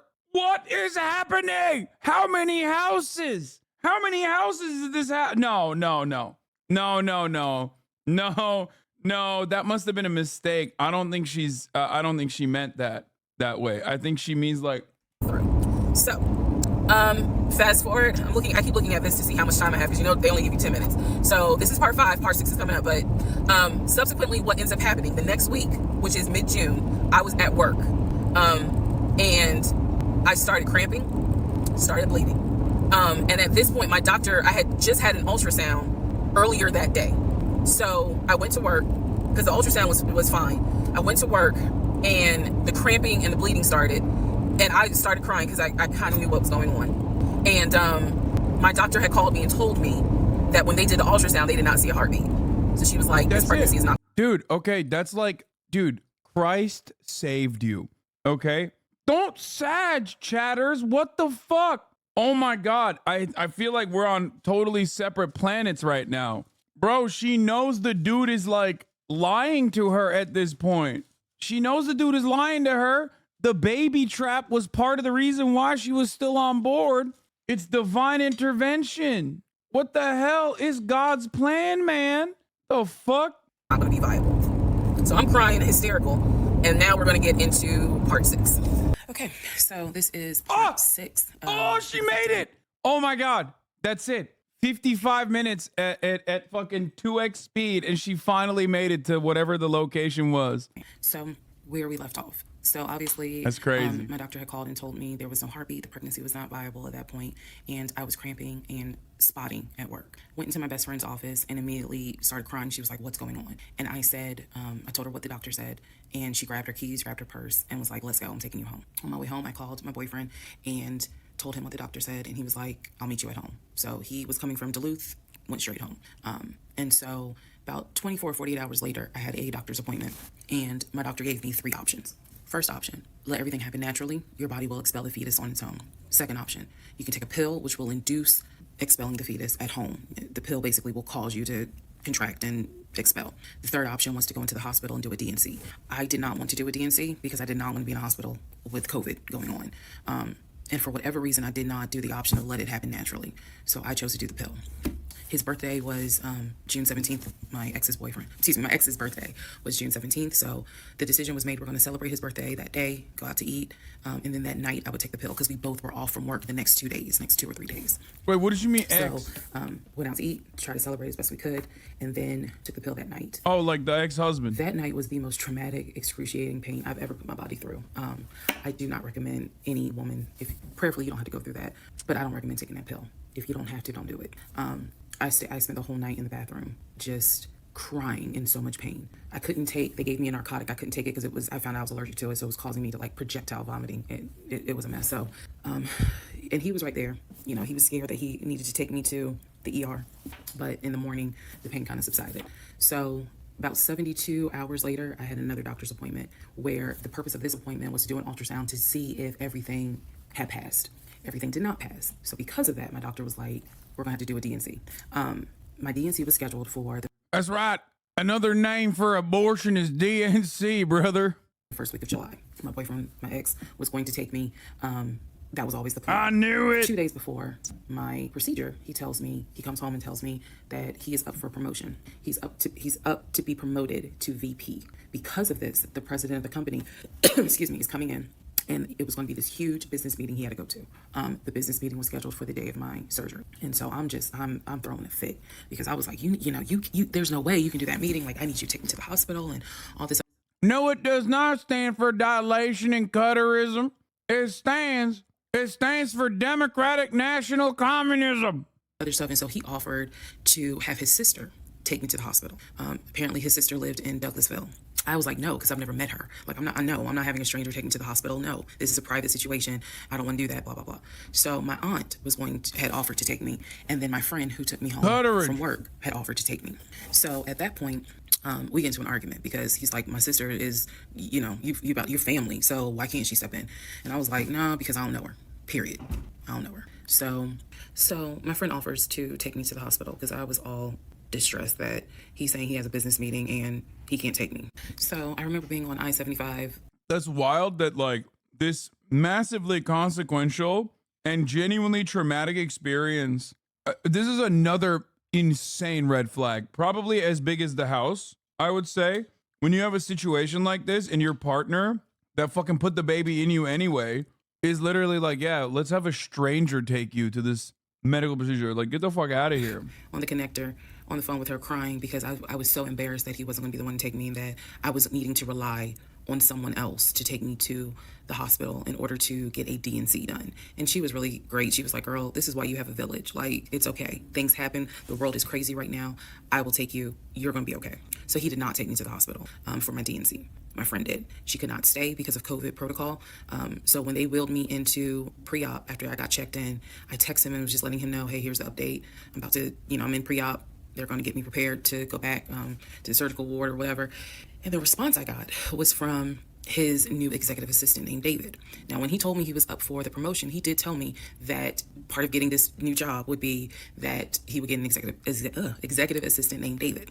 And he did tell me, I'm going to make sure that I inform David, if you get a text from this number, meaning from me, pull me out of the meeting, because, my fiance's having a procedure done and I'm picking her up. So it's important that you come get me if it's something serious. So I text him. David responds. He said, yeah, Mr. Blah, blah told me that you are having a procedure done. If you need me to get him, I can go get him. He's in a meeting. Just let me know what you need. And I just said, no, don't bother him. I'm just giving an update that they're about to take me back. And David responds and says, I'm so sorry you're going through this. Please let me know if there's anything I can do. So I have the procedure. I wake up and I am now in recovery. I should be in recovery 45 minutes up to an hour and a half. There ain't no way that's a real David. Might as well be Michelangelo's David, okay? That's just fake, dog. That's not a real person. That's him. He's doing the classic Better Call Saul shit where he's like making up a fake voice basically to be like, I'm David. Hello, David here. I wake up. First thing I ask, and I remember asking, is where is so-and-so? The nurse, who was so sweet, she was like, everything went well. You're doing great. She said, we spoke to your fiance. He's on his way. So I said, okay, I kind of dozed back out, but I could still hear everything that was going on. I just could not keep my eyes open to save my life. So I hear her talk to the other nurse.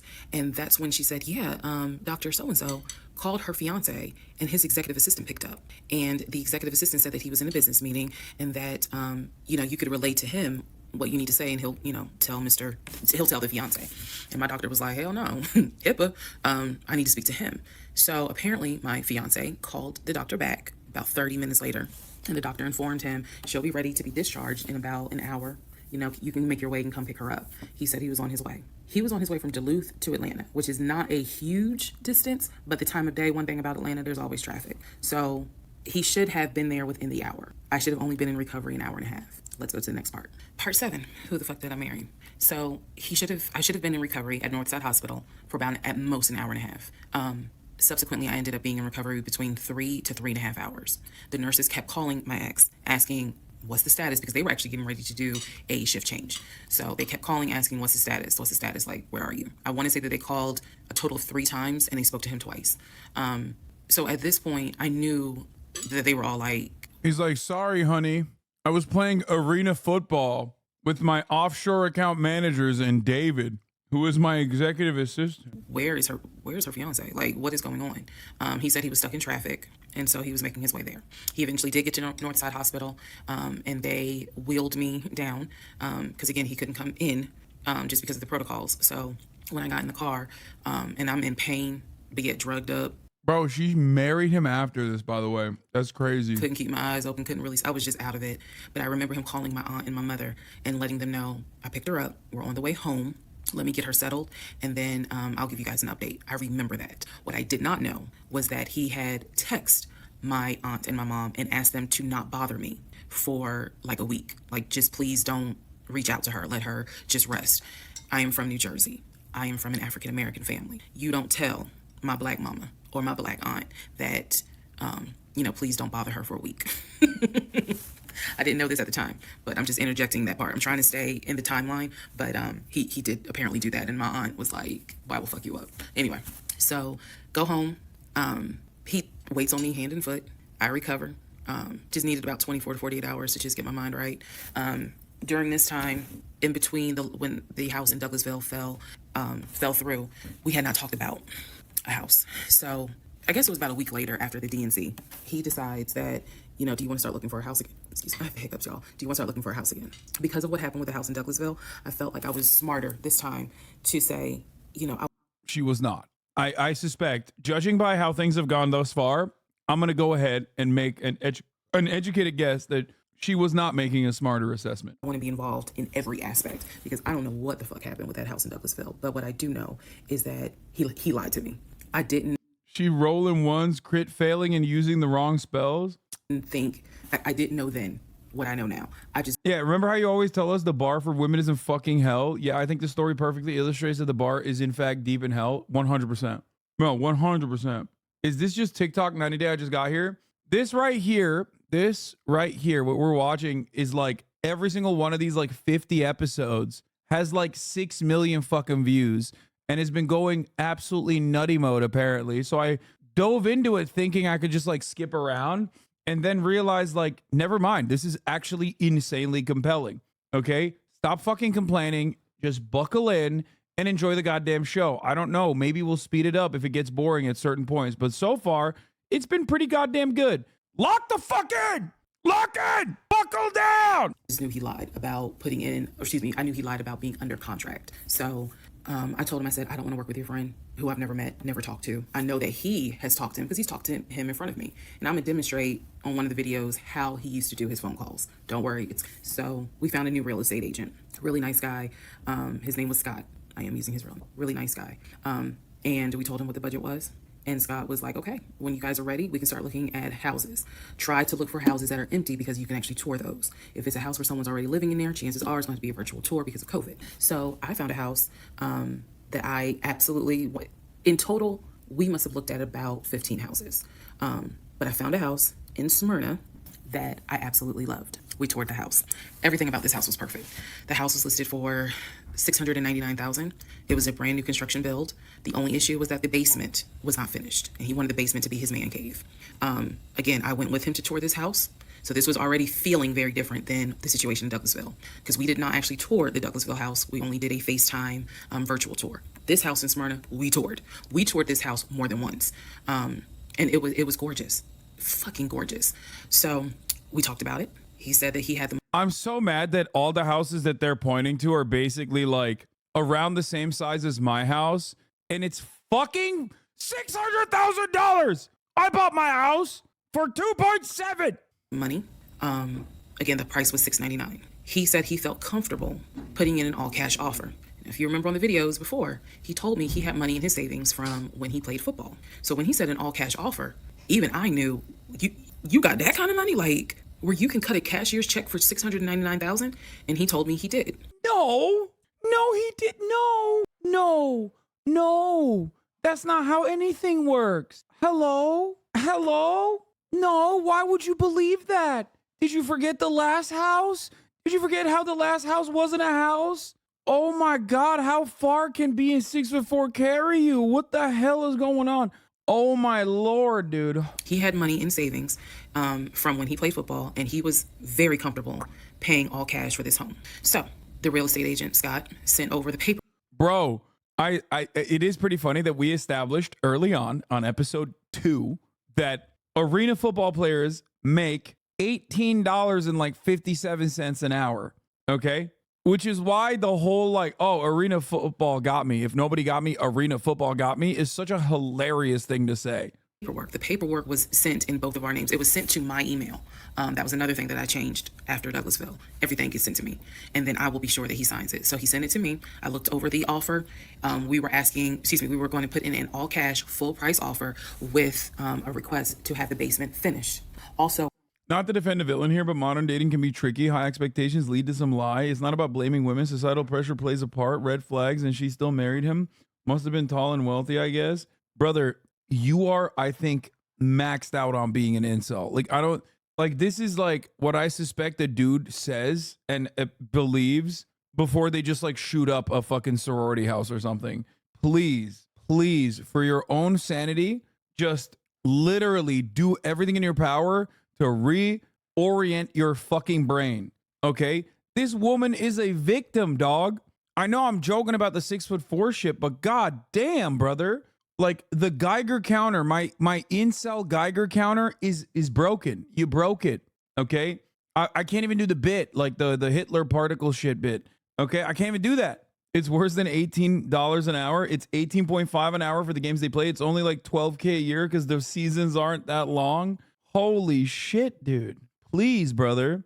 You looked at a situation where like this woman has been severely victimized by a pathological liar, and you were like, I'm gonna be honest with you, is her fault, honestly. Like, yeah, we are joking about how he's like 6'4" and it goes a long way, and now she's being like, you know, not the smartest here. But god damn, dude, you're casting aspirations and motivations here where none from your framework should exist. Or if you understand the dating pool, then you understand why she is personally that desperate. Like you just said, you just personally recognize how like modern dating sucks ass. And for some weird reason that didn't lead you to think like she's desperate. Like it's a aspersions, not aspirations. Wait, what do you mean? Why not? Wait, did I use the wrong word?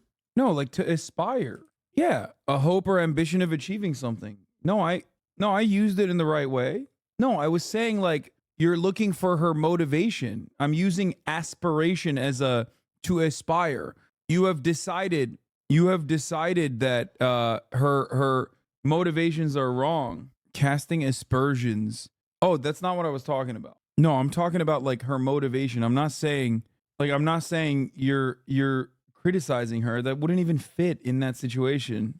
No, I'm saying you're looking at her motivations. Like I meant casting aspirations in this situation. What I meant there was you're like casting as in why am I talking about this? This is a 5-hour video. Okay, we're gonna keep going. We were requesting for the seller to give us an answer within 24 hours. We were requesting a quick closing. These are just some of the things I remember. I remember 24 hours, like I didn't want to wait on, y'all think about it. 24 hours, let us know if you're accepting the offer or not. And then also a quick closing because it was a new construction. So we didn't have to wait for the current tenant to move out. We didn't have to do that. So I watched in our bedroom as he pulled it up because it was a electronic document. He signed his name to the offer for $699,000 cash. He requested again, the seller let us know in 24 hours if they were accepting the offer. So we submitted the offer at around 6 p.m. We were requesting that by 6 p.m. the next day, they let us know if the offer was accepted or not. I watched him sign the offer. I sent the offer back to Scott from my email. All parties had signed. Scott texted us and said, I got it. I'm submitting it. I will let you know what they say. Let's go into part 7. Sorry, let's go into part 8. Good grief, this is getting long. Okay, so I just want to clear up some things that I realized is kind of creating some confusion. So just allow this video to serve as a stop sign. Let's clarify. First of all, the story, background. He was born in Philly, raised in Philly, and moved to Augusta. Story is that he moved to Augusta for high school. Okay, we're skipping this part. Spoken until he all right. So this is a recap. Every single day. Bro, she got filler episodes, man. God damn. Bro, she got filler episodes, bro. To herself, okay, it's time for me to ask some questions. That's my hope. All right, part 8 of Who the Fuck Did I Marry? So we submitted an offer.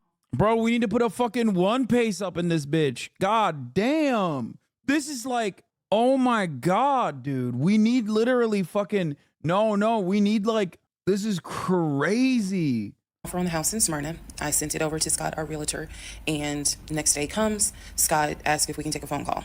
So he calls us and tells a lot of fans don't know, but this is actually where the manga caught up, or the anime caught up to the manga. So Toei Studios had two options. Either they do a filler recap arc, or they continue making the story even longer and put the filler and bake the filler in. And obviously I, as a One Piece fan, would have much rather had filler episodes so I could skip those later. And I think that eventually she basically bakes the fillers in to the story. Tells us that the offer was not accepted and the builder did not do a counter offer. We don't exactly know why. We don't exactly know why he didn't accept it, but the bottom line is that we figured out later on that he didn't want to finish the basement. So the offer was not accepted. The house fell through. I was okay with that because...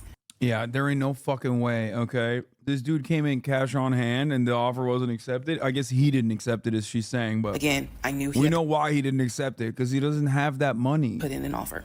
So, you want to know why I know he doesn't have that money? Obviously, because he's a scammer and whatever. Nobody that has $600,000 sitting in their fucking bank account is dumb enough to buy a house with cash. Especially because if you have that kind of fucking upfront capital that you can dump into a house... then you abso-fucking-lutely would take out a mortgage, okay? That level of wealth, you take out a goddamn mortgage and you put the rest of the money in the market since he's such a savvy investor. Okay? Nah, dude's got that arena football offshore money. Especially at that time when interest rates were super fucking low in comparison to what it's at now. Remember. So we continued looking at other houses. We found another house in Smyrna that he... With interest rates at 7 to 8? No, this is in 2020. This is before the interest rates rose. What are you talking about? No, interest rates are super low at this point, guys. What are we talking about? Hello? I think you guys are forgetting. I bought my house in 2021. I remember part of the reason why I bought my house in 2021 was because I knew that if I got a 30-year fixed interest with a 30-year fixed mortgage, I knew that this was going to be the last time mortgage rates were going to be that low. Just because I'm a fucking socialist doesn't mean I don't understand the market, for the record. Suck my dick to every fucking broke boy capitalist. Let's fucking go! For the record, just want to say to all my motherfucking haters out there, Hasan, you're socialist but rich. Yeah, that's right, baby. That's right. Suck my fucking dick, bitch. I locked that shit in. I locked that motherfucking shit in, dude. This house is larger than mine. I am so mad.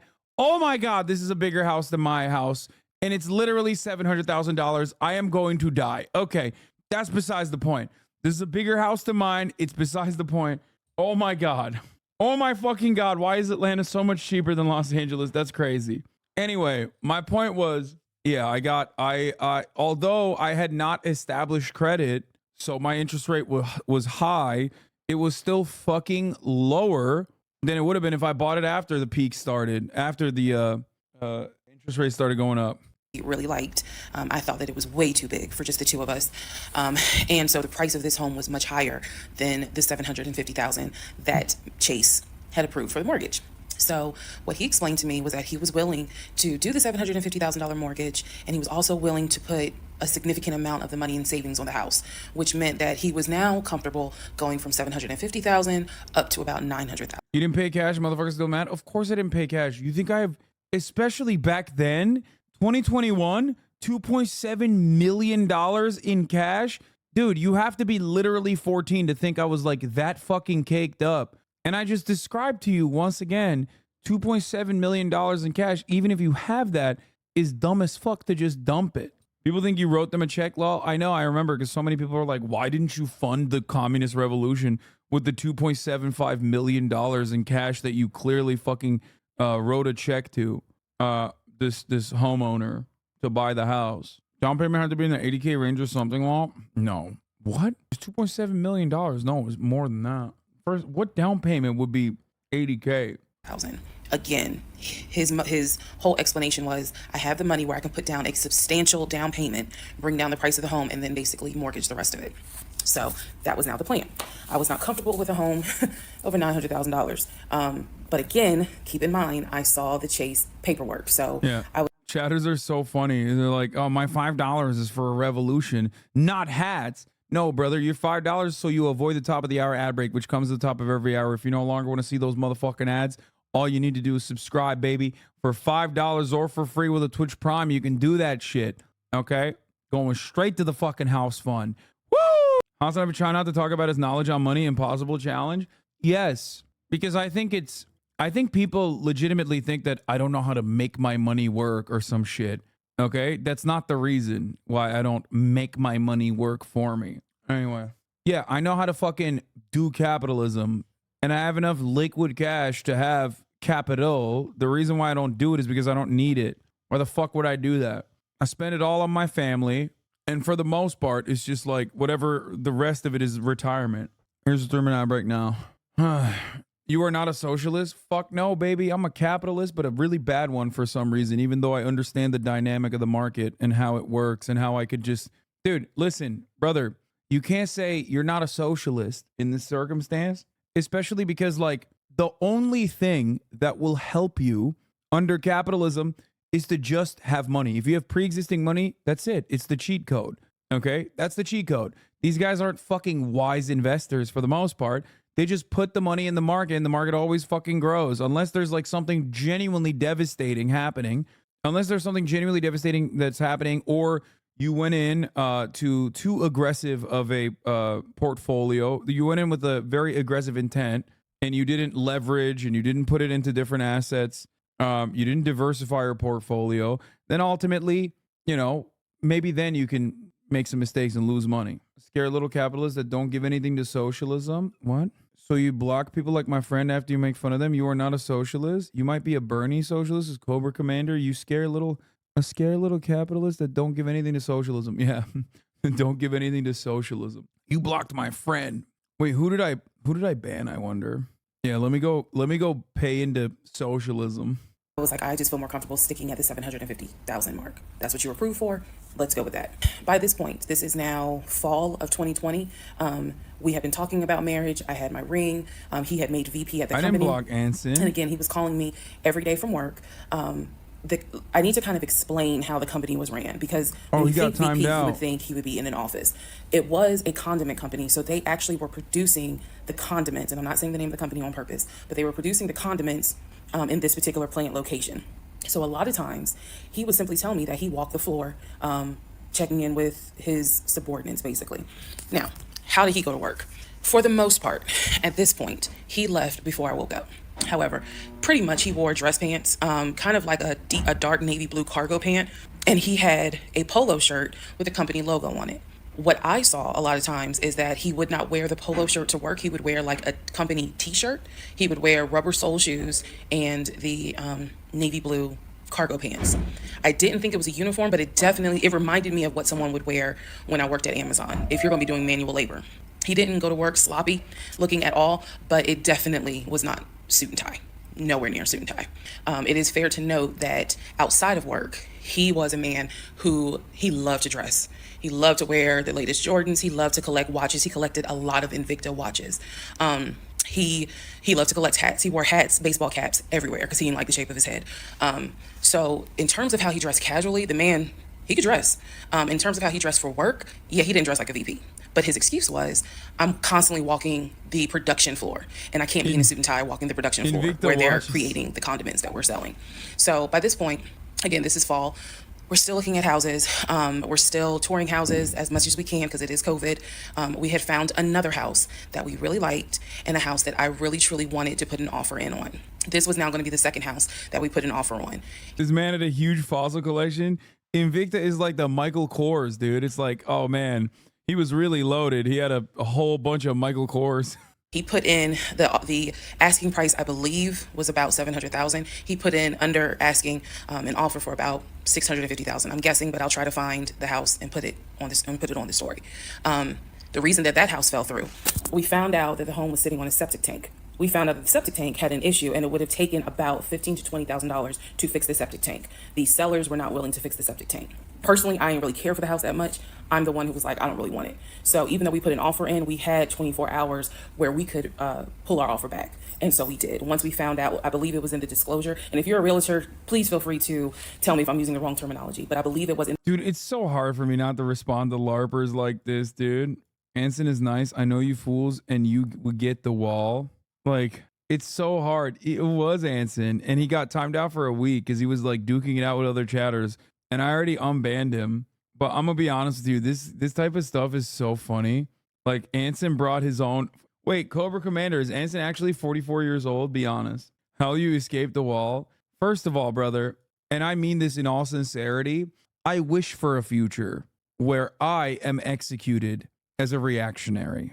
Okay, so that's number one. That would imply that society has advanced so far beyond, hopefully not like in a fucking silly ass like Maoist struggle session. That would be shitty. But like actually we have progressed so far that like I'm being fucking executed because they're like, this man is too reactionary. Okay. On a planet where I would be considered a right-wing figure is a planet where we have already gotten luxury gay space communism. Okay. We're talking Star Trek at that point. We can hope. Yeah. I like that your hoping is, however, simply that I just get executed, which is once again, a phenomenally funny way to operate, to be like, yeah, I'm an anarchist and my biggest enemy is a fucking Twitch streamer. Are the Danes okay? I don't think they have been okay since they flubbed the whole conquering England shit. All right, let's continue. In the disclosure that they told us the septic tank needs to be replaced. That's when I was like, nah, I don't want that house. So we pulled out. The house fell through. And so I was fine with it because, again, I was heavily involved. I saw him sign the offer. I knew every step of what was going on. Our real estate agent, Scott, was amazing, but you will see when I get to it where he made a mistake as a real estate agent. So house number 2 fell through. We then moved on, saw a few more houses. Shocked to find out that house number 2 also fell through. Then we get to house number 3. I'm going to pause talking about the houses because now I need to introduce what happened with the cars. Stay tuned. All right. Yes! Part 9 of Who the Fuck We're Did back. She's driving again. It's going to be another long one. So we're pausing on the house stuff. Let me tell you about the car. So when I met my ex-husband, I was driving a 2012 Nissan Rogue, fully loaded. It had quite a few miles on it, but it got me from A to B. It was in good condition, but I was upside down in the car. He was driving a 2018 Ford Taurus, sport mode. I know he had a sport mode on the car, and I love driving that car. When he told me how he was a regional manager, he told me that one of the perks that came with the job was that he would be getting a company car. And so we spent time going to Range Rover of South Atlanta. We spent time going to Jaguar. We spent time going to BMW. We spent time going to Ford. Ain't no way they're giving my boy a fucking Beamer, okay? Which was on Mount Zion in Morrow, if you all are familiar with that area. He test drove a whole lot of cars. In the end, he decided on a BMW sedan. I was there when he test drove the car. I got in the car with him. I loved it. And he explained to the salesperson, you know, I'm getting a company car. I need to get a printout of the full price of the car, tax, tag, and title. Because what my company is going to do is wire over the money for the car. The salesperson was like, okay, you know, apparently that happens a lot. So he gave him a printout with the tax, tag, and title for the car. In front of me and the salesperson, he called the person in the finance department for his job. Obviously, I have no idea what this person's name is, but he called. I'm gonna be honest with you. This kind of seems like the New Yorker magazine story or whatever. Was it the New Yorker magazine where like last week or so they wrote an article about how like the personal finance person for the New Yorker talked about this like incredibly elaborate scam, or The Cut, sorry. Talked about an incredibly elaborate scam where like that person basically gave away $50,000 in a shoebox or some shit. Okay. And honestly, at that point, the grift is so like, it's so elaborate that I do kind of understand why. Like, I know for a fact that, you know, there are plenty of people that try to fucking do this kind of shit on me all the time, right? I have a pretty good nose for this sort of thing, I think, but I also kind of understand why a grift that complex is probably going to be like, there's some red flags, but ain't nobody is going this far. You know what I mean? Like, this makes Ludwig look like the savviest person who has never been scammed. Called the person, he explained to them, this is the amount of money. He said the president of the company, so-and-so, has authorized for him to get a car, not spending more than, I think, $90,000, tax, tag, and title. The BMW came out to just under $90,000. And so I remember this conversation so fucking vividly. So he's on the phone in front. I'm sitting down, the salesperson sitting down at their desk, and he's like, they put me on hold. And so he's like, I guess the person comes back and he says, yeah, the price of the car is blah, blah, blah. He was like, give me a second and I can send you a picture of that printout that shows tax, tag, and title. A Fed called a woman over the phone instead of showing up at her front door. Yeah, Feds do call you on the phone, for the record. That is a thing that people will do sometimes. Just saying. I can confirm. For the BMW. He gets off the phone. He takes a picture of it. Oh my God. Speaking of Feds. Okay, this is random, but I have to describe this. I was shocked. Detective showed up at my front door the other day before I started streaming. I can't believe I forgot to explain the story. And like, I look through the camera. I see that like she's in civilian clothes and she has her badge and she has her gun. And I was like, oh shit. Like, I assume that I got another fucking death threat or something. You know what I mean? Or I don't know. Was she 6'4"? No. I was like, it happens. It's common. Or, you know, like in other circumstances, if it was like an actual patrol officer or a SWAT team, I would know exactly what's going on. But the fact that this person was dressed in civilian clothes, I was like, oh, it's a fucking detective. Not the first time I've talked to detectives, but definitely the first time a detective has come to my house. And so she walks in and she's like, oh, there was a robbery in this place. Can we there was a robbery in your neighborhood and we wanted to look at the security cameras, which was incredibly shocking, which was incredibly fucking shocking, because I genuinely did not realize that the LAPD even fucking cared about cars being broken into. Answer the question, is she hot? No. I was actually in awe. I was actually in fucking awe that you literally had, no, I'm not even joking. Like, this shit is so motherfucking commonplace out here. Like, people breaking into cars is so motherfucking commonplace. What up, big dog? Wait, LAPD detective or FBI? No, LAPD detective showed up at my house. FBI has never shown up at my house, but I have had phone conversations with the FBI. What do you mean? For you to say they care if it's a rich person? No. This shit happens all the fucking time in my neighborhood, okay? I've never even heard of a cop actually giving a fuck. Did she enter your house because something similar happened in my family, but they were looking at trying to get my dad on a charge? No, I welcomed them in because I thought originally that it was like probably like a death threat or some shit. But it was genuinely a shocking moment. She was investigating something else. She just lied. No, she literally showed me the fucking police report. Did you give him the footage? I scrolled through it. There was nothing. It didn't come up on my camera. Like, as in, it was outside of the vision of the camera. This is commonplace. It's scary. I'm sure you've thought about it a lot. Have you stumbled upon what you think would be a solution to this? Well, yeah, no. Rich, poor, doesn't matter. Cars get broken into in Los Angeles literally every day, nonstop, and cops 100p do not fucking. This is the first time. This is the first time in my life living in Los Angeles, living in shitty neighborhoods, living in obviously richer neighborhoods. This is the first time I've ever seen a cop actually follow through on it. A detective, not even a cop, a fucking detective. People keep saying they must have been looking for someone, but you don't understand. Like, they had the fucking report. Anyway. Sends it to whoever. He waits about 10 minutes. He calls the person back. He says, did you get it? Apparently the person did get it. But the person who can actually physically do the wire transfer had gone home for the day. So what he says to the BMW salesperson, he's like, okay, we're going to have to do this tomorrow because so-and-so went home for the day. I don't know who the salesperson is. I can only tell you from my viewpoint what I thought. I had no reason to think this was a lie. I really didn't. Because again, you got to please keep in mind the circumstances that all of this is happening. We're inside the dealership. We're sitting at the desk of this person. He gave us the printout. He's on the phone, doing business, basically saying, look, this is how much money the car is going to cost. He's taking a picture of it. He seemingly is texting someone saying, this is how much, this is proof of how much it is. Then he asked the BMW salesperson, I need your wire transfer information. The guy got up, rushed over to, I guess, their finance area to get the bank wire information, because obviously you have to wire it a certain kind of way. Rushes back over. I love that she keeps looking over at the camera while she's driving in a straight line. Okay. Gives it to my ex-husband. My ex-husband's like, okay, first thing in the morning, we will get this wired over, and then, I'll come and pick up the car. My fiance, will drive me up here to pick up the car. So we leave. He felt like, because at the time that this all happened, I was pregnant. So he felt like, look, we're about to have a baby. I don't want you driving that Nissan Rogue. I want to get you something more secure, something new. I really wanted a Kia. I really wanted a Kia Telluride. And he was like, well, let's look at the warranty. This man knew a lot about cars. He knew a lot about the warranty. He knew a lot about the depreciation value. And so he did talk to me a lot about what will we get the most for our money.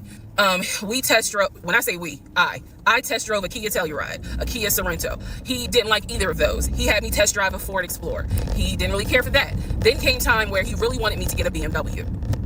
He really wanted me to get a BMW X5. So he took me to Global BMW Imports, which, if you know anything about Atlanta, it's off of Cobb Parkway, but you can see it off the highway. I believe 285 is where you can see the Global Imports BMW dealership. He took me there. He had me test drive an X5, an X6. He also had me test drive I think I'm gonna get the numbers wrong, a 525, which was a sedan. I did not like that. I wanted an SUV.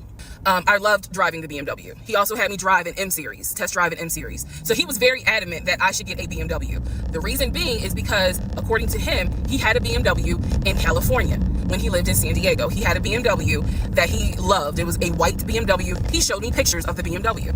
So he showed me pictures of this white BMW that he had, and unfortunately, the car got totaled about 2 months before he moved to Georgia. So he had received money, not a lot, but some money to get another car, and he used it to get the Ford Taurus because he was like, I just need a car that's going to get me from A to B until I get into a house and I'm much more settled. For him, he was like, I'm really giving myself 60 days to get settled here in Georgia after moving from California. But then he met me. Again, that's the story. So he had me test drive the BMW. So much so, I loved the BMW. Loved it. I wanted a dark blue BMW with cognac interior. I wanted an X5, and I wanted an M Series. So I can clearly tell y'all that's exactly the car I wanted. We were online looking for that particular car because not every dealership had it. I was okay with a black BMW if needed, but I really wanted dark blue, and I really wanted that cognac colored interior. So he felt like, I want you to consider all of a sudden an Audi Q8. Let's just see how you like it. If you don't really like it, then we will go back to the BMW. I cannot tell you why he switched up. I can't. But I can tell you he took me to an Audi dealership on Peachtree Industrial. He test drove an Audi and I test drove an Audi Q8. I loved the Q8. Loved it, loved it, loved it. But I was tired of test driving cars. By this point, I had test driven so many cars. Our weekends were spent either looking at a house or test driving cars. And I was picky, I will admit that. So he had me test drive the Q8. I really liked it. I finally just told him, look, I'm good with either the BMW or the Audi. Car. Because I'm tired of test driving cars. He told my family he was buying me a new car because, keep in mind, not keep in mind, let me let y'all know. He had met my family initially on Zoom because, again, we were locked down. He had met my family. BMW X Series over Audi Q Series. Audi Q8 is a great car. Audi Q8 is a fucking phenomenal car. Literally the exact same car as the Porsche Cayenne and the exact same car as ding ding ding the Lamborghini Urus, as a matter of fact. So I would say it's a better car than any Beamer you'll fucking buy. I trust a lot of gas though, bro. Oh yeah, 100%. I mean, SUVs are fucking gas guzzlers and dumb as fuck, but you have a Urus? No. He also had met my family in person because at this point... Yeah, bro, I bought a fucking Lambo. You think if I bought a motherfucking Lambo that you wouldn't know about it already? It would be in every hater's paste bin.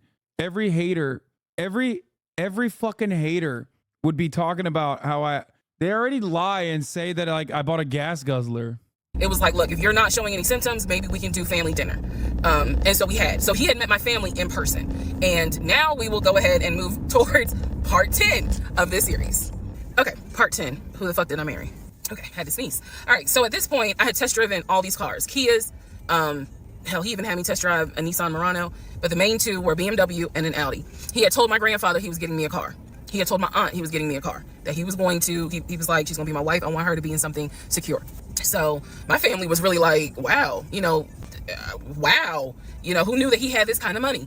And so I hated the fact that he did that because anytime he got around my family, here's another red flag to put in the United Nations of red flags. He would always talk about money and he would always brag. I never realized it in real time. I didn't realize it until I was I'm not going to lie. The only redeeming quality of this guy is that he is a piece of flesh that is around her. And also that piece of flesh that happens to be 6 feet and 4 inches long. That's it. There's like nothing. Everything else is just like bad. Out of the situation. I'm literally trying to find redeeming qualities and there is not a single fucking redeeming quality here. Always bragged about the fact that he could fight, the fact that he had money, and the fact that he played football. Those are the 3 things he always bragged about. Back to cars. So I told him he played arena football. Oh my God. I was like, pick one between the BMW and the Audi because you said you're buying it. So pick one. So this man chose the Audi. So he takes me to the dealership. I wanted a white Q8. He does give me the printout of how much it's going to cost, tax, tag, and title to get this Q8. Gentleman who's helping us gives him the printout. He's saying he's going to pay this money for the car out of the savings account that's offshore. That's the story. That's what he's saying. So he apparently... Wait, that's not how this works. You can't just bring offshore cash inshore to buy a car. The IRS would be like, excuse me, what? You bought a $100,000 car cash? Hello? How did you, like, it doesn't make any sense at all. That's so dumb. It's asking the guy, is there a holding fee? Can I pay a holding fee to secure this car while I'm working to get the money transferred? Because obviously with COVID, it's going to take long for the banks to transfer the money. Actually, you can, but it has to be shuttled in through a complex trust system. No, I'm saying that like you can't just directly pay for a fucking car with offshore funds. The IRS is going to see that you purchased a car. And yes, the IRS does not care that you are 6'4". Okay? The IRS would not give a fuck. If that was real, that's a major red flag. Like there's probably an automatic protocol for that to be triggered as a red flag. Guys, in these United States of America, you can't even fucking take out $10,000 from your own bank account without the bank literally automatically triggering the FBI. That's insane. They went after Al Capone because he was a short king. True. No, I need everyone to understand. One of the reasons why he was able to get away with the stuff he got away with is because we were on lockdown. It's crazy because it's now 2024, but I don't know, do we all remember how it seemed like a lot of stuff stopped in 2020 now? Keep in mind, that's not an excuse I'm making. Jesus stopped giving signs at this point, was just was just trying to see how far he would take this. Everybody was invested at this point. No more divine intervention. Because shit still got done. But in terms of business as usual just was not happening in 2020 at this time. So when he's saying, oh, it's going to take a while for the bank to transfer the money, the gentleman who was working at Audi he didn't make a face. He didn't blink. He was like, I know it's going to take a while because of COVID. So basically what ends up happening is we leave. He has the printout. He calls the bank, or he calls his financial advisor, who does have a name. The financial advisor's name is Eric. I feel comfortable using certain people's names, especially if we find out they didn't exist. So he calls Eric. He tells Eric in front of me, hey, I need to transfer $72,526, whatever the amount was, because I'm buying a car for my fiance. This is the bank account information. Do you need me to give it to you over the phone, or do you need me to email it to you? Pause. I can't hear what the person's saying, but that's what he would do. Do you need me to give it to you over the phone, or can I email it to you? Okay. All right, give me a few minutes and I'll go ahead and email it to you. All right, let me know. I'll call you back to find out if you received it. Hang up. So I'm hearing this because, again, I'm not paying attention socialism to, or did I hear anybody on the other phone? Did I hear anybody on the other end? Give this subs. So he proceeds to type up an email, type up something, telling him this is the information that we need. I didn't think anything of it. He called me at work the next day to tell me that the money was sent to Audi, that he called Audi, and he confirmed with Audi that they received the money. What he told me is that the car is going to be delivered to the house. Y'all, it's not that I lived in a hood, because I didn't, but I did not live in an area of Clayton County where you would have a brand new Audi delivered to your house. So I remember saying to him, I don't want that car delivered to the house, not yet, because I need to put that car in the garage. And my Nissan I only had a 1-car garage, so my Nissan was in the garage. So he said, okay, well, let me call them back and change the delivery date. Can you be home, or can you do a half day? So he's asking me, can you work a half day so that they can deliver the car and you will be home for it? I said, yes, that's fine. Because why is she still taking his word? Bro has not produced anything to date. Excuse me. He's produced a fucking long dick, I assume. I hope. Okay. I suspect that he was dignitizing her a little bit. Like, there's no other fucking rhyme or reason for this story to go on for as long as it did. Again, it's COVID. I'm working from home anyway. I only had to go in the office 2 days a week. So I'm at home the next day. He told me the car would be delivered between the hours of 1 and 3. Obviously, between 1 and 3, nothing happened. So 3 o'clock, I called him. He's at work. He sends me a voicemail. He calls me back. I said, it's 3 o'clock. No one ever came with the car. What's going on? And then I remember I was like, well, do I need to call Audi myself? Because I thought that you handled it. But if you didn't handle it, do I need to call them? And so whenever I would suggest I will handle it, he would get very, very defensive. Red flag number 472. So he was like, no, I will call Audi. Don't do anything. I'll call Audi and find out what's going on. Okay. So I'm at home chilling, cooking dinner, normal night. He calls me back and says, yeah, the car was stuck on the truck in Spartanburg, because apparently that's where their deliveries come from. So when he told me this, I was in the kitchen laughing, because by this point, I will be honest, and I told y'all I'll be honest even when it makes me look bad. I was guilty of... Wait, you guys know what he looks like? There ain't no fucking way, dog. Wait. Okay, I need to see what he looks like. It got leaked. He looks like Drake. Oh, he's made hella videos. Wait, he started posting too? Okay, that's a spoiler. Let's not spoil it. On one hand, I believed him, and on the other hand, I was like, let me see what lie he come up with. Let me just see.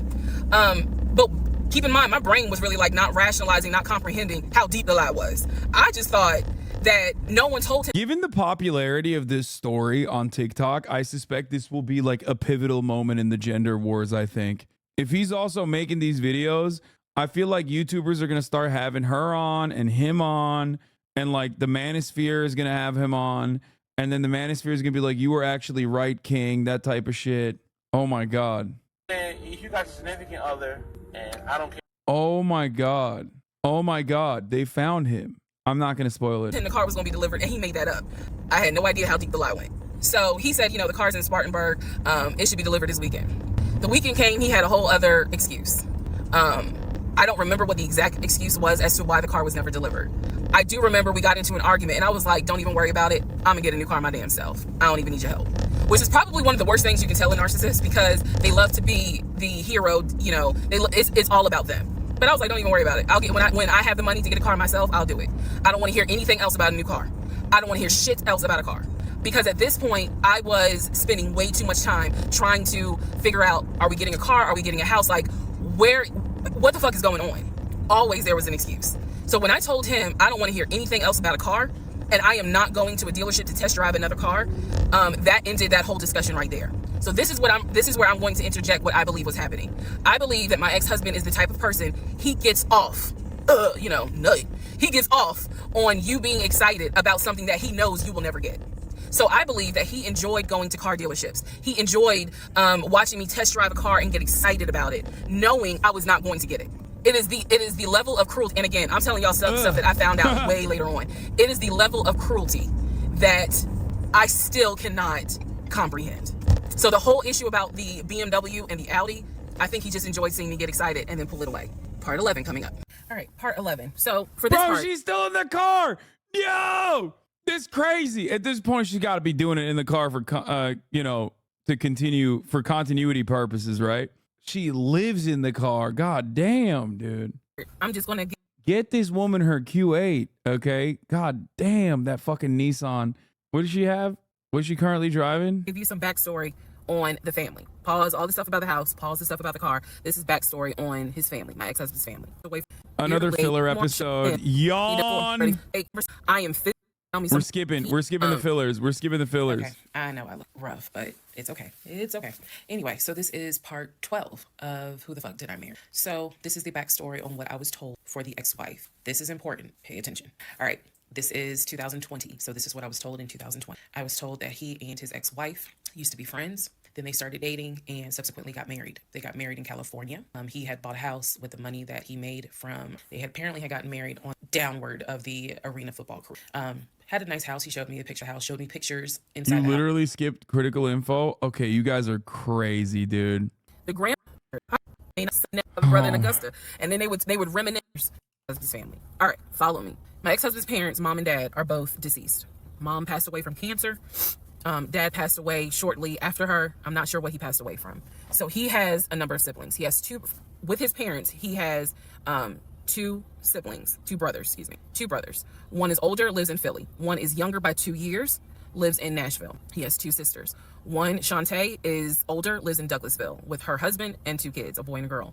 Younger sister Kim is the baby, lives in Augusta with her husband, worked at, I think he told me, Procter & Gamble. That was the story. He had two half brothers that were through his dad. One brother lived in Baltimore. The other brother lived in Augusta. The brother that lived in Augusta, I have physically met in person, shook hands, hugged, all that. The brother that lived in Baltimore, I have FaceTimed with, talked to him. The brother that lived in Philly, the older brother that he looked up to, I have never talked to him on the phone. I would always talk to him through my ex-husband. So the conversation would be like, hey, babe, brother so-and-so said, hey, he didn't call him brother so-and-so. We'll call him John. John said, hey, John. I would be in the bathroom doing my hair, brushing my teeth. Hey, John. And he'd be like, did you hear? He said, how you doing? I was like, I'm good. How's he doing? Oh, my God. Is Brother John fake? And so he would relay back and forth. Oh, my God. Is Brother John fake? If Brother John's fake, I'm losing it. He made up a fake brother? Back and forth. He talked to John every day from starting around July after the grandmother passed away. He would talk to John every morning. We both would be getting ready for work, and he would be on the phone with John. They would be talking for 30, 40 minutes. Talking about football, talking about other siblings. They would be talking about cars. It was really like arena not football. A big deal. They would talk about the brother in Baltimore. They would talk about the brother in Augusta. And then they would reminisce. This is the conversations I could hear. Let me explain. Yo, I'm not gonna lie. This wasn't a skippable part. This was deep lore. Okay. Holy moly. This was actually good lore. Yo, I'm so invested. When I say I can hear a conversation, what that means is I am physically standing near him or next to him where I could hear him with the phone up to his ear talking to someone, because it wasn't me. Okay. I may not hear the other person because the phone call may not be on speakerphone. But what I hear is, for example, I hear, hey man, what y'all doing? Oh, for real? Y'all barbecuing this weekend? What y'all making? Oh, that's what's up. Nah, I think me and her gonna stay in this weekend because, these numbers is looking crazy with COVID. Yeah, she over here. She's sitting right here. She watching TV. Okay, hold on. John said, hey. Hey, John. You heard her? All right, bro. I just wanted to check in on you. That's the type of conversation I'm explaining. Okay, so I hope that gives a little more clarity about the type of conversations I'm hearing. So, I don't know why this okay. So that's how he would talk to his siblings. The grandmother passed away. He called me around April or May and told me that his grandmother passed away. His grandmother, on his dad's side, had died suddenly from COVID. She had symptoms. She went to bed and did not wake up. Probably the vaccine, brother. He was distraught. He was crying. He wasn't eating. Even was though just this is sitting before there, vaccines. listening to music, not watching TV, just sad because he was like, my grandmother was always my support system. So from what I saw, it really bothered him. I did not think anything of it. I'm one of those people. If you tell me somebody in your family passed away, I'm gonna believe you because I don't play about death, and I guess I expect other people don't either. He did not lie about his grandmother passing. However, that is not the same for everyone else, but we'll get there. Hey, yo! So, family. He talked to he had his sister, Shantae, who lived in Douglasville. Like I said, she was married with 2 kids. Apparently, she was a nurse. So when I had my miscarriage, that was the sister that he was like, my sister will take you to the hospital. Like, that's what family does, okay? I had never met Shantae. I've been on the phone, I've been around him when he was on the phone with Shantae. Never heard her part of the conversation, but he would be talking to his sister. That's what he said. That's what it sounded like, too. Now, what is interesting is that we lived maybe 35, 40 minutes away from Douglasville. So there were plenty of times that he had invited me to go with him to his sister's house. Okay, let me tell you how this would always work out. Total times he invited me was probably 3 times for different barbecues or whatnot. The first time he invited me, I was like, no, I ain't going because, again, COVID. And she's a nurse. Hell no. The second time, he was like, yeah, she invited us, but I don't think we should go because COVID. No. The third time, I agreed to go. I was like, absolutely, I'll go meet your sister. Like, that'd be great. On our way to her house, to Douglasville, to go see the sister. Apparently he got a phone call. The phone was always like on vibrate, but he got a phone call and he told me that something came up, and so she had to cancel the barbecue to get together, whatever. And so I was just like, oh man, okay, well, hopefully we can go another time. It didn't happen close enough for me to have red flags, if that makes sense. But at this point, as y'all probably like, girl, you so blind. But again, I didn't think anything of it because it's like, okay, if the sister's fake. Nice. Fell through, we'll reschedule. And so we just went out to eat, and then he talked to another brother, the brother from Augusta that he would have on speakerphone. So it was like, I didn't think anything of it. I really didn't. Wait, so the real family members are like on speakerphone, fake family members not on speakerphone. Man, and the more I talk about it, the more I realize like I'm not a dumb person, but it just never dawned on me the things that you have to now investigate. It didn't dawn on me, but nevertheless, that is the backstory for his family, right? Grandmother passed away. 3 weeks later, he called me and told me his uncle had passed away from COVID. The uncle had tested positive, had to go into the hospital, and he died. It was a bit of a red flag. But like I said, I don't play about death. So I was just like, wow, because of these 2 deaths, he became a stickler about COVID. Yeah, at this point, I'm assuming he lied about being 6'4" too, and then this whole thing falls apart when he's like standing next to something that she knows the height of and realizes that he's actually 5'11" and then drops the whole act. She's like, I found out that he wasn't 6'4". Episode part 78. I found out that he wasn't 6'4" and he was wearing lifts. And when I mean a stickler, wear your mask, wear gloves, hand sanitize, wash your hands. Like, he was annoying about making sure neither one of us caught COVID. So now I'm gonna give you the backstory in regards to what I was told with the ex-wife. Okay, I know I look rough, but it's okay. It's okay. Anyway, so this is part 12 of Who the Fuck Did I Marry? So this is the backstory on what I was told for the ex-wife. This is important. Pay attention. All right, this is 2020. So this is what I was told in 2020. I was told that he and his ex-wife used to be friends. Then they started dating and subsequently got married. They got married in California. He had bought a house with money that he made from, they apparently had gotten married on. Bro, one Google could have saved her life. Like, arena football money doesn't go that way. I Googled it and found out very quickly. I mean, it should have given her some clues. She didn't know what the fuck it is. If you don't know what the fuck arena football is, he's probably not making that kind of money. Downward of the arena. Had a nice house. He showed me a picture of the house, showed me pictures inside the house. It was a really nice home in San Diego. And basically what happened was that he came home from work early one day and came home early from work one day and his wife was sleeping with another man. The man was in the house. He and the man get into it. Her son, who is about 17 years old in 2000. She had 2 kids, a daughter and a son. The son apparently was on his way home from school when my ex-husband found his previous wife in bed with him. So the story goes that he and the guy fought. He kicked the guy out. He kicked his ex-wife out, but told her the kids could stay. The kids are not biologically his. Those are his stepkids. She was like, you must be kidding. Like, I'm not leaving my kids here. The kids are old enough to where they were like, we don't want to go because you fucked up. We don't want to leave. So apparently she leaves. The kids say, what a fabulous. What a fabulous. Yeah. I'm so sick. The fucking children wanted to stay with me instead of their own biological mother after they were mad. They were mad at her for cheating on our beautiful stepdad. Yeah, he's the father that stepped up. And then she gets her own place. The kids move out. He files for a divorce in California. He files for divorce in California, and it was an ugly divorce. She was asking for spousal support, all kinds of stuff. And then it turned into, I'll help you with the kids, not child support, but just I will give you some money for the kids, because apparently he was very close to the kids. The kids he wanted saw to he keep a was relationship 6'4". with the kids. Their biological fathers, apparently there were two fathers. Their biological fathers were not in the picture. So the divorce starts out contested and ugly, eventually becomes amicable. Eventually they become cordial with each other. So my ex-husband moved. This is all before he ever met me. So I'm telling you the story of what I was told in 2020. So eventually, about 2 years later, is when his job approached him about an opportunity to transfer to Georgia. And so he took it. New beginning, fresh start. He has family in Georgia. He took it. He told me this story pretty much the second or third conversation we had. So it was always from the beginning that she had cheated. He caught her, and he had filed for divorce, but he was still close to the kids. They still had a great relationship. I've heard him on the phone with the kids, just encouraging them, helping the 17-year-old like with homework. The kids really apparently wanted to meet me, and I was fine with that. He would send them money. They needed something because he loved the kids as if they were his own. I'm telling you the story as I was told it in 20. So let's see, around April or May of 2020, he informs me that his ex-wife has moved to Georgia. Apparently she's staying with her sister in Gwinnett County. So she has moved to Georgia. The two kids are now in Georgia. And so when he tells me all this, I'm like, so what's that supposed to mean? Now, I will say this. He never made it seem as if she wants him back. He never presented that. It was always, no, we're cool for the kids. We're cool for the kids. But he's never presented that she was trying to get him back. I feel like it's fair to her for me to say that. And again, stay with me. It all comes out. But that was the backstory in regards to the ex-wife, that they got married in California, they divorced in California, and then she eventually moved to Georgia, to Gwinnett County, after he had transferred to Georgia for his job. He did tell me that, every now and then he'll get a text message from her.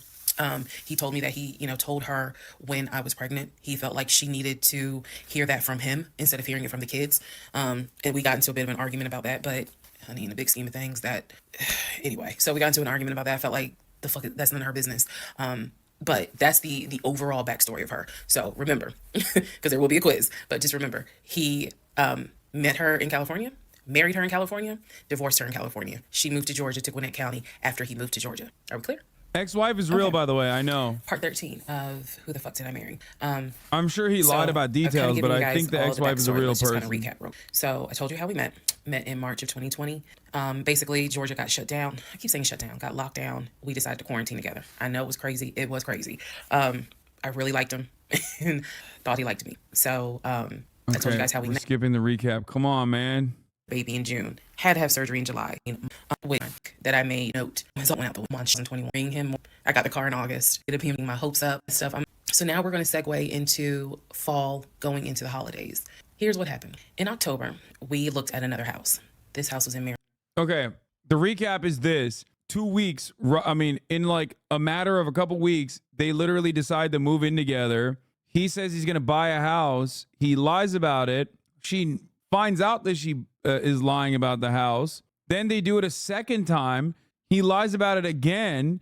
This is the third house that they're going to. Yes, immediately after meeting. She gets pregnant in the process. She gets pregnant in the fucking process and has a miscarriage. He doesn't even show up to the fucking miscarriage. Doesn't even bring her to the hospital. She knows he's lying. She knows he's got hella red flags. She starts doing an audio diary. Basically doing like, Dear Diary, this man ain't shit, but I'm still with him.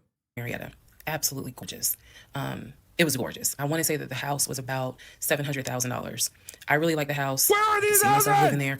Where? Why? Why are there so many $700,000 houses that are bigger than mine? What the fuck? And they're all so gorgeous. See myself cooking there. And so subsequently, my ex-husband put in an all-cash offer on that house. I watched him put an all-cash offer in on the house. Yeah, he's done this before. Our real estate agent, Scott, called us about 24 hours later, and he said, the sellers love your offer. The offer was an all-cash, full asking price offer, $700,000. Let that sink in for a moment. He said the sellers love the offer. They are asking that you show proof of funds so that they can accept the offer. My ex-husband said, I will show proof of funds when they accept the offer. The seller said, great, we'll accept the offer when you show proof of funds. So basically, we got into a standoff. And if you're a real estate agent or you work in real estate, I would love to know your thoughts on this. Wait, what? No, that's normal, Chad. It's not a standoff. That's just normal procedure. You absolutely, no, you do show proof of funds. What do you mean? That's like, hello? Why am I having this conversation? Why am I having this conversation with people who are fucking 20 years old and living with their parents? Oh my God. Yes. I had asked people in my personal life, like, have you ever heard of this before? And I've had plenty of people who said I side with the ex-husband. I would not show my bank statements until they accepted the offer. And then I had other people who were like, I wouldn't accept an all-cash offer unless I verified that the Bro, by the way, this isn't even for buying a house. Like in like Los Angeles or even in New York, for example, if you even have to rent a fucking house, you half the time have to show proof of funds and shit like that. person can pay. So I'm just curious what your thoughts are. Income. Okay. So our real estate agent called us and was like, guys, the sellers are giving you 2 days to show proof of funds. I had the letter that he showed me from Chase. I sent that to Scott, but that was for a mortgage. The offer was for all cash. So he needed to show proof of funds that he had the cash to pay $700,000. He didn't show it. He refused to budge on showing them proof of funds until they accepted the offer because he was afraid that they were going to create a bidding war. So what ended up happening was Scott called us and said, I apologize because I didn't do my due diligence as a realtor. He said, before I ever started showing you guys a house, I should have collected your pre-approval letter and proof of funds. He said, so at this point, my broker has informed me that I cannot show you guys another house until you show at least us, meaning the... Yeah, this is where the professionals are like now going, yeah, no, actually, no, that is not normal. The realtor for the realtor to ask that, for the realtor or the broker to ask that means that they were like sussed out. That means that he was having his time wasted. And they were like, yeah, no, this is not, that part is definitely not normal. Showing proof of funds when you're in when you're going to purchase a house, that's normal. Showing it to the fucking realtor, nah. Real estate firm until you show us proof of funds. And so I'm just like, well, I'm telling my ex-husband, just show them the fucking proof of funds. Like, what's the problem? And so it was a lot of, yeah, realtor seemingly doesn't care about him being 6'4". Really, I find that this is really unprofessional because it's not our fault that you didn't do your job correctly. It got a little ugly and it got uncomfortable because I'm like, I don't understand why you don't show them proof of funds when you clearly just signed a document stating that you're putting an offer in at full asking price. This was the same thing that the realtor was saying. He was like, but you just signed an offer. So what's the problem? Like, you want them to accept the offer and then you'll show everyone the proof of funds? And my ex-husband, without missing a beat, said yes.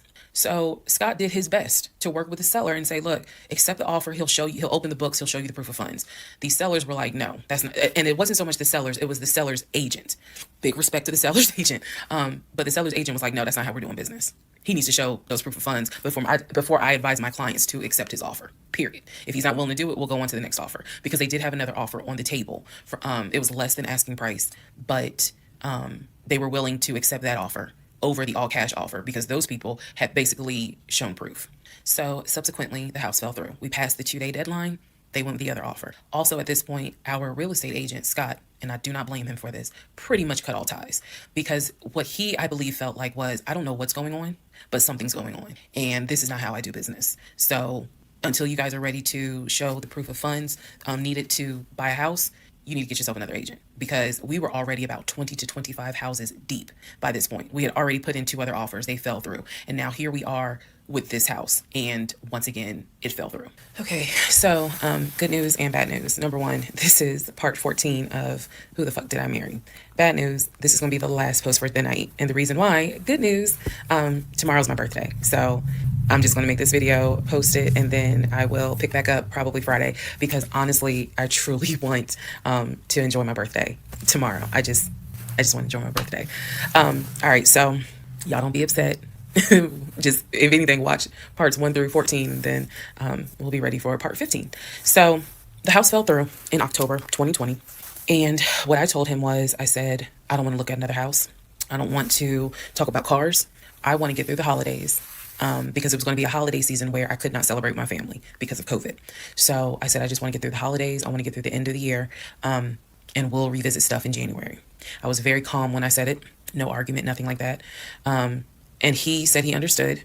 A lot of what fueled me staying in this situation really was the fact that, number one, I didn't want to be alone.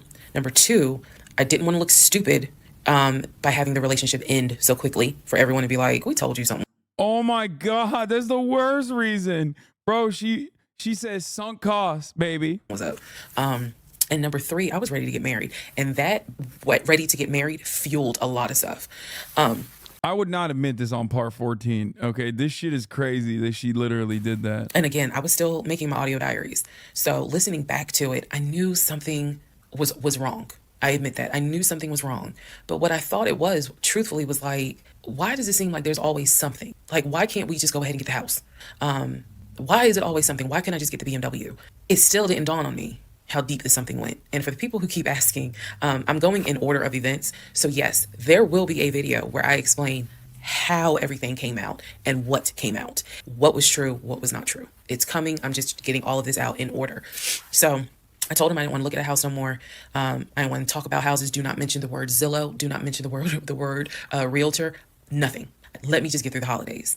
And for myself, the question was, what do you want to do? Do you want to stay with him? Or do you want to cut your losses? Cut your losses! And the part that kept me constantly second guessing myself was, what if he's not lying? What if he's not lying? Literally the conversation I had with myself was, at this point, he's lied like so egregiously. She's gearing us up to be like, oh yeah, this is why I married him. Okay. But he has lied so egregiously, like life-shattering, world-altering lies numerous fucking times. You know what I mean? Like, I'm not just talking like, oh, at the top of the hour, there isn't a 3-minute ad break type shit. I'm talking straight the fuck up.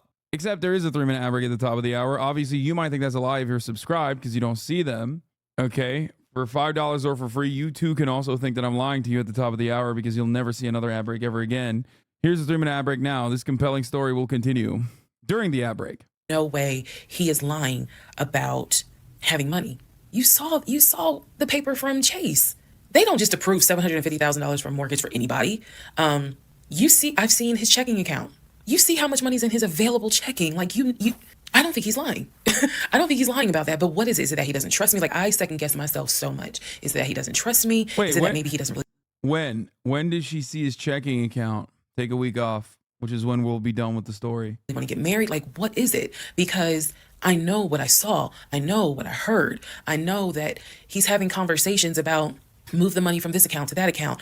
I know he's paying my car note and all these bills. Like, clearly this man is making money. I know that I saw the letter from HR that states his new salary is 200 and something thousand. And I remember thinking, like, God, what am I missing? I'm missing something, but what is it? Because I know what I've seen. I know what I have touched. I have physically touched these papers. Like, I know how to read. So what is it that I am missing? He's close to his family. He talks to them all the time. You know, he's just a regular guy that just likes to watch NFL football. He leaves me alone when I want to watch Georgia football. You know, he's paying the bills, groceries. I haven't had to worry financially since I've met him. And as a woman who had lived on her own, paying her own bills, my God, that is the most intoxicating feeling when you meet a guy who just takes your stress and your worry away financially. But the downside is he took away the stress and the worry financially away and instead brought a mental fuck job I've never in my life had experienced, and I could not put my finger on it. I couldn't really talk to anybody about it because I'm a big believer in what happens at home stays at home. So I didn't talk to my girlfriends about it. I didn't talk to my family about it. But I just remember being like, bro, she's self-isolated. Like, she is literally an abusive boyfriend's dream girlfriend. That's crazy, dude. That is crazy. You're not even updating your friends on things that are happening. What am I missing? So we did not talk about houses. We did not look at cars. We didn't do any of that for November. I do love that she didn't even talk about this with any of her friends or family members and did a 80-part TikTok story after the fact. So I guess she did win at the end. December. And he came to me like around Thanksgiving, and what I thought was a very open, loving conversation. And in that conversation, he was like, okay, I know I have fucked up. I know that things are not feeling too strong right now. He was like, I want us to get married. I want a home. No. No. I will show you whatever you need to see to put you at ease. He was very like contrite. He was very just like, what do I need to do to put your mind at ease so that you know I'm in this and that I want this and that I love you and I want you to be my wife. So I was like, show me your accounts. He showed me his checking. He showed me one of his savings. He showed me a Chase savings. He did not show me the offshore, and he did not show me the U.S. bank. So he showed me those two accounts, checking and Chase savings. So I knew that there was money. What I saw in those accounts, there was money. How much? I told him, I was like, how much money? If we're going to buy a house, I want it to be through the mortgage on Chase. I don't want to deal with this proof of funds shit no more. I said, I do not want to look at another house until the beginning of the new year. He said, okay. That is when we then had a conversation. So I guess I lied because we are going to have a part 15 or 16 tonight. But that is when we then had the discussion about marriage. And that is where religion came into play. What? Yeah, I'll give y'all the other part tonight. Stand by. So in December, around beginning of December, we had a conversation, kind of a come to Jesus heart-to-heart conversation. And both of us had grown up in the church. Or come to Muhammad heart-to-heart. The fact that we were not married, but living together, the fact that almost had a baby together, bothered both of us. Both of our families, my family and his family, were very adamant, like, okay, y'all either need to get married or y'all need to separate. And so I'm walking around with a ring on, which I'll post a picture of the ring because God, there's so much to unpack. But anyway, walking around with a ring.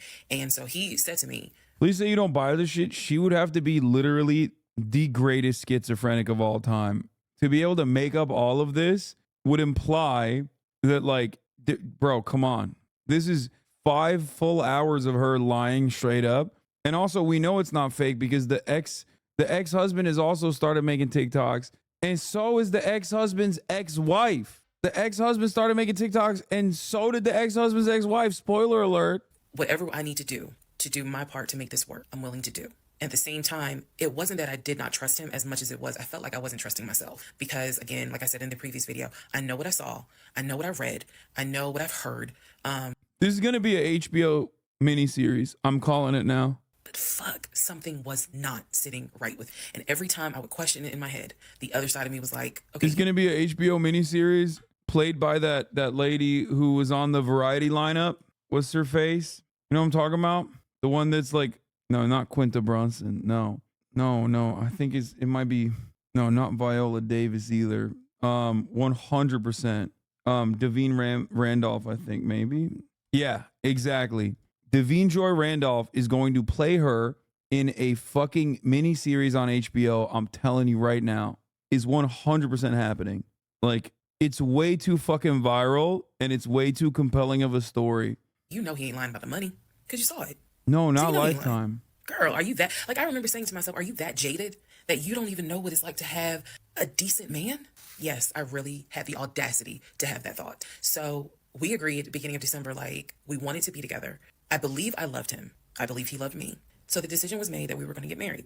It's still COVID, so we had to follow certain protocol. So we filed our marriage license in Fayette County, Georgia, because you could not get an appointment in Clayton County to save your life. So we filed the marriage license in Fayette County. On our marriage license, it asked the number of previous marriages. He said 1, I had 0. It asked for our social security numbers. He put his social security number down. Coleman Domingo as the husband? No shot. I mentally wrote down his social security number, and I did a background check. I did a background check after I had filed a marriage license. Yes, I know, but I did. The background check, nothing came back. It was like no results found. I did a criminal background check, nothing came back. So I thought one of two things. Either I had the wrong social, meaning I wrote down the wrong social, or my paranoia was unfounded. There's nothing wrong with him because he has been always throughout the relationship a big stickler about law enforcement, following the law, because his dad was a retired police officer. So this is someone who has been, this is a guy who would check to make sure my tail lights were working, make sure my signals were working,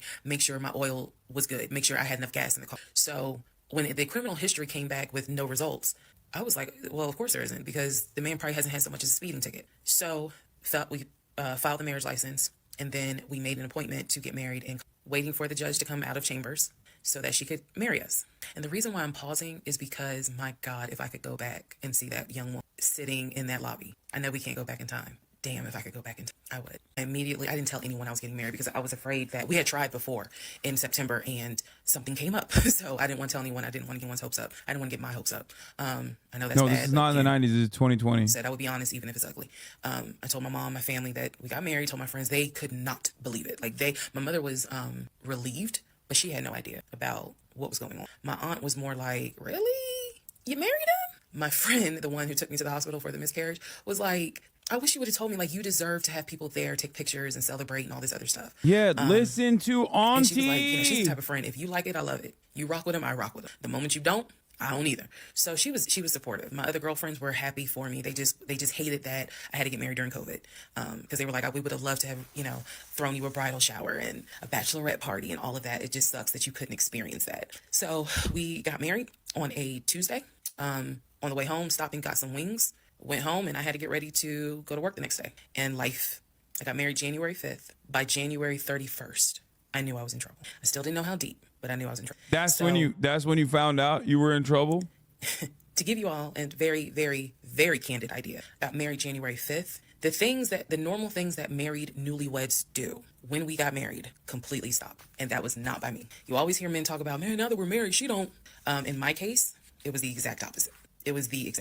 So anyway, because this is not a forum to be all R-rated or whatnot, but y'all get what I'm saying. So we got married January 5th. January 6th, I went to work. It was a lot of people congratulated me because it kind of word got out that I had gotten married. January 7th, I filed the paperwork to change my last name. And if you were following me, you can go back like 15, 16 videos, and I talk about how I had to change my name back to my maiden name.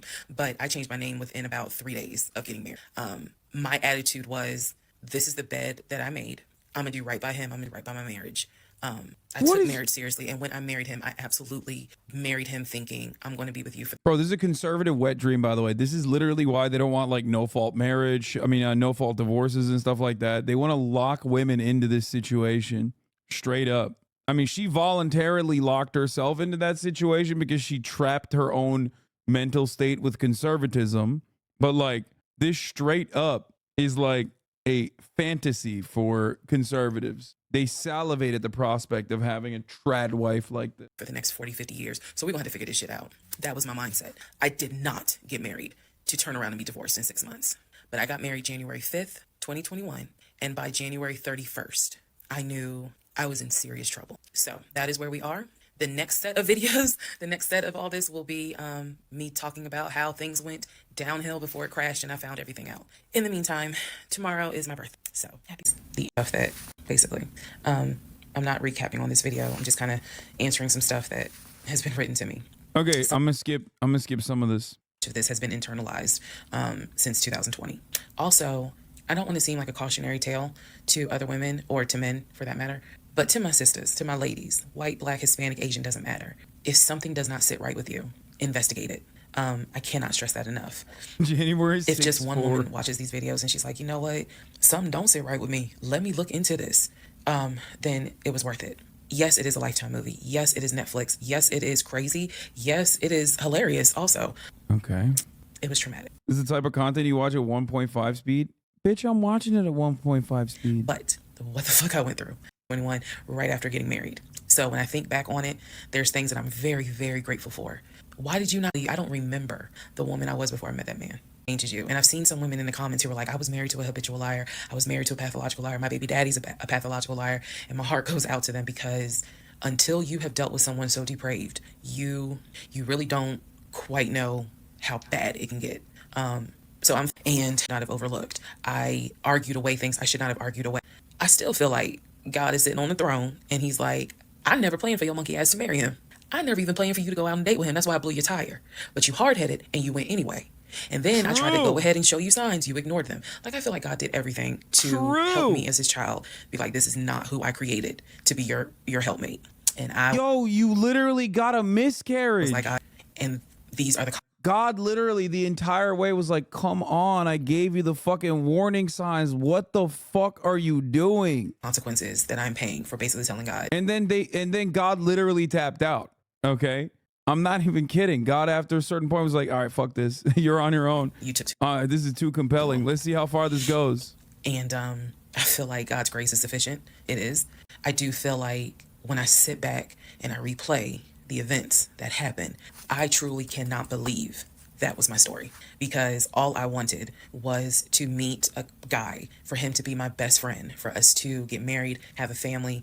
I wanted someone I could make fun of his big old forehead, and he make fun of my nappy head and all my wigs. God was like, he was my ride or die. popcorn time. I wanted someone that I could be like, man, help me with these kids, and he helped me with the kids. We had a nice home. We were comfortable. That is what I wanted. And I've said this before, and I say it again. I truly hoped it was my turn. You see the women who are, so happy and, they're in these loving marriages and life just looks good. I really, really wanted it to be my turn. And so I excused away a lot of stuff that I hope Told the you, she next was woman who sees desperate. this Like, it's not does just that he's excuse. 6'4", like Because we I don't joke wish this about that, on but she's anybody. also very desperate. I don't wish this on anyone to feel the way I felt the moment I discovered the whole truth.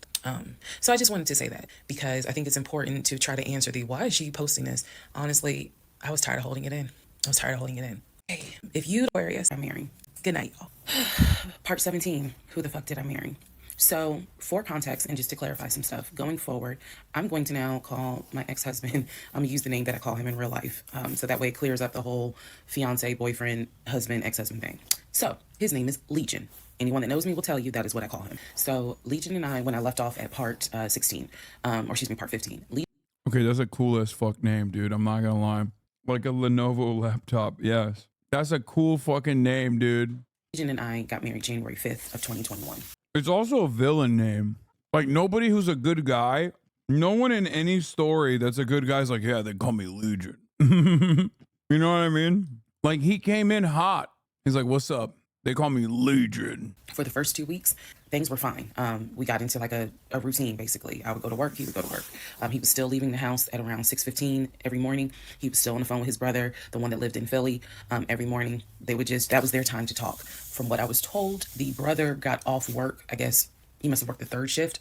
And so he was getting off work as Legion was getting ready to go to work. So that was the perfect time for them to talk. He would talk to his brother in Baltimore and the brother in Augusta.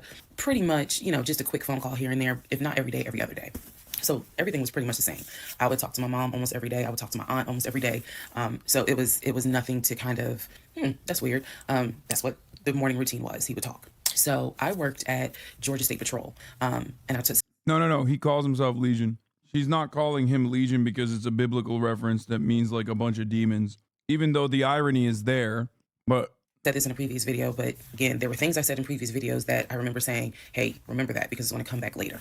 So I worked at Georgia State Patrol. I had been working there for almost 8 years, 7 or 8 years by the time Legion got into the picture. He was fine with the fact that I worked within law enforcement. I'm not a trooper. I'm not a sworn officer. I'm a civilian. However, he, again, his dad was a retired police officer. So he was perfectly fine in the beginning with the fact that I worked for Georgia State Patrol. He had been to my office before. He had met some of my co-workers. Obviously, even with COVID, because I still had to go into the office 2 or 3 days a week, he had been up there. So the friend who took me to the hospital when I had my miscarriage has met him. He and I have been to her home with her and her significant other before. So again, even in the world of COVID, when there were little times where you could get together with people, he has met people in my life. He has met my friend, or that particular friend, and he has met some of my coworkers. So when we got married, the first 2 weeks, like I said, was fine. And then it's as if something snapped. Something just changed. What was totally acceptable before, suddenly little comments were made. Why are you wearing that to work? You get off at 3:30, so... You'll be home by 5, he's right? acting different. Things that had never happened before. He had never questioned what time I'm be home. Really, he didn't need to question it because when I'm off work, I leave. So. Oh, dude. Oh, no. I bet the dick game changed, too. It was never a situation of, oh, I'm just sitting around at work and just run my mouth because I have nothing to do. And then it turned into, he would call me every day from work. And I'm going to demonstrate how those phone calls went. But he would call me every day from work. And if he even so much as heard a male voice in the background. True, she did say that. He would have little right. comments to me. Who was that? Are they in your office? Man, I never know who's around you, because it seemed like every time I call you, I have a hiccup, sorry. It seems like every time I call you, there's some man around. And I'm just like, at first I kind of shrugged it off. I laughed it off because it really truly was absurd to me. But then it became a bit more frequent. And so I really just didn't feed into it because I'm like, I don't know if this is some insecurity. I don't know if this is jealousy because nothing has ever been done to make you feel any sort of insecure type of way. I've never entertained another guy, never flirted with another guy. Like, I don't know where this is coming from. So it is also important to note, we got married January 5th. Things started changing around 2 weeks later. And the reason why I know it's 2 weeks is because I had recorded an audio diary on January 21st is the date of the audio diary. And I talk about how maybe I had unrealistic expectations because it seemed as if things were changing with he and I. So 2 weeks pass, he starts making little comments. End of January comes, he informs me that he wants to start looking for a house again. I had no real desire to go through that process. So what he decides is that he's going to look for a house for us using his friend, the realtor, the one I did not meet. So he tells me that he and his friend have been talking and he's going to start looking at houses. And what he's going to do is basically, if he feels like it's a house I would like, then he wants to show it to me because he feels like, I know that your attitude really isn't, you're in the mood to look for a house. So I'm gonna start looking. And then if I think it's a great house, then, you can come see it. And I remember thinking, that's not gonna work. You're not going to choose a house without me. And he was like, no, I'm not going to choose a house. But I just think that, me and old boy have been talking. And so he has some houses that he is representing. He wants to show me. So why don't you let me look at it? And if it's worth the time, then I'll bring you to look at it. So he already had some sort of plan in place after talking to his friend about how he's going to start looking at houses. This is the end of January 2021. So I kind of threw my hands in the air and was just like, whatever, because I'm not getting emotionally involved in looking at houses. And for me, that's kind of what it was. I felt like I would see a house, I could picture us living there, and then it gets snatched away somehow, some way. I didn't want to go through that. So the reaction that he wanted, which was for me to throw a fit, I did not do. I was just like, okay, all right, like I trust you. And remember that I said the reaction he wanted, because that's going to come back later. So he started looking at houses. Funny enough, the houses that he looked at, none of them I actually saw. But he would call me and say, I'm at this house in Sandy Springs with the realtor friend. Apparently his realtor friend's name was Scott, not to be confused with the other Scott, the one that was actually helping us that dropped us as clients. I want to make that clear. There were two Scotts. One is the realtor who was representing us, who said, hey, I need proof of funds. If you don't have those proof of funds, I cannot show you any more houses. The other Scott is his friend, who he had talked to on the phone at least 50 to 100 times in front of me. That's the Scott that he said is going to show me this house in Sandy Springs. Apparently the house was like $800,000. So he was like, I think that if I like the house, then I'm gonna bring you out here so you can see it. All right. Now let's go into part 18.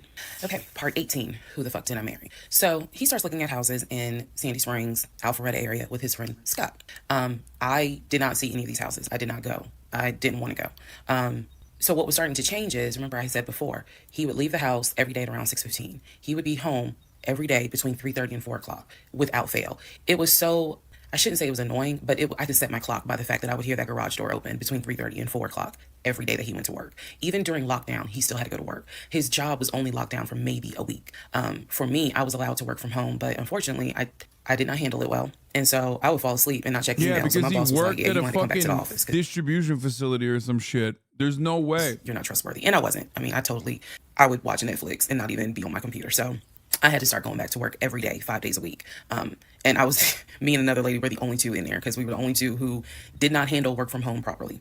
Anyway, that's another story. So Legion he started to not come home by 4 o'clock. He started to come home 5, 5:30, 6, 6:30, sometimes 7 o'clock, because he was saying that he was looking at houses after work with his friend Scott. Cheating. He's cheating. It definitely was noticed that things are changing. And I just, at this point, kind of emotionally and mentally, I was just like, either cheating or another family. I don't know what to do. This is the end of January. Remember, I told you in part 15, I got married January 5th. By January 31st, I kind of knew I was in trouble. And by the end of January, sure enough, I knew things were changing in a way that I was like, I hate to sound redundant, but what the fuck is going on? So he's still maintaining the story of looking for a house. I like the way that she's describing this as though we haven't been saying that since episode 3. Like, no, we don't think it's weird that you're just, we don't think it's weird that you're finally starting to come to terms with the fact that it's weird, the situation's weird. We're coming to terms with the fact that it's weird because it's taken this far. It went this far until you were like, damn, shit is kind of fucked up. House. I had already let him know my lease is up in August. When my lease is up in August, I am moving to Cobb County. And my attitude was kind of like, you can go with me or you can stay here. I don't care, but I'm moving. I'm leaving Clayton County. The reason why I was so adamant to move was not because of Clayton County. It was not because of the house that I was in. It was because Legion had started to create this narrative that he was beefing with my female neighbor. He was trying to get me to believe that my female neighbor to the left of me somehow was interested in him. And so she would make these little comments, and he would come in the house complaining about her and her music and the fact that she had, you know, different men over to the house. It was driving me crazy. And all of this was kind of starting in January. So when I say that, it really seems like we got married January 5th, and then we had 2 weeks of peace, and then something just snapped. I literally mean something just snapped. So he's looking at houses. Now we're moving into February. February obviously is my birthday month. He did good. He did good to make Valentine. He went all out for Valentine's Day. To be fair, he is 6'4", so maybe the neighbor was like, damn, he's got enough for both of us. You know what I'm saying? The neighbor was like, he could break me off a piece of that dick a little bit on the side. All out for my birthday. My birthday and Valentine's Day are February 14th and February 15th. So he went all out on both days.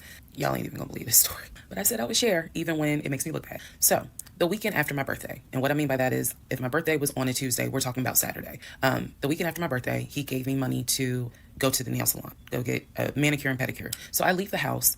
I take his car. His car was in the driveway. We had a key to each other's car because, again, we're married at this point. We're talking February 2021. So I take his car and I drive to the nail salon over in Morrow. I'm in the chair getting a pedicure, and I get a text message from my husband saying, someone was just at the house looking for you. And I'm like, who was looking for me? Who was it? And he said, I don't know. I think it was some, this is through text. I don't know. I think it was some dude you used to mess with. Okay. What? I was like, what are you talking about? He was like, I'm telling you, some guy just came to the house looking for you. I told him you were not here. So at this point, y'all, I'm in the chair at the salon. I'm freaking out because I'm like, who the fuck has the audacity to come to my home unannounced, uninvited, talking about they're looking for me, especially because before I met my husband, I was working the last shift at Amazon as a part-time job. So I had not dealt with, dated anything with anyone for about a year before I met him in March of 2020. So I really was like, who the hell is this coming to my house? So I finished the pedicure, I head home. Once I get home, I'm like, what are you talking about? What happened? And so I have to interrupt this broadcast for a moment. I'm a mobile chatter. I'm 6'4" with a normal sized cock, and I've seen women's disappointment when I take my pants off, and I've compared with my coworkers. We had average cocks. In parentheses, I was in the army. Why did you voluntarily reveal this information about yourself? Thank you so much. Thank you so much for bringing this up. frazzled in a way. And he's calm. He was like, yeah, it was a black Dodge Charger. They pulled into the driveway. They backed in. They backed in as if they had been here before. So clearly this was someone who's been to your house. He got out the car. He said, I opened the door and I went out there and I said, is there something I can help you with? And he said, the guy said, I'm looking for, and gave him my name. And he said, I'm sorry, she's not here. And he was like, oh, okay. All right then. And just got in the car and drove off. And I was like, my brain stopped working because I'm thinking, who the heck could this be? A Dodge Charger? I was like, are you sure that it wasn't law enforcement? Like, was it the sheriff's office trying to serve me with a lawsuit for a credit card I didn't pay? He was like, no, he was in regular clothes. He was like, and it was not a police car. It was on a marked unit, basically. And so I'm just like, who the heck could this be? And he was like, I know who it was. And I said, who? He was like, I think it was your ex. I said, what ex? He was like, the one that you had dated for 2 years. Remember back in like part 3, part 4, I told y'all, he told me about his ex. I told him about mine. I thought we were being honest with each other. So now, fast forward to February 2021, and he's telling me, yeah, I think it was the ex that you had been dealing with for those 2 years before you met me. I said, so you think that he showed up to the house uninvited after 2 years?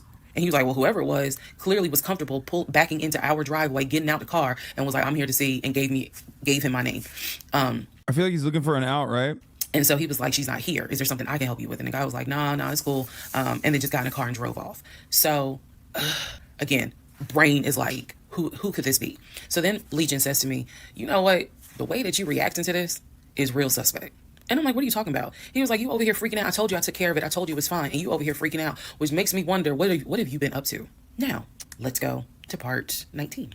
Okay, part 18. Who the fuck did I marry? So he says 19. To me, the way you're acting is real suspect because I told you it was fine. I took care of it. He was like, I ain't even worried about it. He was like, obviously, that nigga didn't know that you now married, that you've moved on. And so now he knows it. But for me, it was the fact that I don't do pop-ups. Don't come to my house unannounced. So if someone has done that, for me, it automatically feels like a violation and it feels like it needs to be addressed. So it was not as simple as, I already took care of it. It's fine. Let it go. No, we ain't letting nothing go because you don't have my permission to show up to my house. And before this turns into something where I'm going to be on Fox 5 News, I need to address that with you because that is not okay. So he didn't like the reaction I had to the story he told me where someone basically disrespected my home. And he felt like my reaction was really suspect.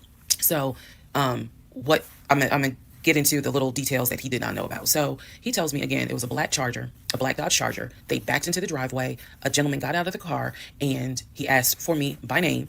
And Legion said, she's not here. So I asked him, what does the guy look like? And he said, he was like, why does it matter? I said, what the fuck does he look like? So Legion proceeds to give me the most generic description you can give. He was like, well, he was shorter than me. Ex-husband is about 6'3", 6'4". He was shorter than me. He was brown skinned. I said, did he have a hat on his head? Mind you. Shorter than me, 6'3", 6'4". This guy, he's lying about his fucking height too. I understand that before marriage, I was a damn fool. I understand that. But every woman has that moment where you only gonna fool her but for so long. And eventually puzzles start coming together. For me, I felt like moving into marriage, certain things started coming together. So I said to him, did he have a hat on his head? He was like, nah, he ain't wear a hat. So in my mind, I am mentally going down a list of every possible man it could be. And it was only like 4 men. I had been in that house about 3 or 4 years at this point. So I knew all of the people, and I'm talking about from maintenance down to ex-boyfriends. It was a total of like 4 men. So when he said that it was a black Charger, I immediately was like, okay, I know that crosses out one. He said he was shorter than him. All of them were shorter than him. I said, did he have a hat on his head? He said, no, that crossed out one because one in particular was a maintenance guy who always wore a hat on his head because he had like a bruise or something and he was just self-conscious about it. So he always wore a hat. That leaves 2. So I said, was he muscular or was he skinny? So Legion's getting all frustrated. I said, just answer the question. He was like, well, he was kind of in between. And I said, okay, he was in between. I said, so was he light skinned or was he dark skinned? He was like, I told you he was brown skinned. I said, was he my complexion? He said, no, he was brown skinned. That eliminates one. So now there's one left. And yes, the one left would have been the ex that I had dated for 2 years. And so he was like, I know it was your ex. I know it was your ex. And I was like, that don't make no sense because the ex that in my mind, I'm saying this, the ex that I had dated, he and I had no contact with each other. And he was not the type to just pop up at your house. That ain't his style. Not to mention, and I ain't tell Legion this, that man would not be caught dead driving a Dodge Charger. He hated Chargers because he drove it as a patrol car. So I didn't say anything. I just was like, that's weird. So what Legion didn't know is that at the time I had a security system. So I had a security system where anytime the front door, the garage door, or the back door was open, basically any entry point, anytime it was open or closed, it would send me a text message notification. So when he's telling me all this, I'm looking at my phone and I see a notification where the front door was opened and it was shut all within the same minute. So for example, if it says front door open at 1 p.m. He's cheating. Front door closed at 1 p.m. So whatever he did was within those 60 seconds. He's telling me the story of the guy got out the car. He opened the door. He went out there. Can I help you? And the guy said, I'm looking for, and Legion said, no, she's not here. And so he said the guy kind of was like, okay. And he was like, all right, thank you. And got in the car and drove off. Legion has also told me that he watched him drive out of the neighborhood, which means because of the way the house was set up, the townhouse, he would have still been outside watching this. I could be wrong. But something in me was like, that would take more than 60 seconds. So for the door to have been open and shut within the same 60 seconds, I was like, okay. So also what he didn't know, we didn't have a Ring door camera, but my neighbor did. And her Ring door camera caught my driveway. The view of the camera could see my driveway as well as her driveway. She went to the neighbor? Whoever was coming in the door, our driveways were right next to each other. And then on the other side of it was the grass. So it was a perfect view of my driveway. So she... Bro, at this point, I mean, okay, she knows. She's not a cop, chat. Shut up. She literally is a civilian that works for the fucking Georgia State Police, okay? You can talk about, like, her, morality in the situation if she is a participant of the police state or some shit, but, like, that's besides the point. Just fucking drop the leftism for 1 second, okay? And consume a compelling fucking story for once in your goddamn lives. I texted her and I said, hey, were you home? I think I texted her the next day because I said, were you home on Saturday? And she said, no, I wasn't. What's up? Everything good? And I said, can you look at your security system and see if there was a car that came to my house at such and such time? And I know I did not tell her the reason I was asking, but I was like, is there any way that your security camera caught if someone came to my house at this time on Saturday? She's like, yeah, sure, I'll look. And so... maybe about a couple of hours later, she texted me back and said, hey, I looked at the camera, but I didn't see anything. And I said, okay, by any chance, did it catch if someone maybe walked up the driveway? Like maybe it wasn't a car in the driveway, but someone walked up. She said, I didn't see anything with your driveway yesterday. So I said, okay. And I knew that something in me, again, was like, nobody came to the house. So now here we are, a month and a half married. And now is when I'm like, why the fuck did he make that up? Because no one came to the house. No black Charger came to the house, pulled back into the driveway. Nobody got out the car and asked for me. Nobody was looking for me. So now I was sitting in the bedroom thinking through all this, and I'm like, why the fuck did he make that up? Because that's what happened. I'm looking at the text messages on my phone where he's telling me someone just came to the house looking for you, but no one came. So what was the purpose of that? And then something said to me, something in me said, he wanted to see your reaction. He just wanted to see the reaction. I don't think it was that. I think he's setting up. He's setting up for something. I think he's cheating. I'm already convinced that I believe he's cheating. That's why the dick game went sour. Okay. And he's like designing this so that he could be like, you're at fault. You're had cheating been too calm. too. And so he wanted to see a reaction. So this man gaslit me like I was Georgia Natural Gas just to get a reaction. Welcome, ladies and gentlemen, to part 20 of Who the Fuck Did I Marry? Damn, she's starting to get All right, angrier. part 20 of Who the Fuck Did I Marry? So after the black Dodge Charger incident, things were quiet. Legion was fine. Legion slept just fine. Me, that shit played over in my head for days and days and days. On one hand, I was like, I know nobody came. My head knew nobody came to the house. My heart was like, but maybe he didn't make it up. Stop! So the head and the heart. No! Stop listening to your heart, lady. Stop, not the heart. Bro, I swear to God, God needed to smite this man Legion for her to get free. We're absolutely playing a tug of war because, again, I really couldn't fathom that he was making it up. But nevertheless, I filed it in the back of my mind in my little filing cabinet. Bro, how can you? No, you didn't file shit. You saw direct evidence of him lying yet again. Bro, we're a couple months into this story at this point, and she's still acting a fucking fool like she did originally when she first found out that the whole situation with the first house that she was supposed to buy was a fucking lie. Post-marriage, she's supposed to not be as desperate at this point. It's been a year, not even a couple months, sorry. Let me tell you something. It's been 1 year. 1 year ago, she very quickly found out in a couple months that he was like, oh, I'm going to buy a house. And then literally fucking found evidence that he was lying. Found evidence that he was lying. You know, that early dick game must have been so wild. Oh, 100%. 100%. There's no other rhyme or reason to this behavior. It makes no goddamn sense. My mental filing cabinet. So a few weeks later, we go out to eat at this restaurant in Atlanta. It's a burger place, and I'm going to do my best by the time I post this to put the name of the burger place on the screen. So we go to the burger place, eat dinner. Everything was fine. As we are leaving, he says to me, did I ever show you where my grandmother's buried? This is the grandmother that passed away from COVID in 2020. Oh my God. I said, no. I was like, we haven't been over here. And so he was like, let me show you. So he drives us to the cemetery, which is half of this shit. It makes no sense too, because it's like there's no rhyme or reason for him to like fake having a grandma that died to COVID. It's not far from the restaurant. He drives us to the cemetery, goes around and around, and then it comes to like a little hill in the cemetery.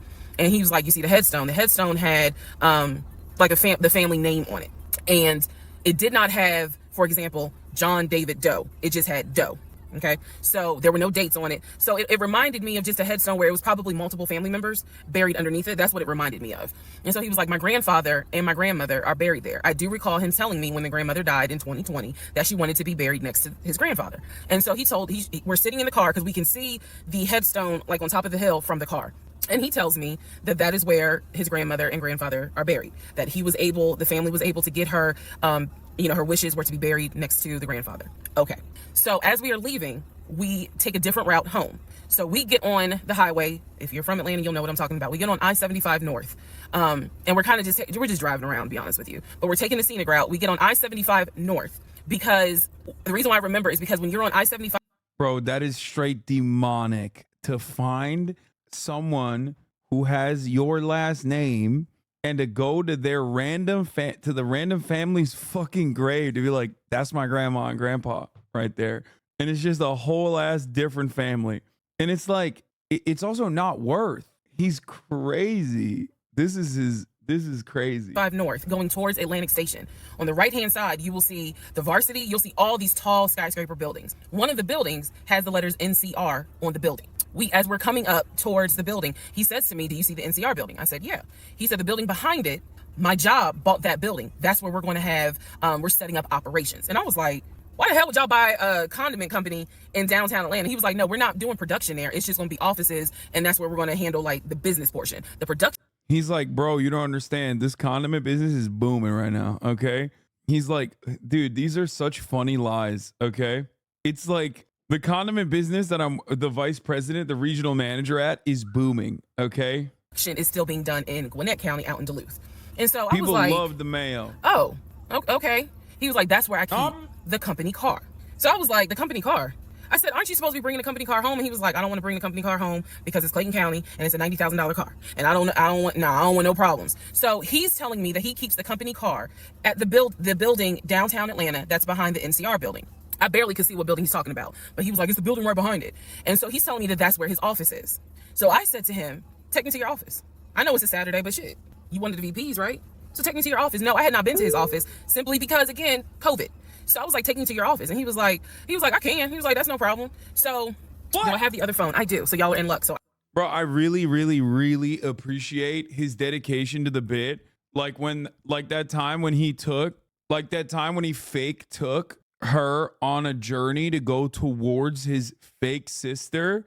Oh my God, this is the most invested I've ever been in a fucking React video, by the way. I just want to say, like he was like, oh yeah, of course, we'll go to my sister's barbecue. Like we'll go link up with her. And it's like, it makes no sense, but he invests in the bits that he invents. Okay. Like he's like, oh, this is a building that my business bought. Like the condiment business is booming. Everybody loves mayonnaise.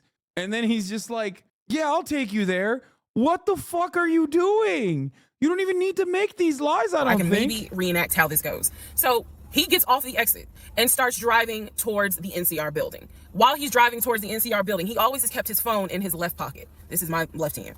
So he pulls his phone out and he starts calling. He tells me he's calling Willie. Willie is supposed to be the head of security. So he's saying, let me call Willie real quick to make sure that the building's open. So he proceeds, this is another phone, but he proceeds to go ahead and call Willie. We're still driving, by the way. We're still driving. I'm on the phone, scrolling through Facebook, trying to figure out some random shit. But he's driving with the phone up to it. So driving with the phone, next thing I hear, hey, Willie, it's Legion. Hey, how's it going? I'm good. Hey, is the building open? No, I just want to take my wife up there so she can see it and see my office. Are you up there right now? You're not? Okay, is Mr. Justin working? Okay. So is there anybody up there that can physically open the building? Because I don't think my badge is going to get me at least in the front door because it's on the weekend lock. Okay. All right, let me know. All right, thank you, Willie. Y'all see how I did that? He's having this whole conversation while I'm sitting in the passenger seat. So then he gets off the phone and he says to me, Willie is not working and Justin apparently called out sick. So the building is locked and my badge won't get us in the front door. He was like, Willie's going to see if there's someone else that can open the front door so we can actually get in. He's like, my badge will get us on the floor, but it will not get us in the front door. No one ever called. So when he's getting off the... Bro, imagine if she was like, let me talk to him. He said the weekend log. Imagine the vice president, the regional manager can't get into the building. Come on, dog. Also, where's the card? Why is there no key card? Like, has she seen a key card? There ain't no fucking way. But imagine if she was like, yeah, let me talk to Willie. The highway, he basically turns onto Spring Street. Again, there's all kinds of shit I distinctly remember. He turns onto Spring Street so that he can then get on 75 South so we can go home. Never saw the office that day. But again, this is where he's saying that he keeps the company car. So when we get to part 21, I'll kind of go into detail about the whole company car a little bit more. Part 21, who the fuck did I marry? So the company car apparently was a charcoal gray BMW. I believe it was a 5 Series. It was a 5 Series. I don't know much about the sedans. Y'all know I wanted the X5, dark blue with a cognac interior. He got the BMW 5 Series, charcoal gray. Wait, he sent me a picture of the car. So I did see a picture of the car. After this whole NCR building, take me to your office, that is what he's claiming, is that he leaves the company car at that location. He's saying that he drives from Riverdale to Midtown, switches out cars, and then drives from Midtown to Duluth. Those that don't know how Metro Atlanta is, basically Midtown would be in between where we live and Duluth. I only know that he left. She's such a great storyteller. Like, she's filling the gaps My Lord, she's so. Wait, why is he switching the company car? House every day at 6:15. I know that I never physically saw the company car come to our home. What? Saw pictures, plural. He works for a condiment. Murat's like low key at first. He was like, "Oh, I don't really like this that you're watching the same video for this long." And now he's like low key tapped in and invested. In the corner, he's sitting there and going like, "What kind of company does she work for?" Like, dude, I'm telling you, I started off being like, "This is a 5-hour fucking TikTok sequence. This makes no goddamn sense." Yes, bro, it's so compelling. Every part of this is so compelling. Whoa, goddamn, Kaya. When he told me that he got a BMW 5 Series, keep in mind, this is after I had been promised a dark blue X5. So I was a bit salty. I don't care if it is a company car. I was a bit salty. I will admit that. Because I felt like you get to drive the car that I really want, which is a BMW. And so he would call me from the car. He would tell me, I may just drive home in this car and not switch back to his personal car. He's like, I don't know. He did that a lot. And what? He's like teasing her with like extra fake shit. I realize now in 2024, he did that because he knew how excited I was to actually see the car. Because shit, I wanted to test drive it myself, to be honest with you. And he knew that. So reactions. So he would say stuff like that, like, man, I'm so tired. I might just drive the company car, go ahead and go home. And then, just let me park it in a garage type thing. So eventually he stopped doing that because I didn't want to hear nothing about that car. I'm driving a Nissan, you driving a BMW. After you promised me a BMW. So I don't really want to hear nothing about it. So in terms of the company car, I did see that it was according to the pictures, a charcoal gray BMW 5 Series. If you're asking me the exact model, I don't know. But I know it's a 5 Series because I know the 7 Series is slightly longer. She's so valid. It's a 5 Series sedan. She's valid for that. He lied to her about getting her a Beamer, and then he's like flexing on her about having the Beamer, but she doesn't even have the Beamer. So after the whole situation with the cemetery to see his grandmother and grandfather's headstone, then there was the NCR, the office is open. Oh, it's not open. Justin ain't working. Willie ain't working. Willie's supposed to be head of security, but he ain't working. Okay. So at this point, I'm already numb. It is important for me to point out. I want to know who he was calling. Because, like, obviously, if it's a fake phone call, you're going to hear the like on the other side, even when you're sitting next to them. Like, did she never pick up on the fact that he was just not calling a single real person? Because he was like, you're sitting next to this person in the car, you're going to see him type in numbers or like pull up a contact to call, right? It makes no sense. How numb I became dealing with him. Mind numbing. Because I just got to a point where it was like, there's always something. There's always something. So of course we're not going to go to the office because there's going to be something. So this is the end of February. My birthday had already passed. There clearly was tension on my end, not so much tension on his end. So I get home a couple of weeks later. We are now in the beginning of March. This is something personal about me. The only way you would know this is if you know me. I have been dying to go to London and Paris. I had a layover in London when I did a study abroad, but it's not the same. I want to go to London and be a whole tourist. I don't care. I want to see Buckingham Palace. I want to see the Tower. Damn, let me tell you, okay, there's plenty better places to go to than motherfucking London. I feel London, bad. I want to see Paris. I want to see the Palace of Versailles. This is something, if you know me, you know she wants to see Paris. She wants to see London. So I get home from work. This is the beginning of March. I get home from work, and on the counter is a folder with like a little bow on it. And I'm like, oh, what is this? Is this like mail? Like, was this something that you got at work? He's like, nah, it's a surprise for you. I open up the folder. Inside the folder is like a trip itinerary. It is not an actual booked trip. It's like an itinerary. A trip for two. That's fucked up. That's fucked up. He's doing a to fake, go from fake Atlanta one. to London. The trip should have happened, and it was the month on there was like July, so it was a summer trip. So he tells me, I'm gonna take you to London. He was That's like, evil. I wanted to take you for your birthday. That's evil. But certain things fell through. He was like, so this summer in July, That's we're going to go wicked. to London. He was like, I've already made a reservation for us to stay at the Savoy. That's Again, there's wicked. certain things that my brain just was like, remember that. He said, I've already made a reservation for us to stay at the Savoy. I know as much as I want to go. By the way, London in the summer, holy moly, shit's about to get humid as a motherfucker. And oh, ew. London, y'all, I didn't know anything about the Savoy. And so I remember going to look it up because I was like, what is the Savoy? Well, apparently the Savoy is bougie, very bougie. So I was so excited. I cannot tell y'all how fucking excited I was when I saw that he had printed out British Airways. Like, he was speaking my language. I am one of those people, I'm a planner. So when he's saying, I'm going to take you. Yeah, and you know them Bros don't have fucking AC, man. No aircon, mate. Fucking hell. Even at the Savoy, eh? We've got no fucking aircon. To London, and he took the time to research flights and print it out and research the Savoy and print it out. And there were different, not excursions, but there were different things that you could do. You could go see the Tower of London. You could go see Buckingham Palace, changing of the guard. We could go have high tea at certain places. He was like, I don't really want to go, but I know you're dying to go. So he was like, you know I love you, and I would do anything for you. Blah, blah, black sheep, have you any wool? And so he was like, I'm going to take you to London in July. The trip did not include Paris. That's fine. But I was so excited. So excited. And so this is the beginning of March. I was like, this is great. Hopefully this happens. I knew I needed to renew my passport, and he was saying that he had to renew his passport as well because his passport had expired. So both of us were like, okay, we need to get on this if we're going to try to make it to London in July, and it's now March. Me being the planner I am, I think I went to work the next day and printed out the passport applications so that we could fill it out and go ahead and get that process going. So needless to say, something must have happened, and I don't remember what it was. We just simply didn't fill out the application for the passport. So fast forward, we're now at mid-March. Mid-March, the decision was made that my mom, who lived in Arkansas, was coming to visit us. She would be coming, I believe, the second week of April, and she was going to stay a week and then a few days. So like maybe a total of 9 days. Not quite 2 weeks, but a little over a week. So she was coming in April, and I was excited. Legion was excited. By the way, you can't just renew your passport like that unless like you literally get the expedited shit. Either you can renew it immediately before travel or months in advance. Like there's no in between. Because he was excited to physically meet my mom. He had talked to her on Zoom, he had talked to her on the phone, but he was excited to physically meet my mom.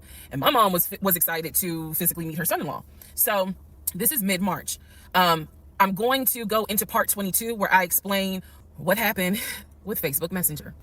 Part 22, who the fuck did I marry? So now we are in March. This is right after he had surprised me with the announcement of we're going to go to London already. for... This is like post-marriage.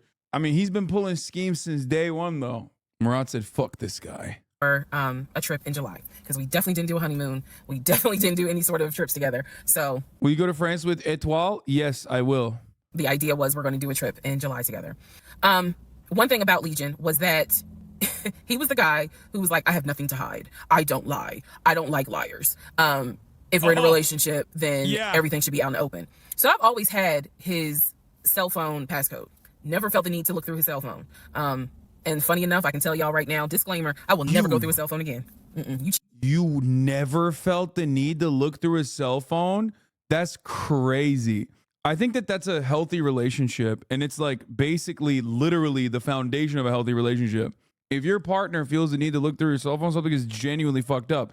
Except something is genuinely fucked up. This is the one instance, like when the fucking house fell through, you look at the cell phone, okay? You're like, what the fuck's going on here? Because that's crazy to me.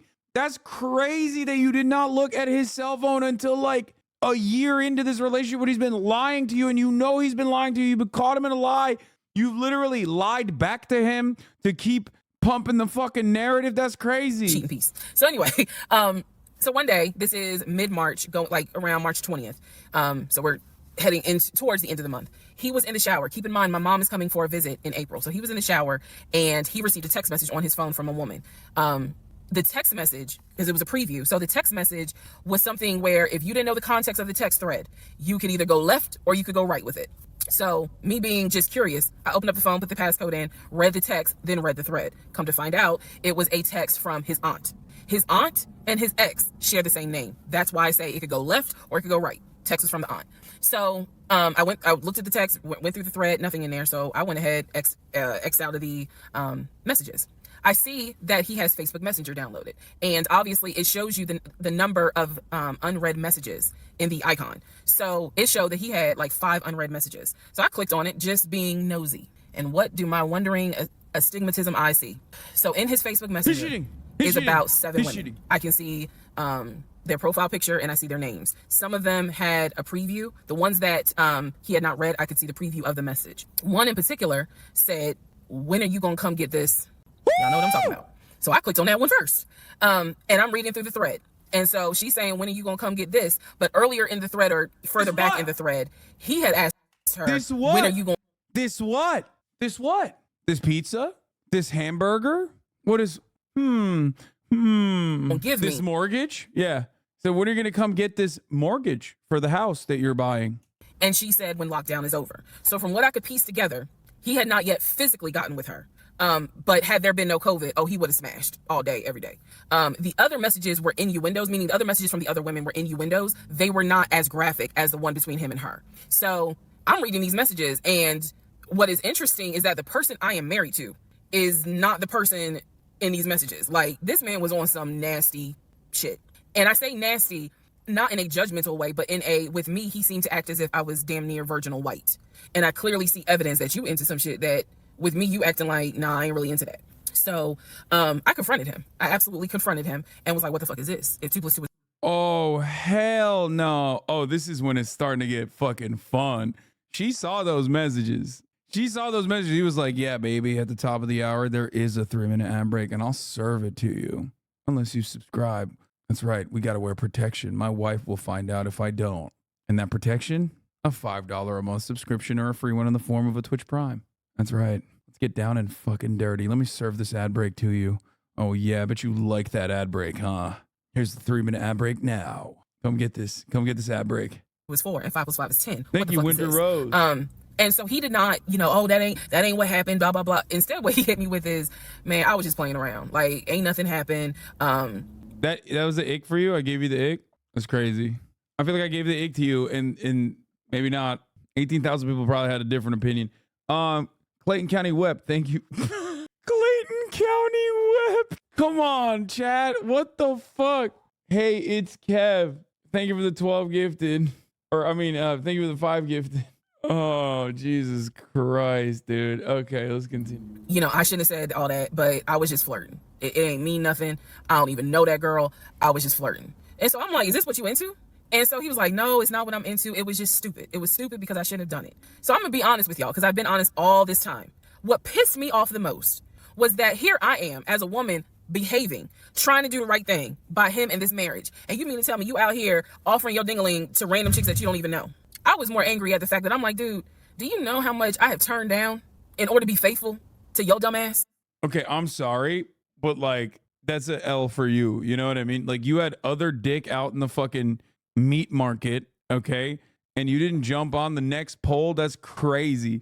So you had exit ramps too. So you had options. You had exit ramps. You fumbled so many different ones at this point. And I'm seeing that you basically are out here acting like you got Skittles taste the rainbow. I was hurt. I was angry. I thought about getting my lick back. I'm just being honest, I did.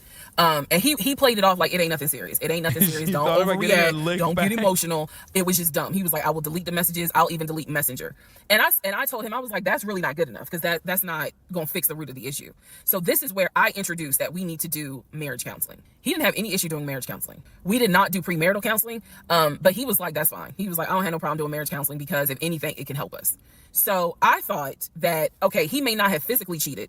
From what I could see on the messenger, he may not have physically cheated, but he damn sure got caught, doing a little something, because they had exchanged pictures. So y'all know what pictures he sent. And I was disappointed because I don't like menacing. I don't like menacing those type of. Yeah, I'm glad that this is the moment where she's like, maybe we need marriage counseling. You need God. Except God came to you many times throughout the story. You found God and you were like, nah, fuck this. It's probably not divine intervention. Okay?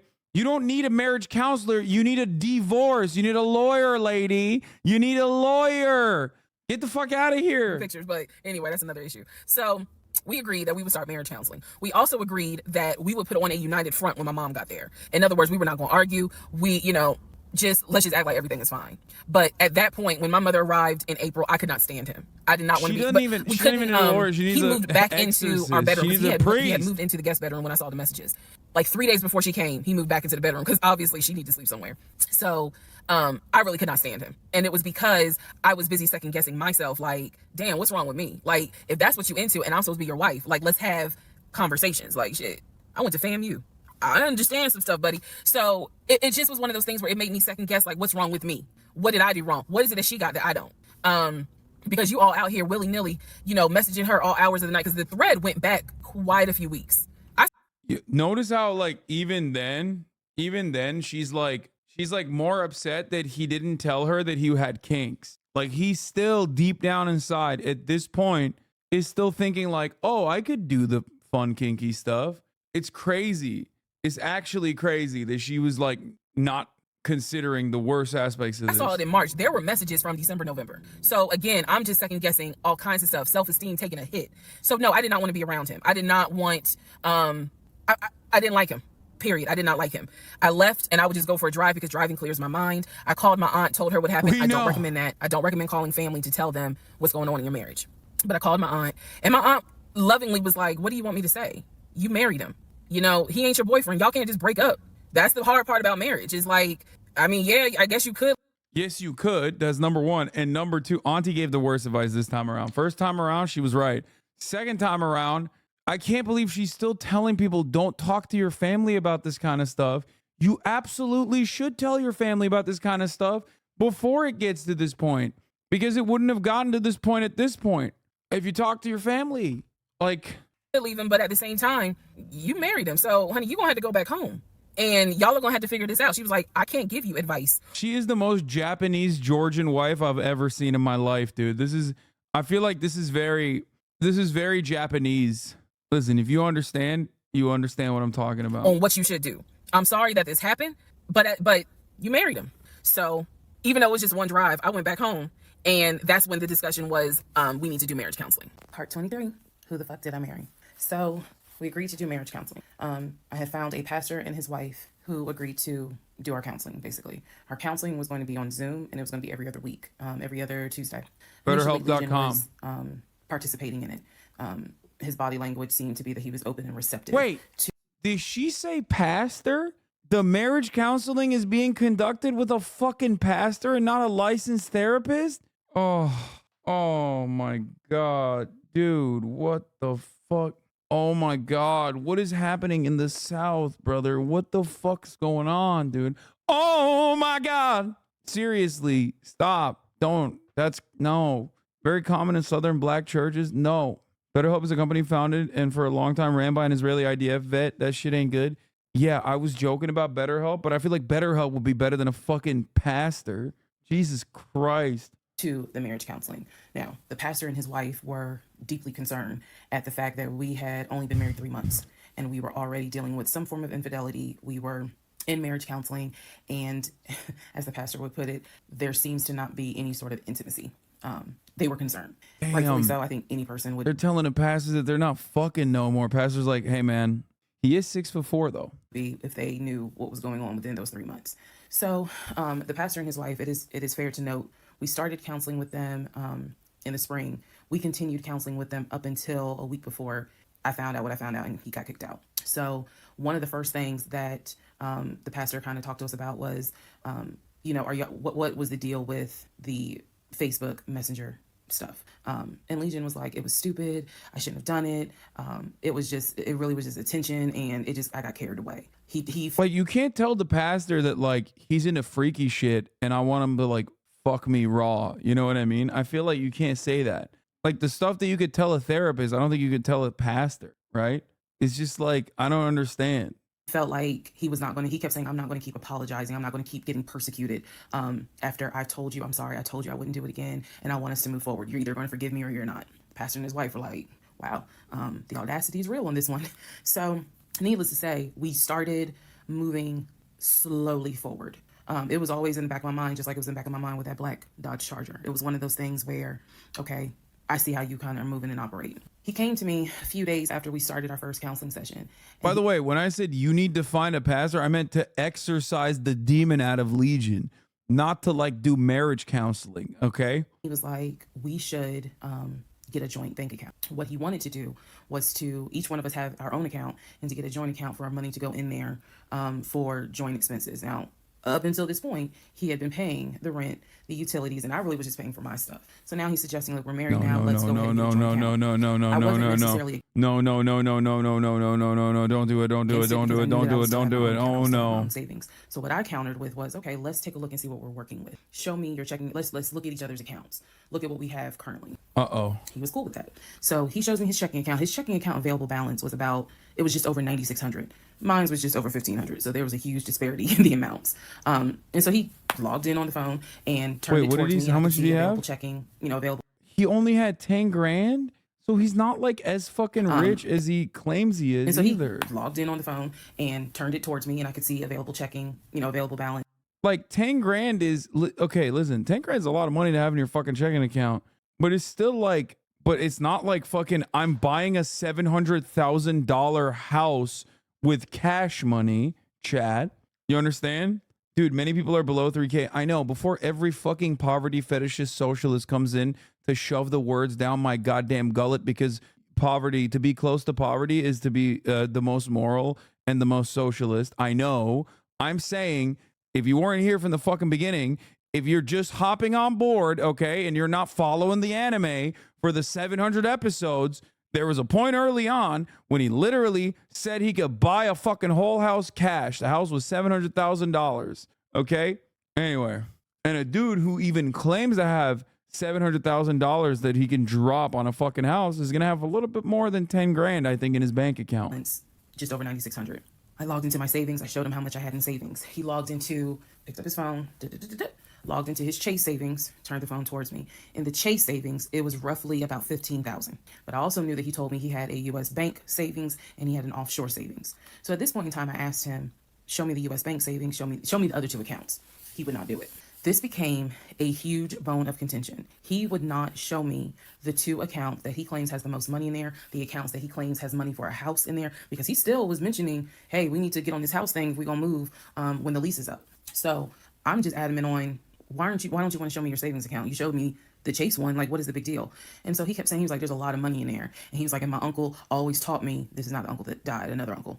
My uncle always told me, just keep your money tight because women can be, I said, women, like, we're married. So go ahead and show it to me. He would not show it to me. So then we went back into marriage counseling, like the next session, and I bring it up. I said, he will not show me these two accounts that he claims has the money in there to buy a house.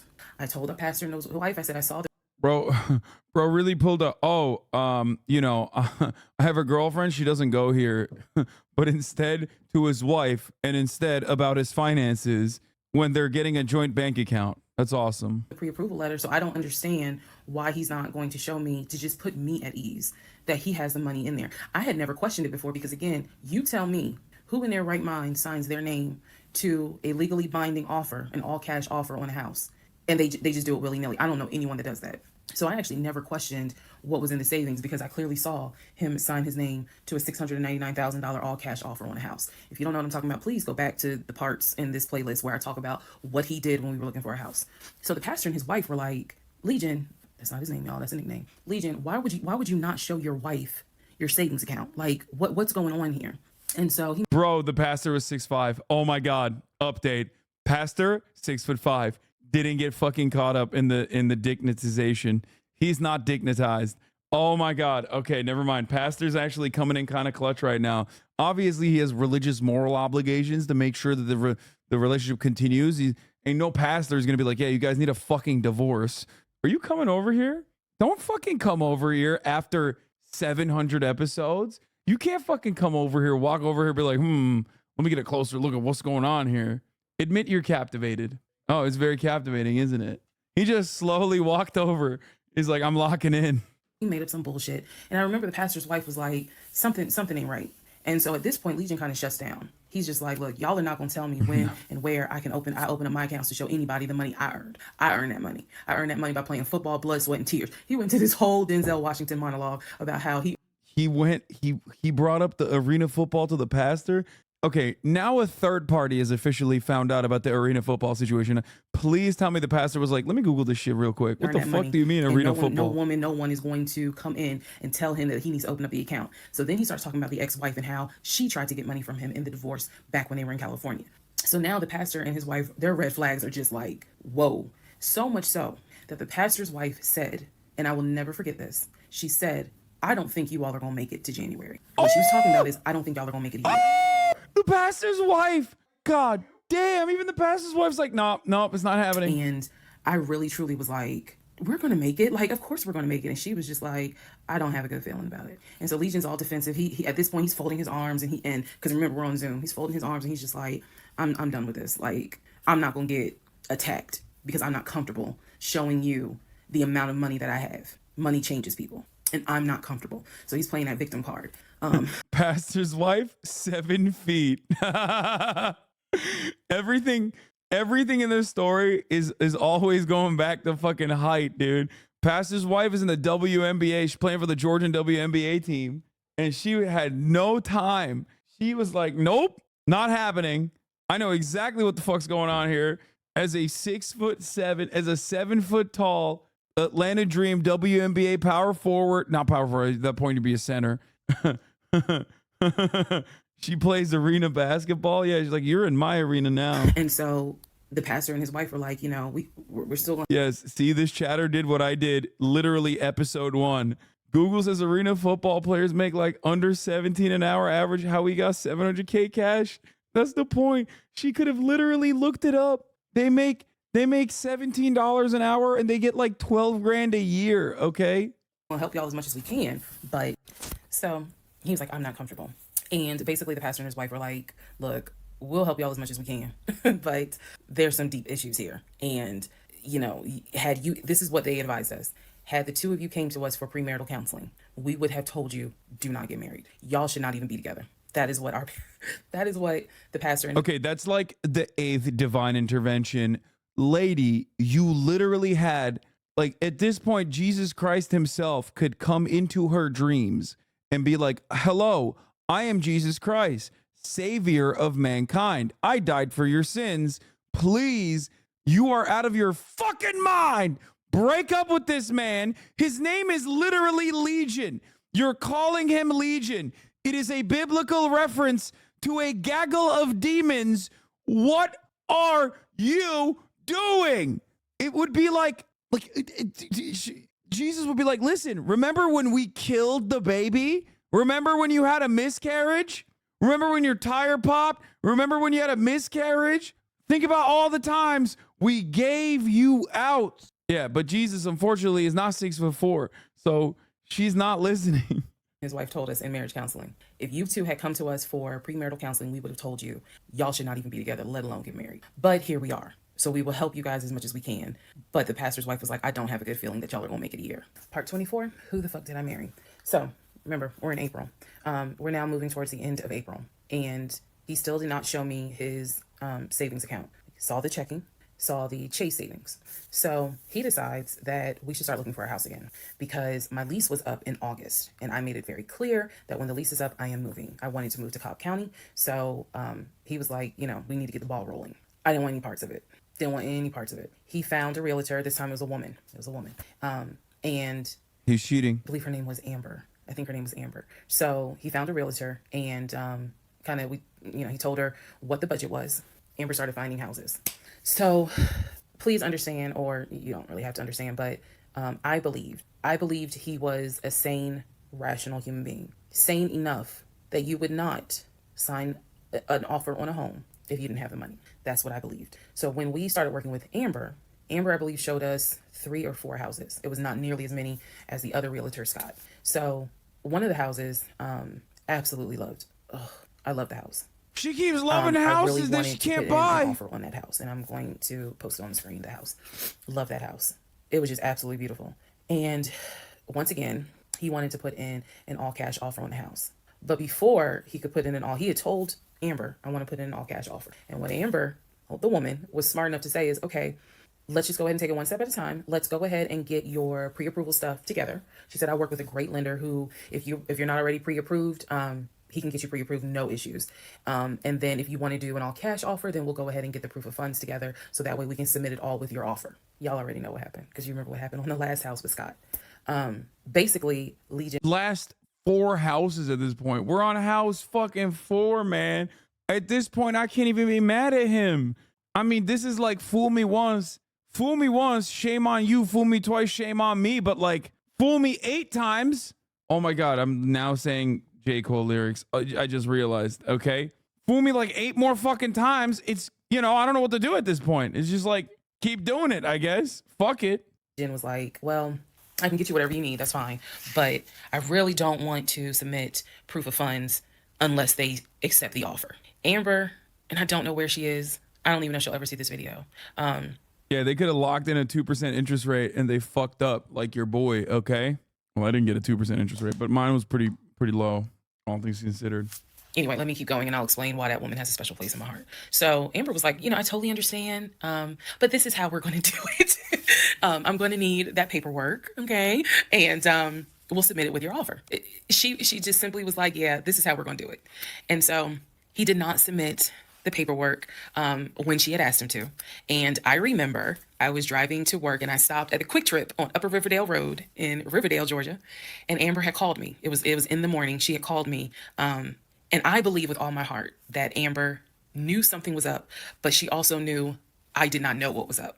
So she called me and she was like, I just don't understand. Like, if he has the paperwork, like, you can submit the paperwork. But the issue was the Chase paperwork that I had was from a year prior. So my understanding was that it pretty much was no good at this point. So she said, all he has to do is just email it to me or take a picture of. She's like, I just need to know that he's able to back up his offer. And I said, I totally get it. And she was explaining some stuff to me. She was like, he needs to do X, Y, and Z. And so I said to her, I remember I said, I don't know what's going on. I said, I'm going to get down to the bottom of it, but I don't know what's going on. And No, so you're not. Let's put a pause on this whole thing. Let's put a pause on looking at houses. Let's put a pause on getting his pre-approval letter because I'm not sure what's going on. And she got quiet. Oh, I know you don't know. And she said, okay. I said, and I know this sounds weird. And she said, no. She said, that is actually very smart. She said, do your research. And if I can be of assistance, call me. She said, whether you buy a house with him or you buy a house on your own, I will be more than happy to represent you. I don't know where Amber is today, but that one sentence, I felt like just woman to woman, she was basically telling me something ain't right. Baby, something ain't right. And I mean, before Amber, the pastor's wife said it too, woman to woman. Now you need open. It seems like anyone that comes in contact of Legion, if he's sitting down and they don't know he's 6'4", they immediately are like, oh, this guy is a fucking broke boy. He's a bum. He's a bum ass. Get the fuck out of here. Like, no, he's a scammer. It's like, also, yeah, woman to woman, I'll take that. I'll take the percentage off that sale no matter what. Guys, I'll be more than happy to work with you. If y'all get your shit together, I'll work with both of you. But whether you buy a house or not, do your research and then let me know what I can do. That was our conversation at the Quick Trip on Upper Riverdale Road. So I got off the phone. That was the last time that we worked with any sort of realtor. That was the last time that we looked at any sort of house. And I don't remember exactly what happened. Yeah, Amber was like, hey, do you know what arena football is? Because, like, he told me what it is. I immediately Googled the salary. I realized he can't put a cash offer on this house. That's what we just finished the house arc. I know, dude, this is the most compelling anime of all time. Then after that meeting that day, I do know that when I went home, I simply told him, I don't want to look at a house right now. I said, I think it's okay if we rent. We'll just find a house in Cobb County and just rent for a year. And let's build, save some more money. Let's not worry about buying a house right now. And basically what I was trying to do was save face, because that was the first time with Amber that I actually was embarrassed at the fact that he and I, because I felt like I was complicit in the fact that I'm going to look at houses with him. I felt like we are wasting these people's time. I did not mean to waste your time. I clearly see my time as being wasted, but that doesn't mean I need to waste your time. And I felt embarrassed at the fact that we wasted her time coming across as serious buyers. When time came to put up or shut up, nothing was put up. And I knew nothing. I had nothing to add to add to this, because we're talking about a $650,000 house, and I don't make that. I don't make anywhere near that. So it just became one of those situations where I was trying to save face. I was trying to save face with my husband, and I was trying to save face with Amber. And so I did say to him, let's just rent for another year, and then let's see at that time where we are, if we should go ahead and buy. So now is when shit is about to get real. Part 25, who the fuck did I marry? So we weren't looking at houses anymore. We were not working with a realtor anymore. The end of April, I had decided that I wanted to look for another job. I did. The reason I wanted to look for another job is petty. Yeah, it is. I wanted to look for another job because I was pissed off at the fact that I had basically was dependent on him to help with the car note. So I wanted to look for another job where I could afford life all by myself, including that car note, basically where I would make more money. I told him that I was going to start looking for another job. He laughed. And his exact words were, you're not going to leave Georgia State Patrol. He was like, I swear you love them niggas more than you love me. He laughed. So that fueled me even more. So I was hitting the pavement hard trying to find another job. I was applying to all kinds of places. Got a phone call from my current job. So this is how I ended up in my current job.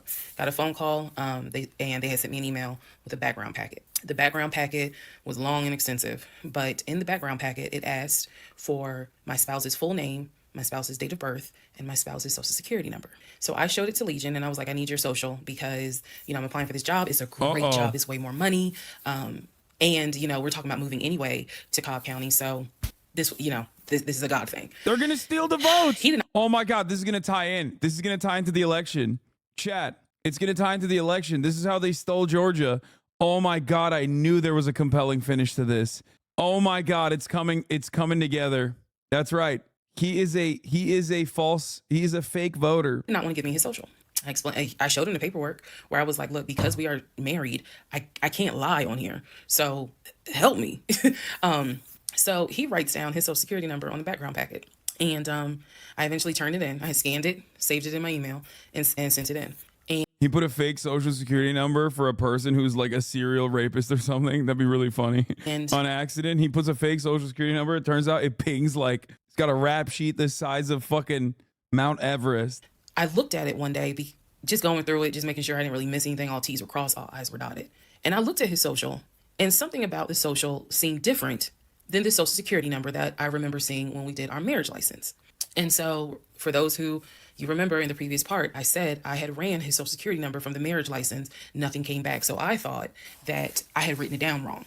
Basically, what it is that the first three numbers were different on the background packet than what was on the marriage license. Bro is really Saul Goodman, though, for real. Like, this is... If you don't know this, here's a little trivia.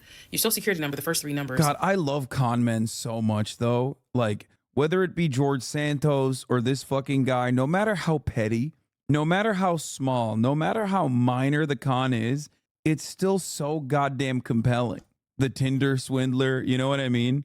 Trump... Pretty much are dictated by the state you were born in, the state that issued your birth certificate. So he was born in Pennsylvania.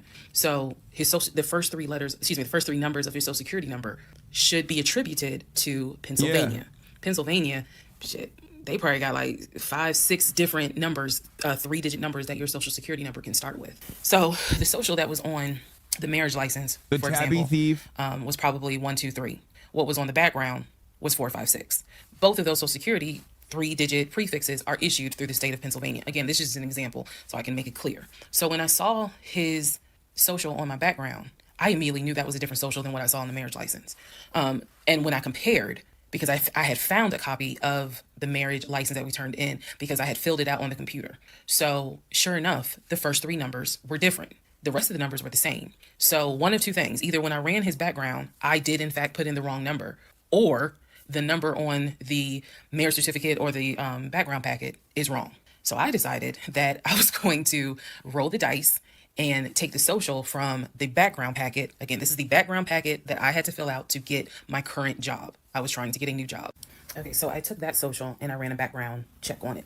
What came back on this particular background was all the addresses that the social security number, I guess, had been attached to. So all of the addresses, the states were Georgia, Rhode Island, Pennsylvania. What I did not see California. was California. So I thought that was weird. God. I thought, okay. Oh my God, is California fake? Did he never go to California?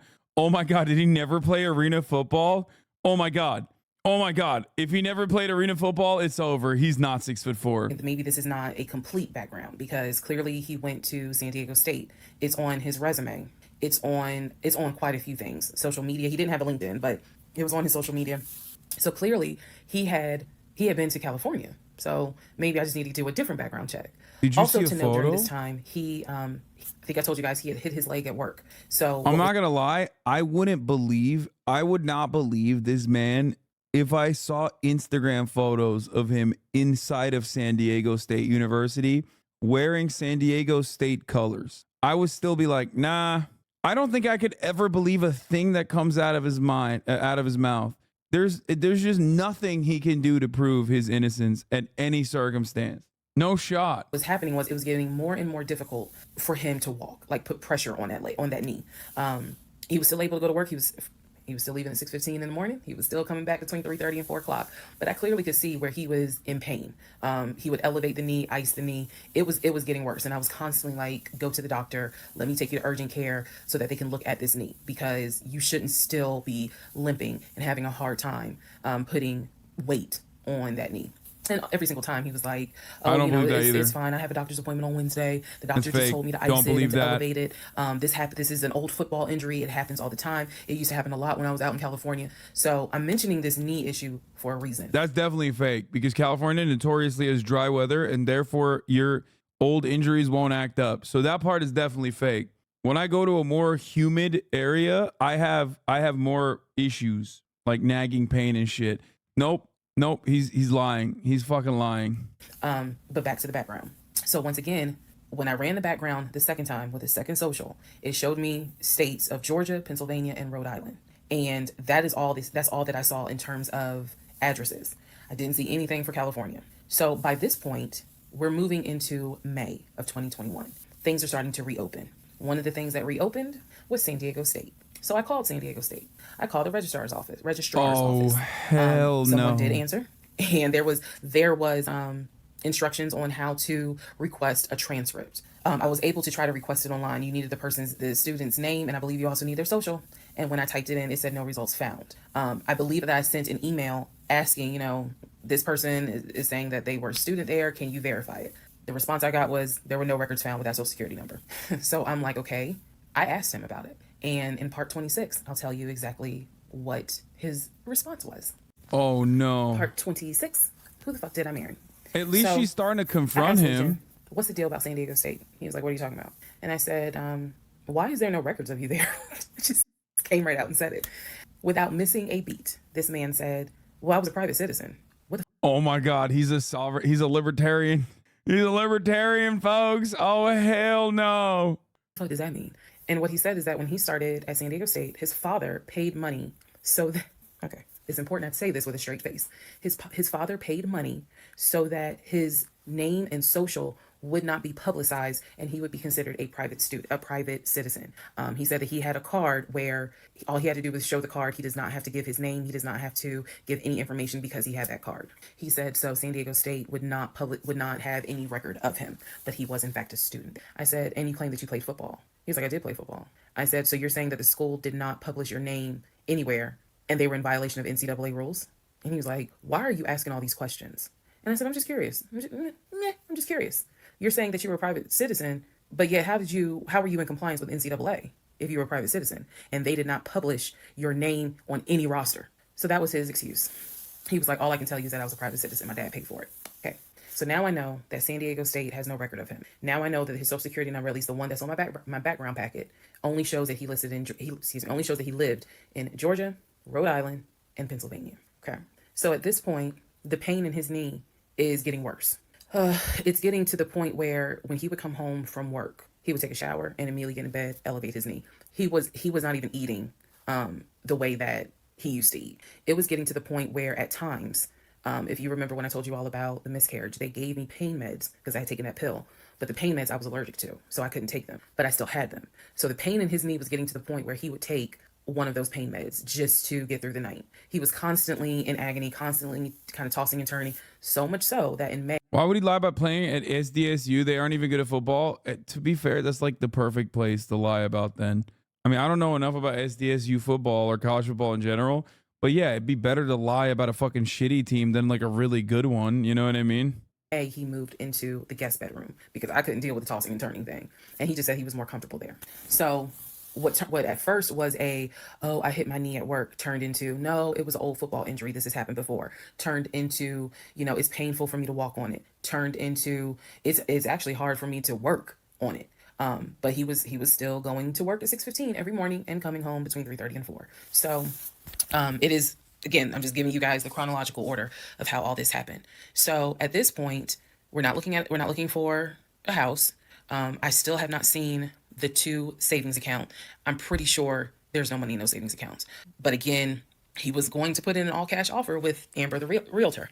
So I really didn't know what to believe, but I believed what I saw, which is I saw that background is not showing where he went to California. So at one point in May, it was close to mid-May, he calls me from work. He calls me from work, calls me while I'm at work, and tells me that he got a phone call from his stepson. The phone call from his stepson, the stepson was crying and was just absolutely distraught. And I'm at work in my office like, what's going on? And he says to me that the stepson informed him that his stepdaughter passed away. What? That she died from COVID. The stepson, this is the story. The stepson found her in her apartment because they had not heard from her for a couple of days. And she was unresponsive. He called the ambulance. Bro, this dude's whole family is dying of COVID. Like, the entire family's gone. Every single person. He was like, when COVID first happened, he was like, oh my God, this is such a good opportunity for me to milk it. I can just keep making up family members that are dying to COVID. They pronounced her dead when she got to the hospital. So he was calling to tell me that she had died. And he was also calling to ask me if I would object to him giving his ex-wife $2,000 towards the funeral. As I've stated before, and I still am this way to this day. I don't play about death. So when he told me that she died, I immediately went into the, all right, I'm sorry to hear that. Whatever we can do to help, let's help. Because surely no. The craziest part about this con is that he's not really like getting anything from her. It's not like he's like milking her for money. Because like usually when you have an elaborate scheme like this, it's not just purely to satisfy your pathological narcissistic desires. Like he's literally paying the rent. He's paying the rent. He's like, in a way, he's pure evil. He's lying for sport. And he's even paying a price for it too, which is crazy. He's not even having sex with her no more. He just got married to her and he's just still like, man, I'm having so much fun. I'm about my business. Like, and my business is just fucking habitually lying. It's so weird. It actually does not, it's not about the money, it's about sending a message. No, seriously. It makes no sense unless he's like secretly a murderer or something and he needed like a second life to get away from it all or something. Like it makes no sense for him to be doing this. He's just like such a demon. It's content for him. Body would make that up. So he was like, are you okay with that? He was like, we're married.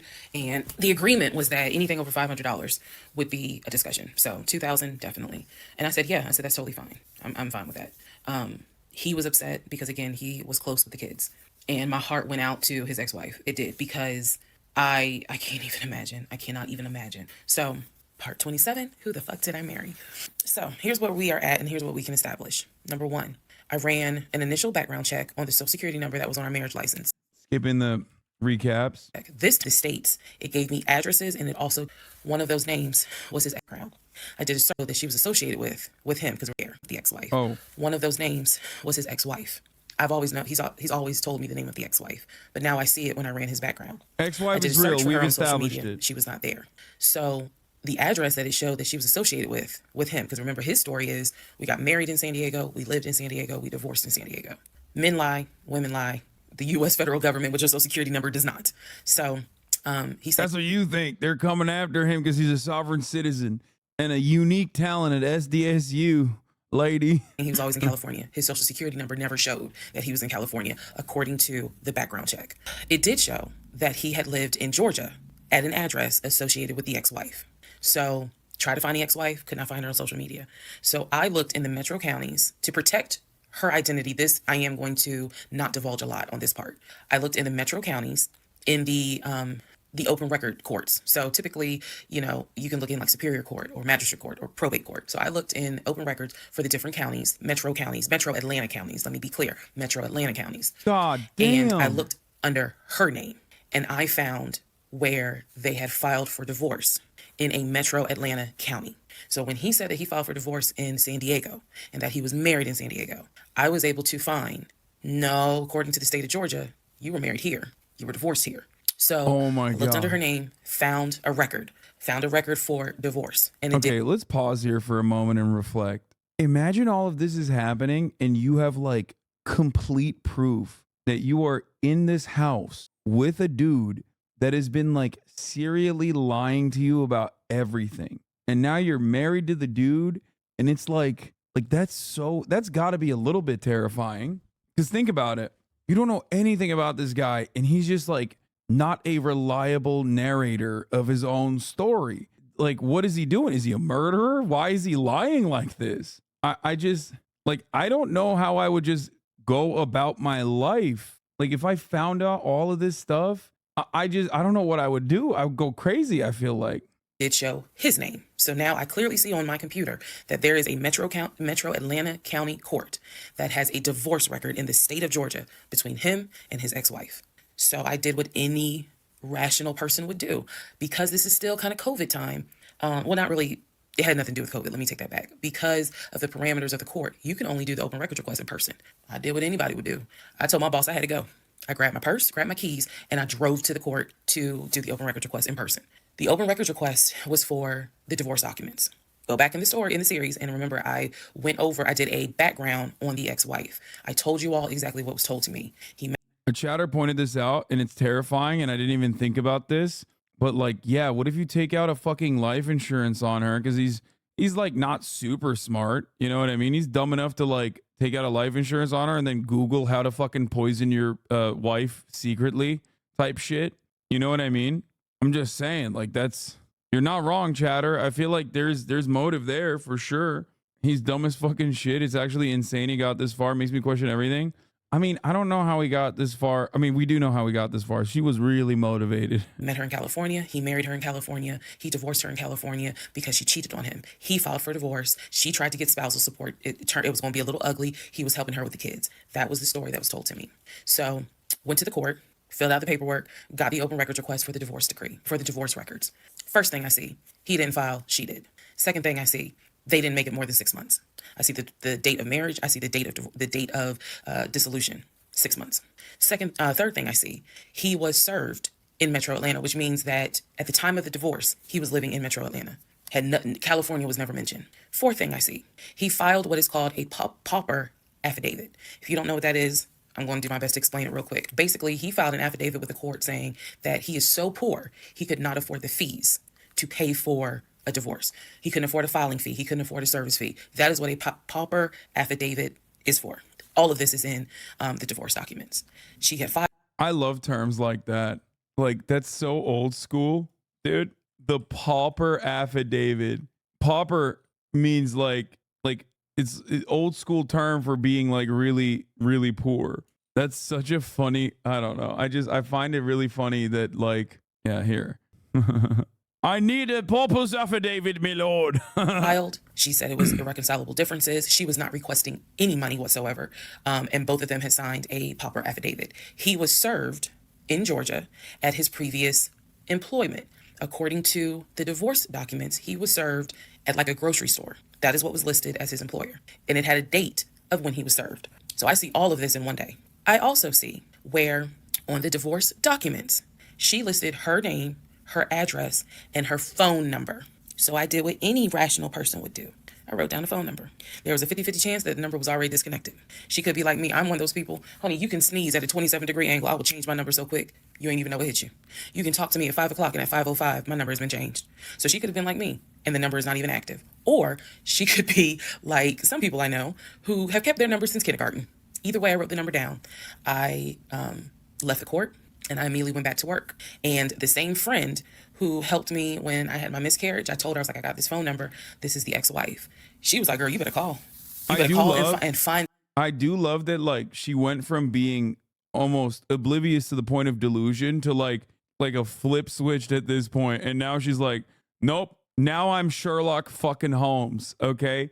I'm going into like magistrate court, finding fucking information, doing deep dives and shit. I do feel like she is now like kind of almost at this point invested in the drama of it all.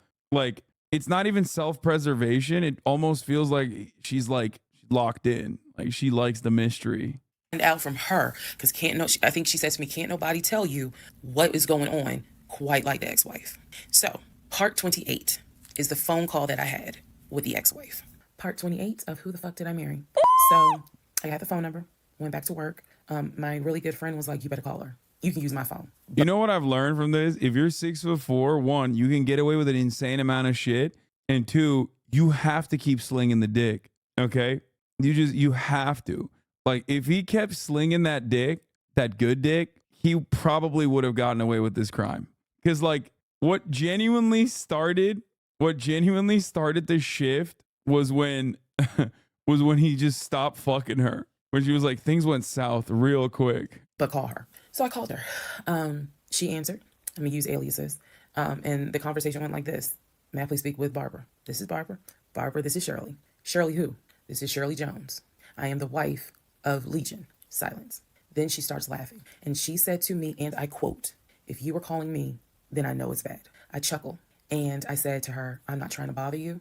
I'm not trying to disrupt your life. I said, I am literally coming to you on some woman-to-woman shit. I said, because you are probably the only person who can help. She listened. She was gracious. And she said, what is it that you need to know? Or what is it that you want to know? And I said, I understand that you and my husband talk and communicate. And she immediately said, what? No, we don't. And I said, he's cheating. Okay. I told you.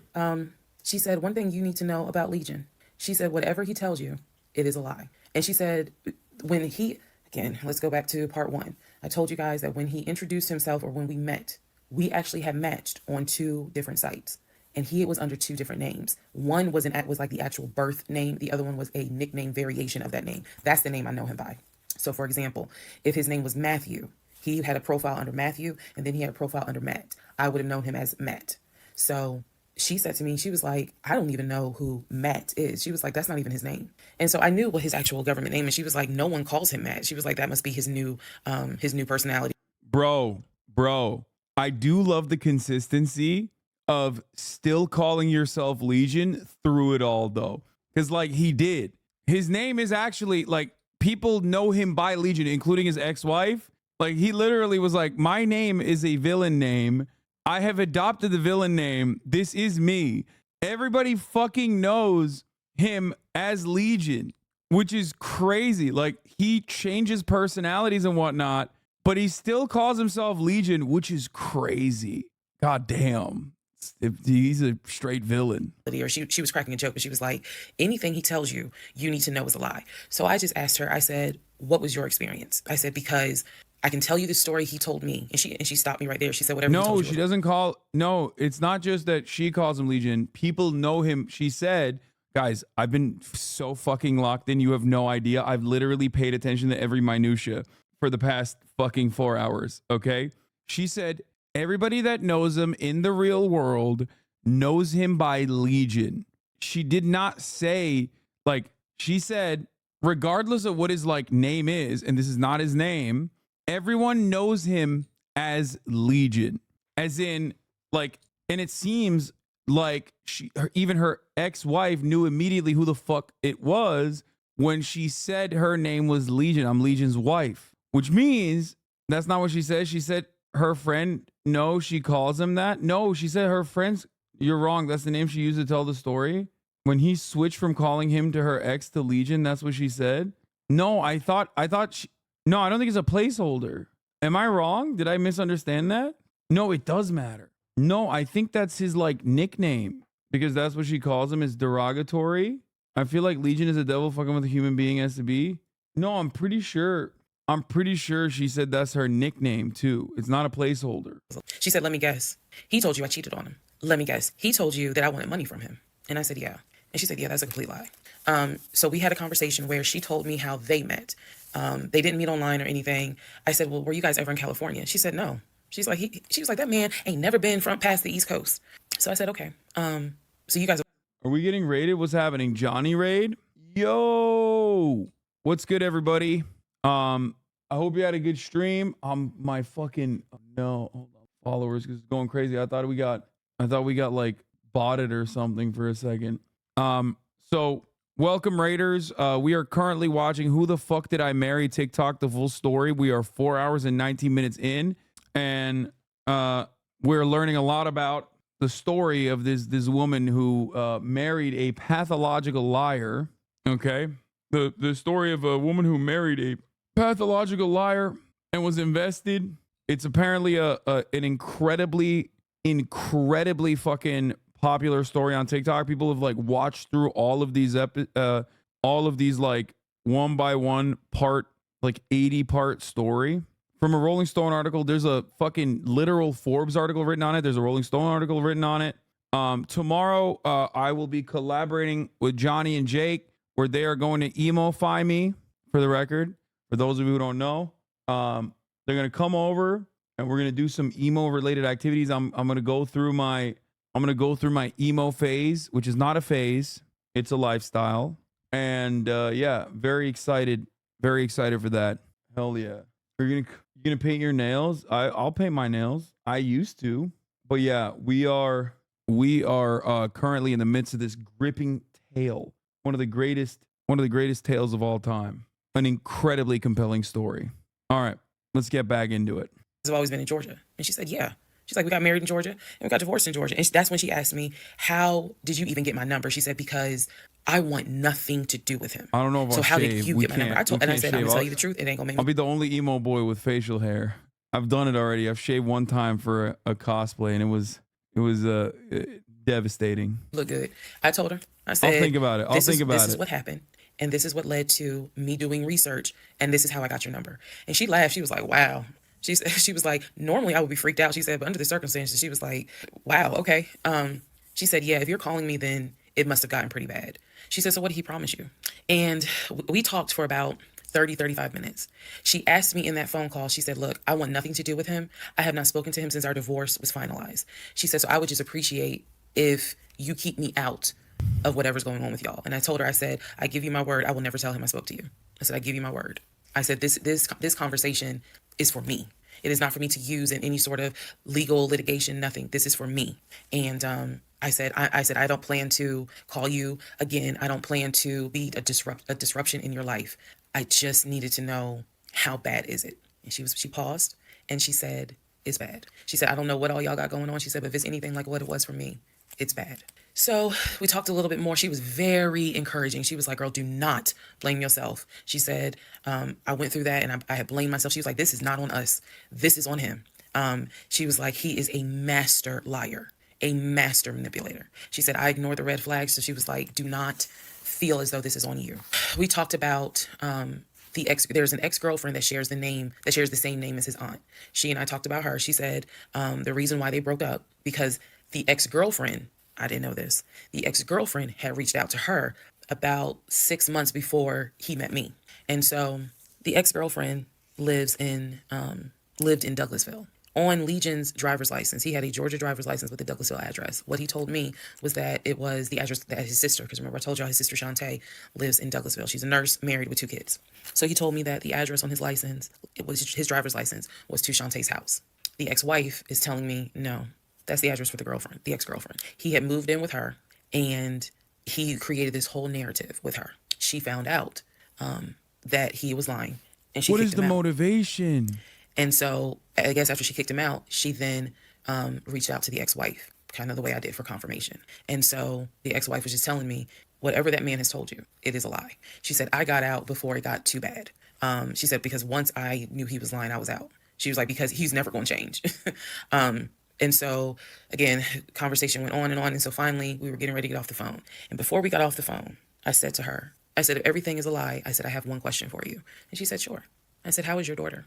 I said, how is your daughter? Why would you believe that they even had a daughter at this point? Come on now.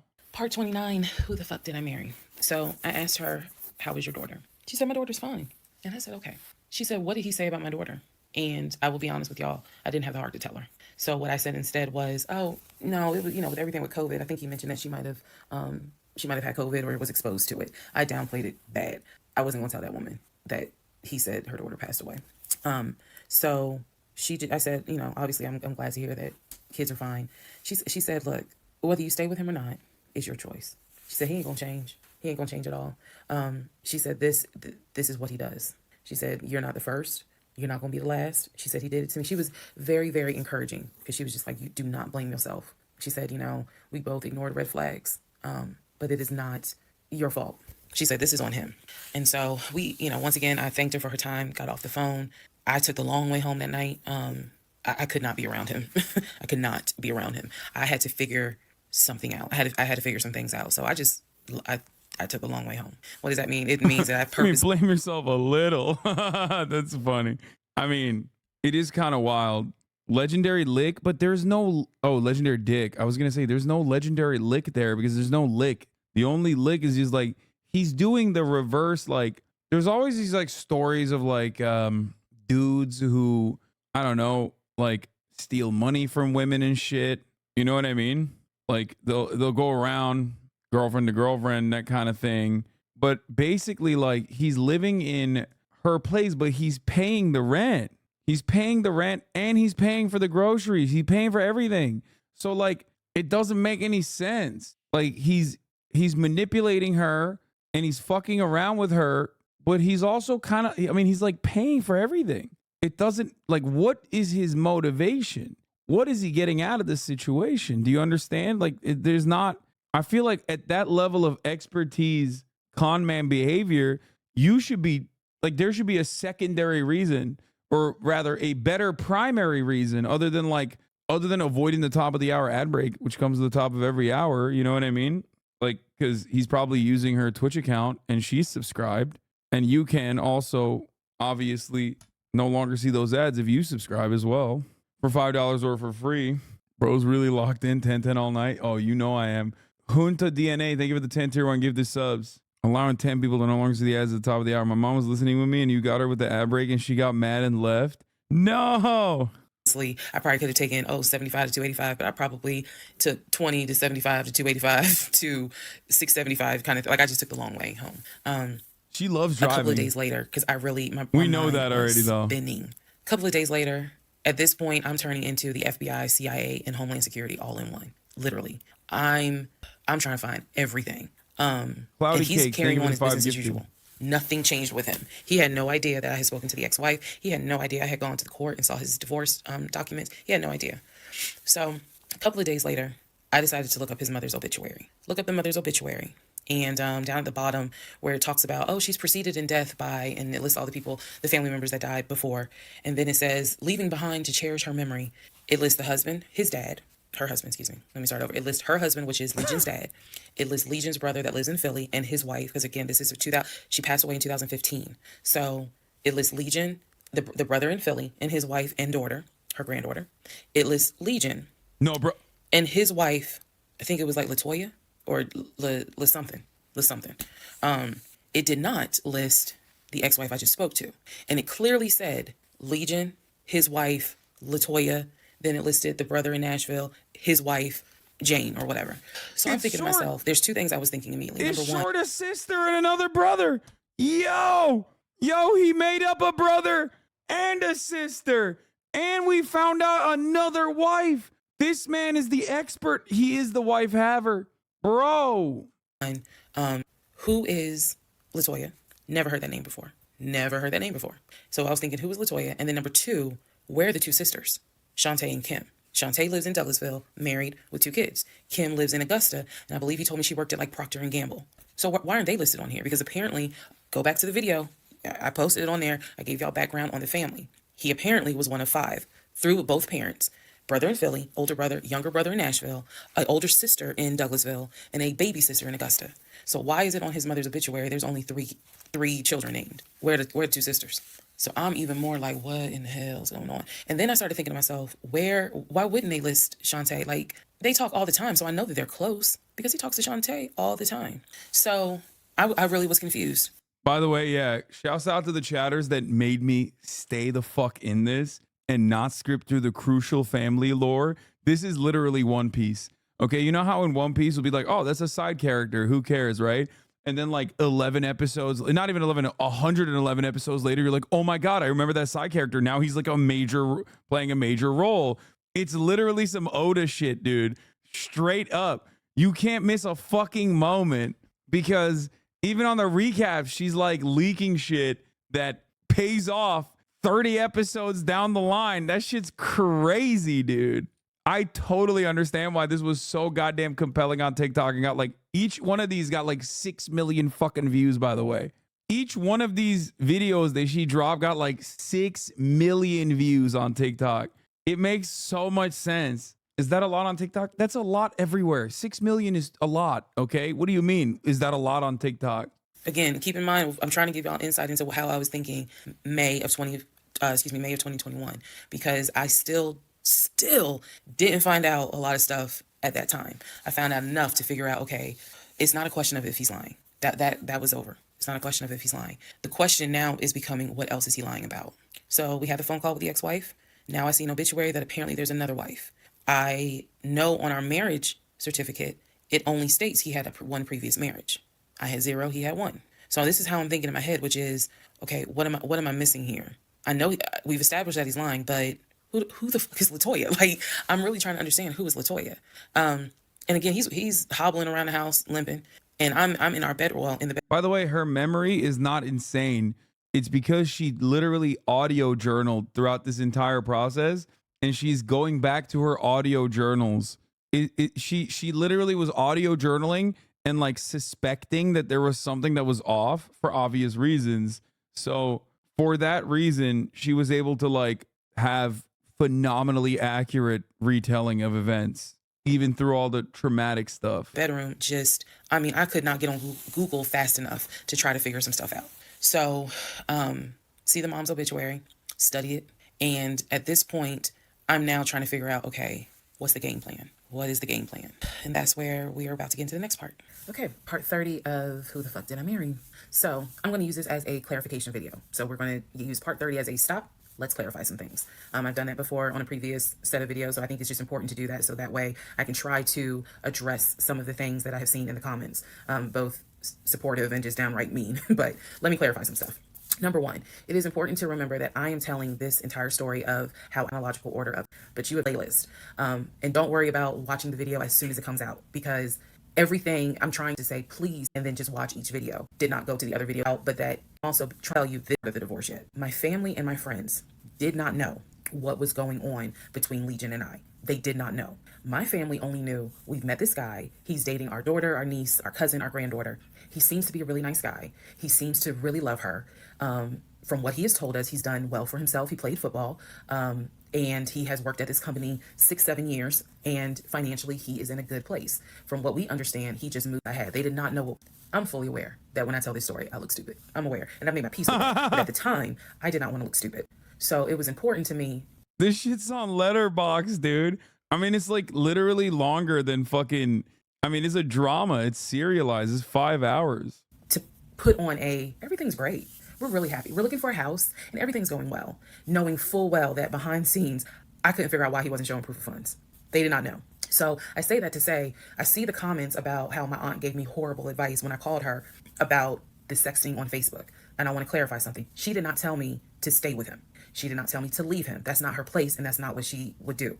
She simply was in shock that any of this had happened and did not know what to give me advice on. The one thing that she did say was, look, he's not your boyfriend.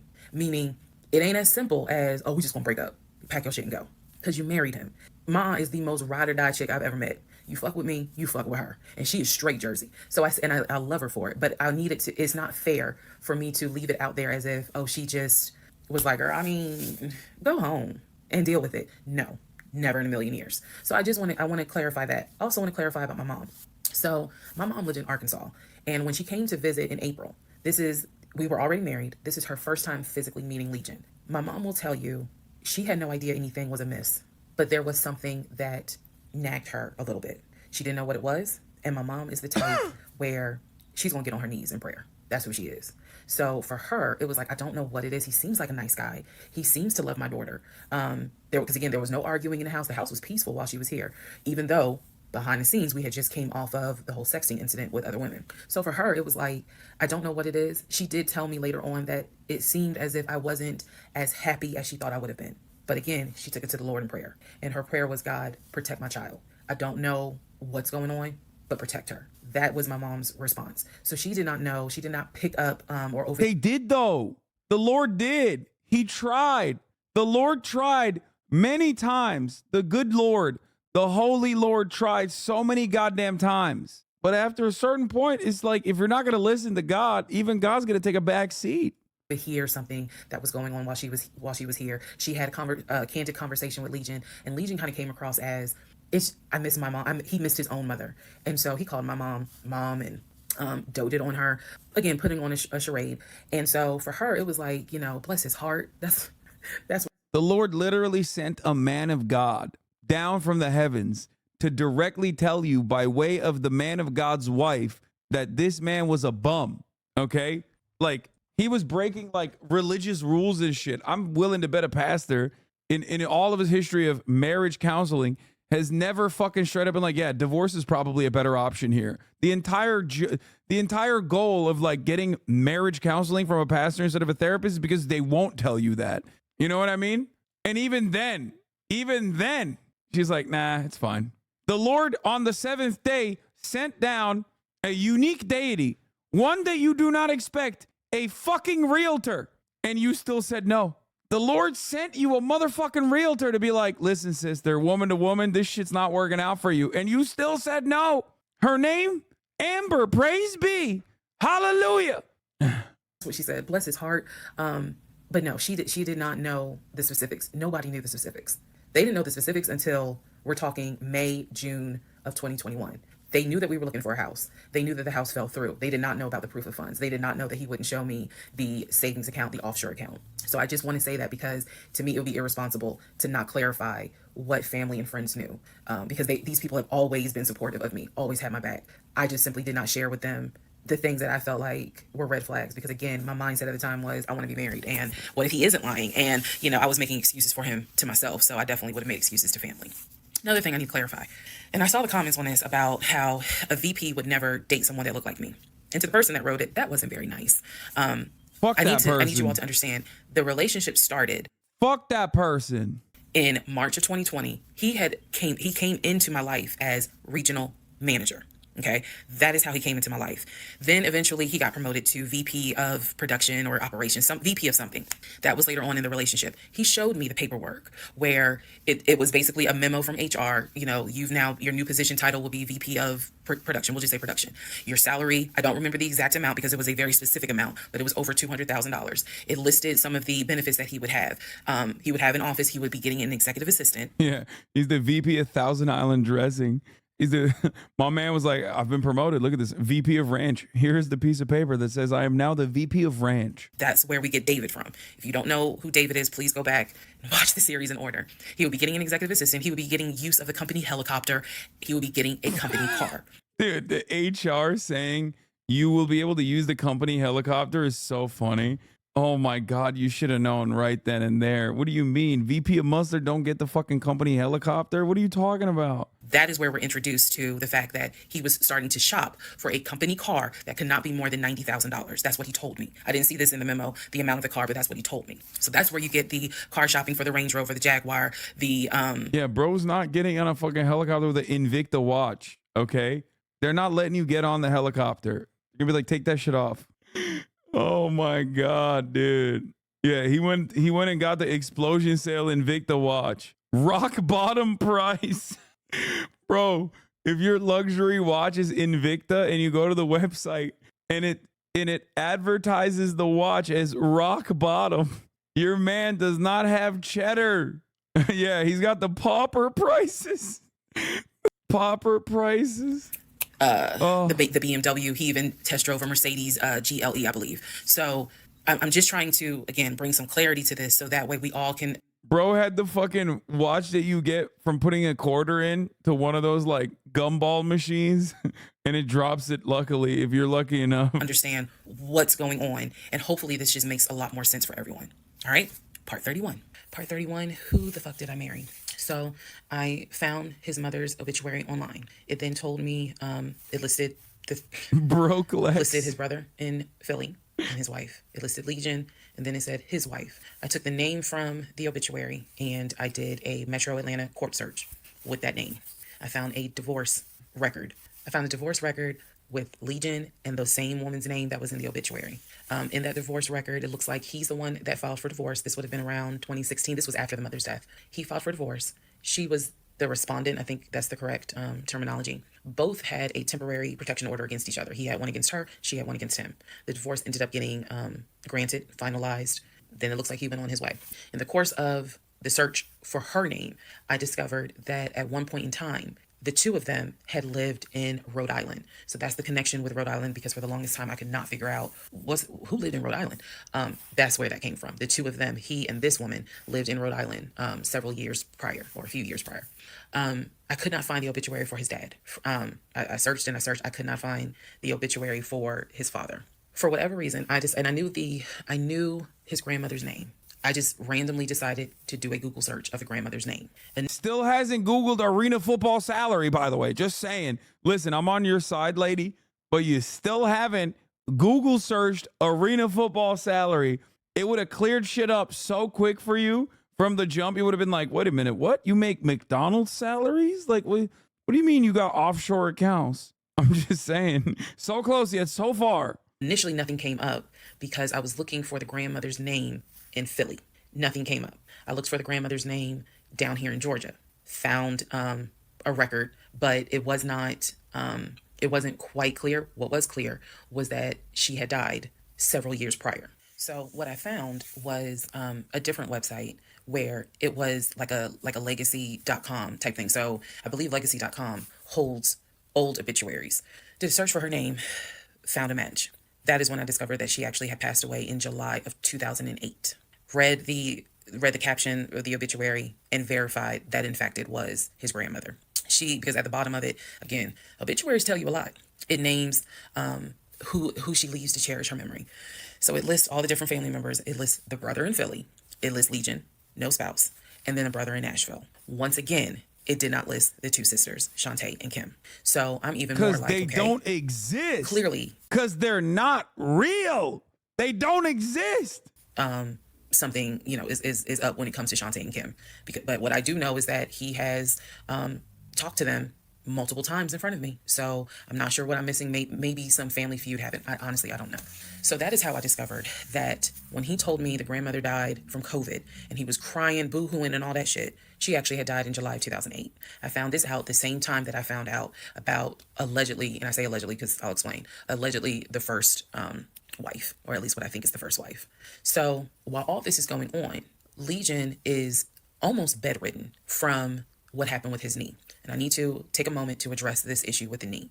Again, the story started, he hit his knee. Then it turned into, it was an old football injury. And this has happened before. He's going to the doctor. The doctor's telling him to ice it and to elevate it. He eventually moves into the guest bedroom to be more comfortable.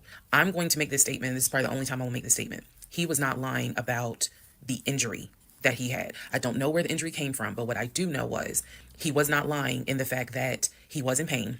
You could clearly see that he was in pain, and the pain was becoming debilitating. Please understand what I'm saying. The pain was debilitating enough to where he was taking my pain meds from when I had the miscarriage. And then also it was hard for him to walk. He was not eating. So this is what made me believe this, whatever was going on with the knee, there was more to it because he was not eating. When I met this man, he was a size 3X. At this point in time in May, he's down to a 2X. He is not exercising. He is not doing anything mobile. He's simply not eating. Yeah, so, he's addicted to Oxycontin is what's going on. That's it. Like he's just abusing opiates. There definitely was something going on, something concerning. Honestly, I thought it might have been cancer. But he kept saying, no, it's not that. It's from a football injury. It's from a football injury. I said to him, the next time you have a doctor's appointment, I want to go. It was that bad. And he kept making excuses like, okay, fine, I'll make the appointment. Yeah, she should have taken a life insurance policy on him, not vice versa. I'll let you know what it is. Cool, I will take off work. I want to be at that doctor's appointment because whatever is going on with you is serious to the point where you are losing weight rapidly within a 2-week span. So now we can go ahead and enter into June. When we enter into June, I have read the divorce documents for not one wife, but 2 wives.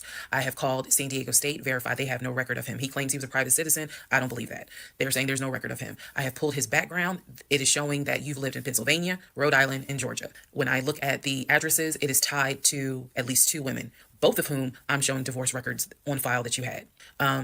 I've also verified that your grandmother actually died in 2008 and not in 2020 from COVID. I know all of this as I'm going into June. His birthday is June 17th. So all I've been doing is just trying to figure out. Remember, by the way, this point she was supposed to go to London with this man. I'm so locked in. I'm remembering shit. I've forgotten formative memories from my own personal life at this point, okay? First kiss, gone. Why? Because I know about Legion's story, okay? She's supposed to be going to fucking London, staying at that expensive bougie-ass hotel. Fuck! What is it I'm going to do? I spoke to the pastor and his wife. I believe it was actually the pastor I spoke to because I knew the pastor previously before he did our marriage counseling.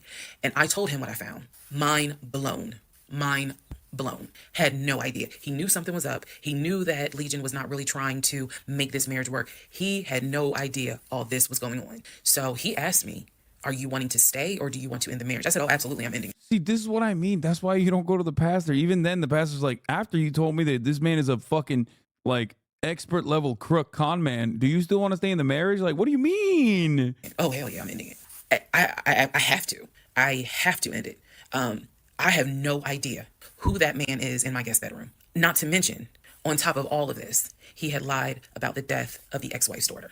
Part 32. First of all, the pastor should have been like, bro's name is Legion. Get out. You know what I mean? He calls himself Legion. That's weird. That's weird. That's evil. That's demon shit. You know? What's happening? You don't get the biblical references here? What's going on? Part 32.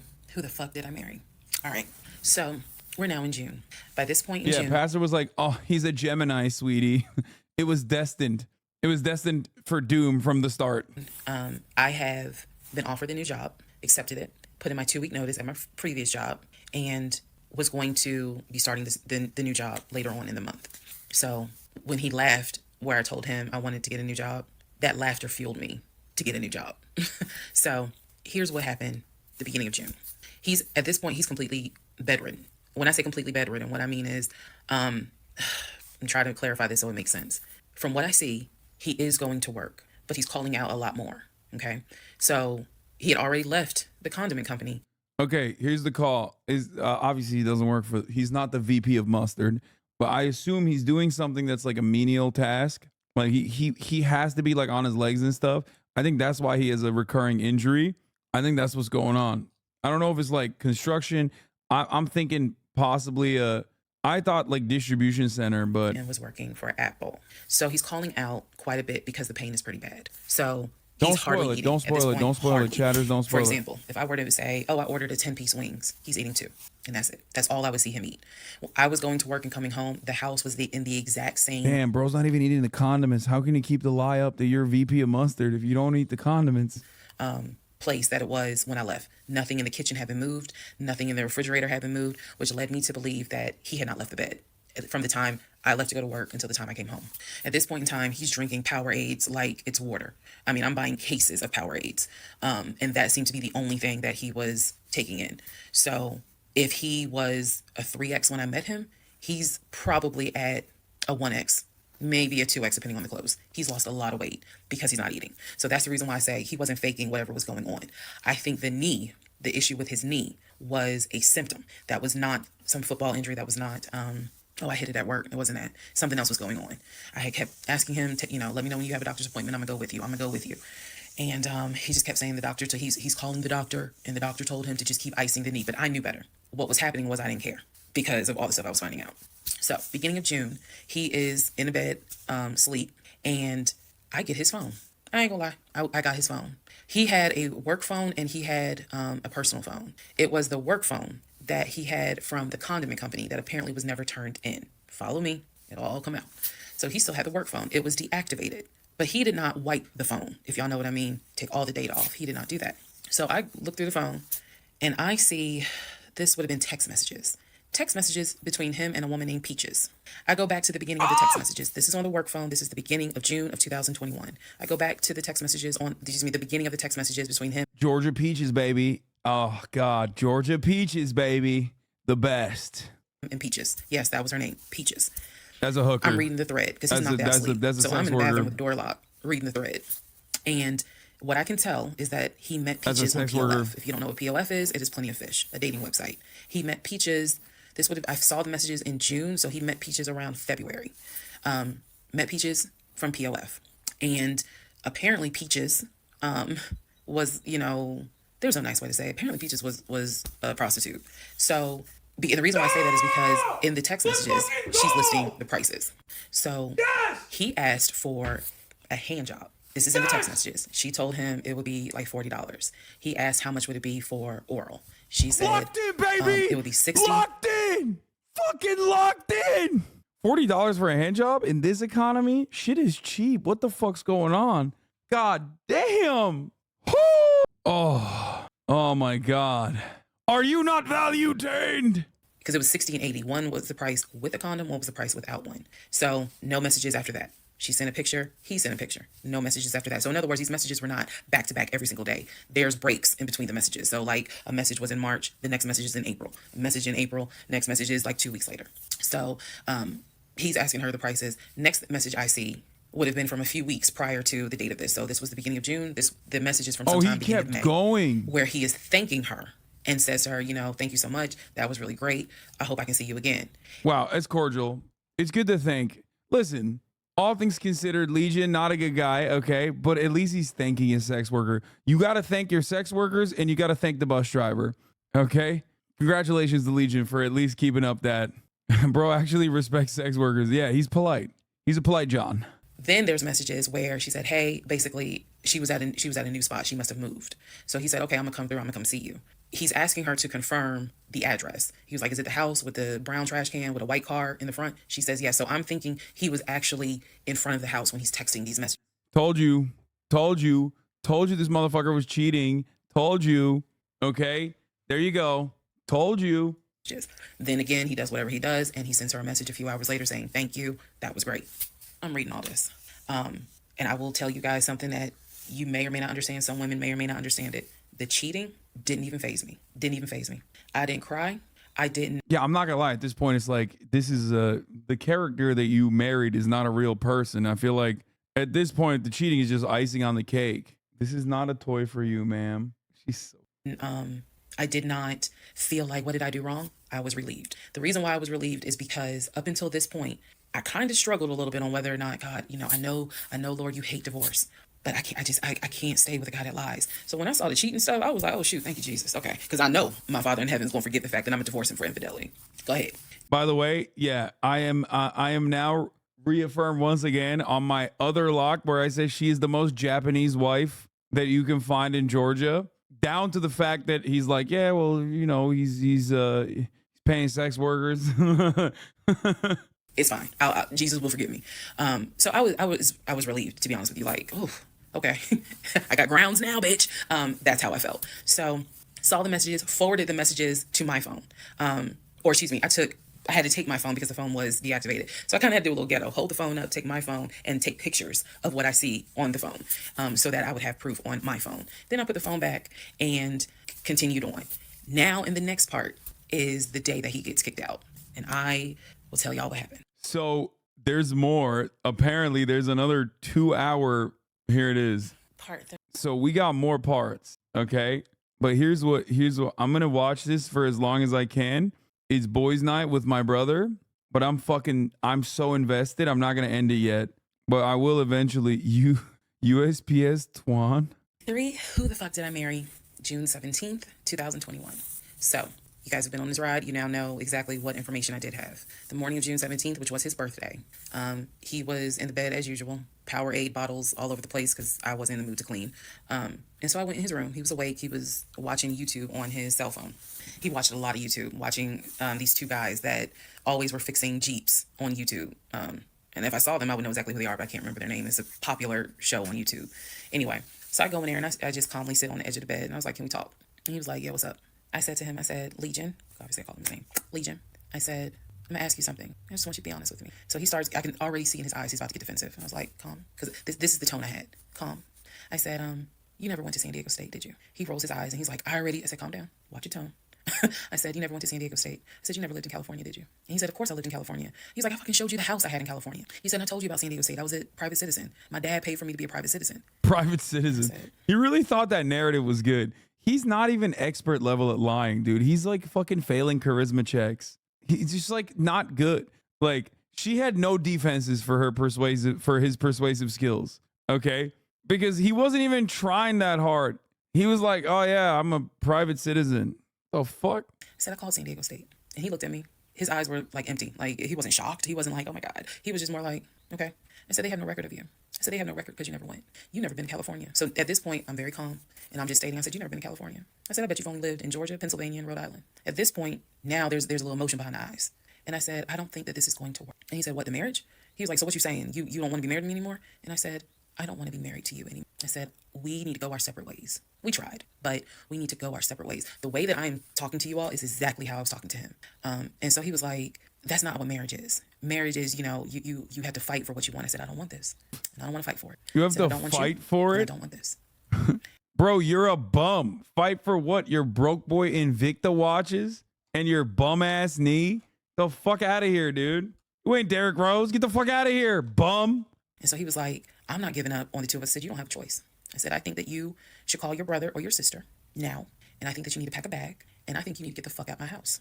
And he was like, you know, I don't really have time for this. You know, I don't feel well. I said, I don't care. You need to get out of my house. Again, the way I know y'all are going to be like, she's so dramatic. And in real, I am actually a very dramatic person. But the way that I'm talking to you guys on this video is exactly how I was talking to him in the beginning of how this started. So I said, you need to call your brother or call your sister because she's in Douglasville.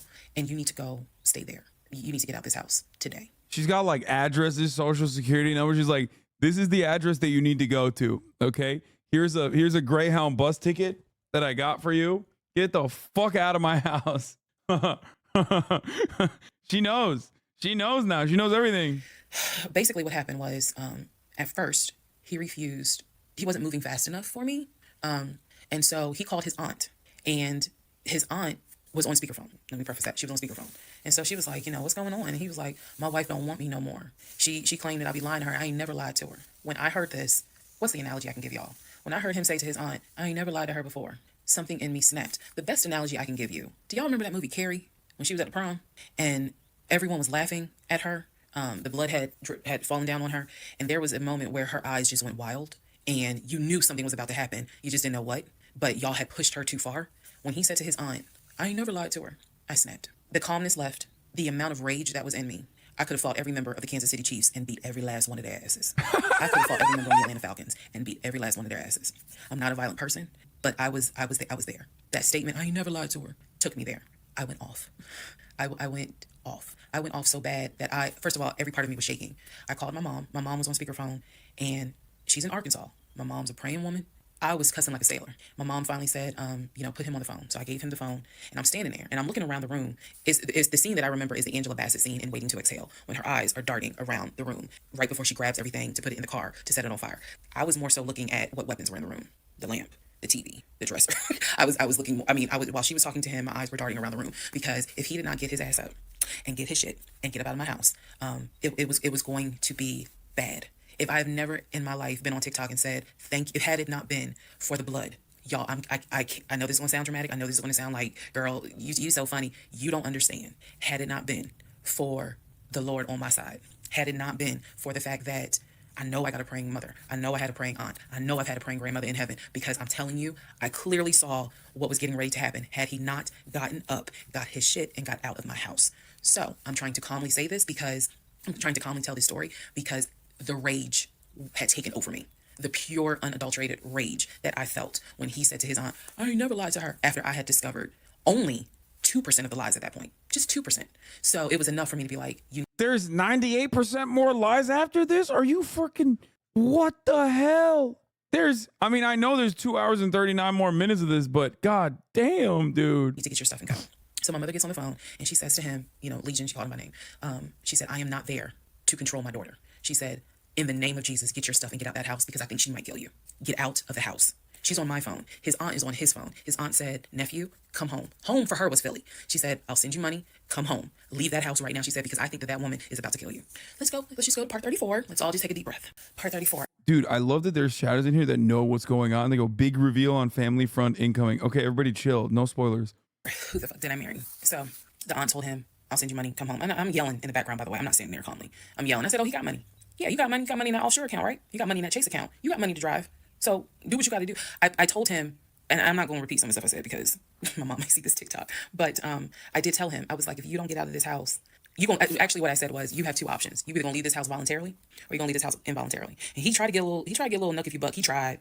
And that's when because he was still on the bed, still laying in the bed. And he was just like, you ain't going to do shit. Like, don't talk to me like you done lost your fucking mind. And I calmly got close to him. I got like this close. And I literally said, I will beat you like the bitch you are. I dare you to try me. I said, I will literally beat you like the male bitch you are. And so when yeah, dude, it's because he's in bed. Dude, 6'4" with a bum knee, and all of a sudden it doesn't work no more. The 6'4" confidence went away because when he's laying in bed, he's like 4 foot tall max. You know what I'm saying? Like he's as tall as the bed at that point. That's crazy. When I said that, his eyes were like, I said, I'm not even playing. Because at this point, I'm rocking like back and forth. Y'all, again, I'm not some hardened, tight chick. I'm not. I want the soft lifestyle, but I have been pushed to the point. So I'm rocking, I'm walking back, I'm pacing. So finally, his aunt was able to get through to him. I had called my mother, my aunt. I had called the pastor. I had called all these people because I did know that I was in a very dangerous place. Not because I'm scared of him. At this point, I was scared of me. I don't know if this has ever happened to someone where you know your own, you know yourself. You know that you got a line. I was over that line. So I'm not going to lie. Her faith in the Lord is very powerful. Because, like, I don't understand that. I've never been a particularly religious person. But after all of these trials and tribulations, I would have been like, this Lord stuff, maybe, you know, the Christian conservatism angle would have probably jumped out of my body. It would have left my soul at that point. You know what I mean? It's just crazy. It's crazy that she's still on that. I had enough wherewithal to be like, okay, you're probably gonna go to jail today. You're probably gonna go to jail. You're probably gonna have that job in the morning. Like I was there. And again, this is not to sound bragging at all. This was a woman who I could not believe that even with the attempt of me trying to give him one last opportunity to tell me the truth, he still lied in my face. I was at my edge. So I yanked the covers back and I told him, I was like, get up, get the fuck out of my house. Again, I'm saying it calmly on here. There was nothing calm in the house when this happened. So I'm throwing stuff up against the wall. I remember I looked at the lamp. He looked at me looking at the lamp. And I think something in him realized, okay, yeah, I'm in pain, but if I don't get up, she's going to do something with that lamp. So he does get up. He is still on the phone with the aunt because the aunt was pretty much like, keep me on the phone. She did not want him to hang up. He throws some stuff together. Again, keep in mind, he has all his stuff in the house. So he basically packed like 2 bags worth of clothes. And he's limping around and I'm standing in the hallway watching him like a probation officer. So he's limping around and I'm looking at the condition of the bedroom. This is when I noticed Legion had been semi-bedridden. Remember I told y'all that because the knee and other stuff. I look at these bottles of Powerade because he had been drinking Powerade so much at this point. He was not getting up to go to the bathroom. He was drinking the Powerade and then using the empty bottles to pee in. Okay, he definitely is like... So there was about 6 bottles around the bed. And I was like, what is this? Addicted to drugs for because, sure. Again, I hadn't really been going in that room. I was busy being CIA, FBI, and Homeland Security for the past 2 weeks. So I was like, what is this? He was like, I'm gonna throw it out. He grabbed the trash bag, put the bottles in there. And I said, what are in those bottles? I said, tell me. And I think I started like twitching. Like, tell me. That is not piss in those bottles. He was like, I couldn't make it to the bathroom. I was in too much pain. So at this point, I'm even more like, yeah, get the fuck out. Get out. Get out of my house. Dude, he's piss maxing. So I helped him. While he was packing his bags, I went downstairs. I took the house key off of his keys. I went back upstairs. He had his 2 bags. I grabbed the 2 bags. Yes, I did. I grabbed the 2 bags. Oh, you got to call a locksmith. No way. You got to call a locksmith. You got to change up maybe even move at that point. He's coming back. Ain't no way. You think he only has 1 set of keys? No shot. I had opened up the garage. I had already popped the trunk for his car and threw the bags in the car. I did that because I was like, you getting out of this house. You getting out of this house today. You can't come back. You can't come back ever. So it took him about 2 hours from the time of I will beat you like the bitch you are for him to actually leave the house. Again, I'm calm telling y'all this story. It was not calm in the house. So he eventually puts on some sweatpants. Now I can really see how much weight he's lost. But he puts on some sweatpants. He puts on a shirt. He's limping down. He's like, you really gonna kick me out on my birthday? I just looked at him. Opened the door. He went through the It's like even the birthday's fake. garage, got into his car, called it. His aunt was still on the phone. And she was like, I'm gonna send you some money. And that's the part. Yeah, happy I was birthday, like, bitch. Clearly he has the money. Like, you ain't got to send the money. He doesn't even have to go to Philly. He can just go get a hotel for now. I don't care what he does. He just got to leave his house. So he ends up getting in the car, driving off. My mom calls and she's just like, is he still there? I said, no. I had not told her what all he had lied about. Even in the midst of me being angry and me going off, I never told him that I spoke to the ex-wife. I never told him I knew he was lying about the stepdaughter because then he would have asked how, what makes you say that? So I did keep my word. I never told him I spoke to her. So he eventually left. I text a friend of mine. I text my landlord. I said, I have an emergency. I need to know if it is okay to get the locks changed. Landlord was like, that's fine. My landlord was super cool. Shout out to Mr. Patel. I went to Home Depot, bought brand new locks, text a friend of mine, asked him, when you get off work, can you please come by my house? I need the locks changed today. So he was like, oh, okay, what's going on? I said, I'll explain it later. So to give you a timeline of June 17th, when I asked him about San Diego State and I told him that I know you've never even been to California, that was about 8:30, 9 o'clock in the morning. By the time he left the house, it was maybe going on noon, 1 o'clock. So this happened pretty quickly. If you're wondering, why did you even ask him? I already knew that I wanted out. I knew that. But for some reason, a part of me was like, let's just see if he'll be honest just one last time. No. And it sent me into a rage. And then he lied to his aunt saying, I ain't never lied to her. And that sent me over the edge. So by 1 o'clock, by 1:30, he was gone. By 2:30, I had done a pretty good job of cleaning up the bedroom. He had thrown away the Powerade bottles, so I didn't have to touch those. I stripped the sheets. Anything that he touched in that bedroom, I stripped the sheets, threw them in the trash bag, threw them out in the trash can. And so most of this was adrenaline. Adrenaline was switched because I hate packing. I hate doing all that stuff. I went on Amazon. I ordered oversized large tote bags because I was packing up all his shit. Part 35. Who the fuck did I marry? So I packed up all his stuff. Okay. The reason why I packed up all his stuff is because, so I had a 3-bedroom, 2.5 bath townhome. One room was the guest room. Obviously there was a master bedroom. And then we had a TV room that he had made like his Philadelphia Eagles man cave.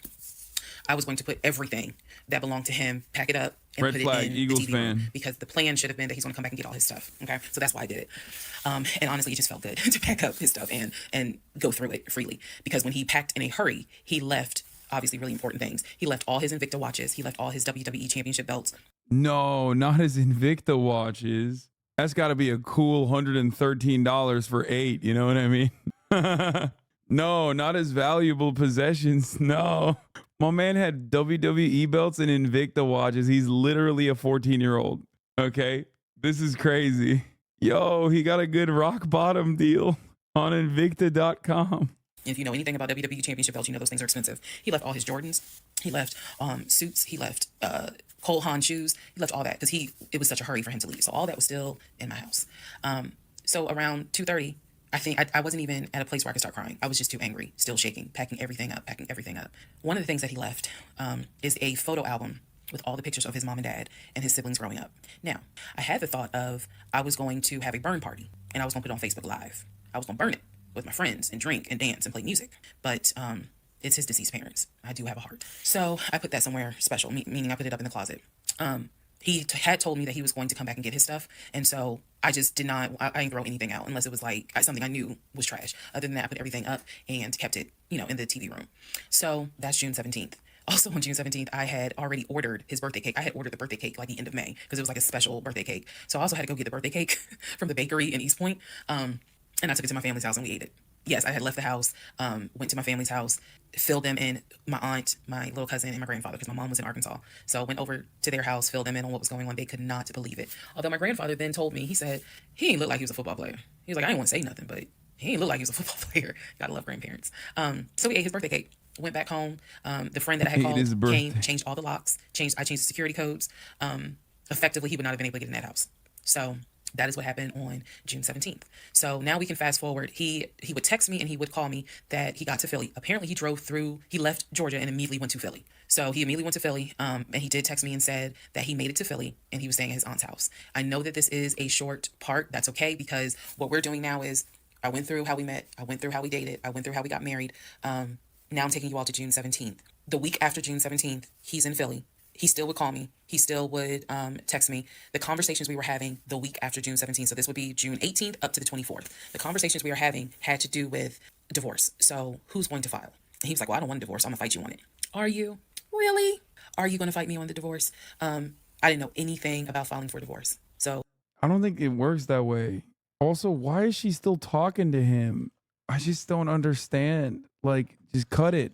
Cut him out of the life completely. I'm just saying, it's like, what is this? Arena football salary? Interest is peaking right now, boys. Interest is off the charts right now for arena football salaries. But I refuse to stay in a place of ignorance. So I went online. There's a website that you can go to where you pay like a $200, $239 fee, and you fill out basic information and you choose your state. You choose your state and they will not process, but they will make all your documents. All you gotta do is print it out and take it to the court. And it is step-by-step directions. We didn't have any property with each other. We didn't have any kids with each other. So by the state of Georgia's standards, this should be an uncontested divorce. So the conversation that last week, the week of June 18th to the 24th, was about divorce. What stuff do you want to keep? Well, I'm gonna come and get all my stuff. I just don't understand why you couldn't talk to me about it. I said, there's no room for talking because you've been lying to me since day one. But even still, keep in mind, as of June 17th, June 18th, June 19th, I did not know what I know now. So the lies were really only like 5% of the whole story. So June 24th or 25th is when I had printed my documents. And I'm laughing because at this point in time, I've read y'all's comments about how that man will print out stuff. I know. But I used the website, typed all my stuff in, got my documents, and then I went, I took a day off from the job because I was getting ready to transition into the new job. So I left work early, went to the courthouse, and filed for divorce. I filed. I paid. And then I already had the documents where he would have needed to sign so that it could then be entered into for a divorce settlement agreement. So going into part 36 or 35, I know there's so many parts. Going into the next part. She needs to get those Invicta watches. She needs to fight tooth and nail for the Invicta watches. she retains the HasanAbi subscription so she can avoid the ad breaks at the top of the hour. You know what I'm saying? Like, she needs to. At the top of the hour, there is a 3-minute ad break for those of you who aren't married to her and don't have a joint Twitch account watching. And you will see a 3-minute ad break at the top of the hour. Sorry. Those watches pay for that $700,000 house. Yes, I'm still watching it. Dude, it's too compelling. Thank you, Anonymous Gifter. Thank you, Trev Tennessee, for the 5 get the subs. There's, I mean, it's just so much. So much happened. She found out that he was like cheating on her with a prostitute from like the beginning of the relationship almost. I think we suspect he has a crippling opiate addiction, and it's like, whoa, don't do that. I don't want her thinking that's a chew toy. Yeah. And she's filing for divorce. Is where I can tell you guys what happened with him, because he drove to Philly and he was in Philly for about a week, maybe 3 to 4 days. Then I get a message on Facebook Messenger from a woman claiming to be his cousin. I can't go pee. God damn it. Oh, Jesus. So the cousin tells me, actually I can tell y'all. So the cousin tells me that he's there.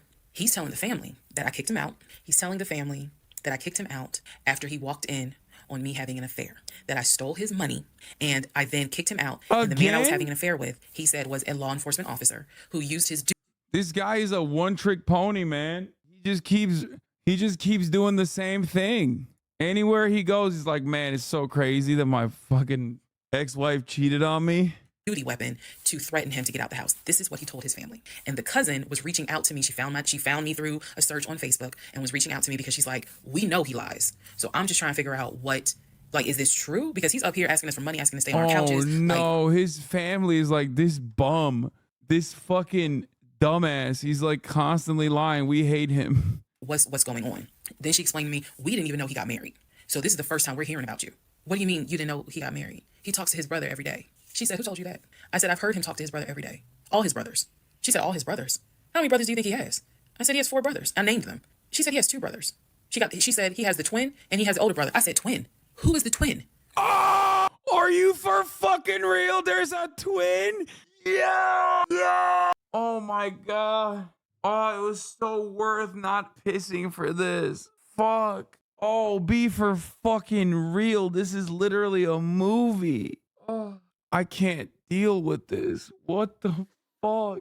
Bro, oh my God. There's not one Gemini. There's 2 Geminis. You're hiding a twin. I already ran the top of the hour ad break, bitch. You missed it. Next part, where we discover the real family tree. Part 36, who the fuck did I marry? The family tree. Please fasten your seatbelts and put the tray tables in the upright position. You can order food? All right. The cousin, I'm not going to name her. The cousin had reached out to me on Facebook, asked me to please give her a call. So this conversation was on the phone. Yes, I was actually speaking to her. She informs me again about the whole, he's up there. He's telling everyone that he walked in on me cheating on him. It was with a law enforcement officer, and that the law enforcement officer used his duty weapon to threaten him to get him out of the house. The reason why I'm particularly mentioning the fact that he said it was law enforcement is because he was trying to get a family member, like one of his cousins, to call the agency of the law enforcement officer and file a complaint, which in hopes would then start an internal affairs investigation. He's so dumb. He's like, that's not how this would work. First of all, thin blue line, that shit's not going to work at all. Okay, they're not going to give a fuck. Secondly, even if they were to conduct an investigation, against who? You're just going to make up a guy? You're going to make up a... Okay, guy's being so cute. She's pushing her toy onto my lap. Okay. Yeah. So, female cousin's on the phone with me. She's telling me everything that he is telling them. She's like, look, we know he's a liar. We don't fuck with him. He's been a liar since a kid, but he's also family. She said, we didn't know at all who you are. So I thought that was interesting because I was like, you didn't know who I was, but his brother knew who I was. And so, again, that's when I said to her that I was like, he's talked to his brother every day. So like, why wouldn't the brother tell y'all that he had gotten married? And so she said, what brother? And so I told her the brother's name. And she said, he told you that? I said, he was having the phone calls in front of me. So at this point, what the cousin said was, she was like, okay, I'm gonna confirm that with him. She was like, he lives up the street, so I'm gonna just confirm that with him. She was like, because I'm pretty sure that they have been beefing for a while.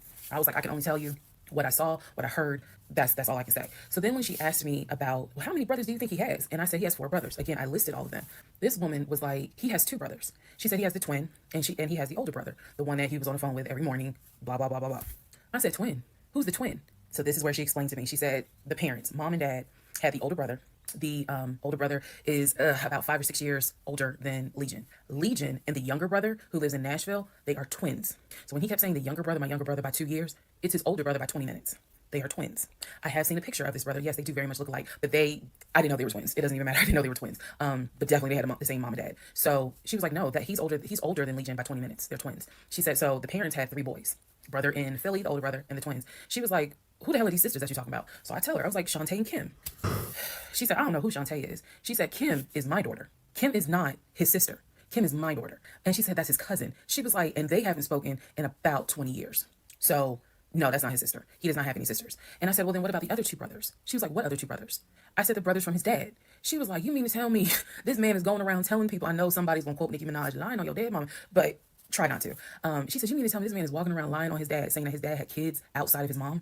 And I kind of stuttered like, yeah. She's like, he does not. She said, I have no idea who those 2 men are. She said, those are not his brothers.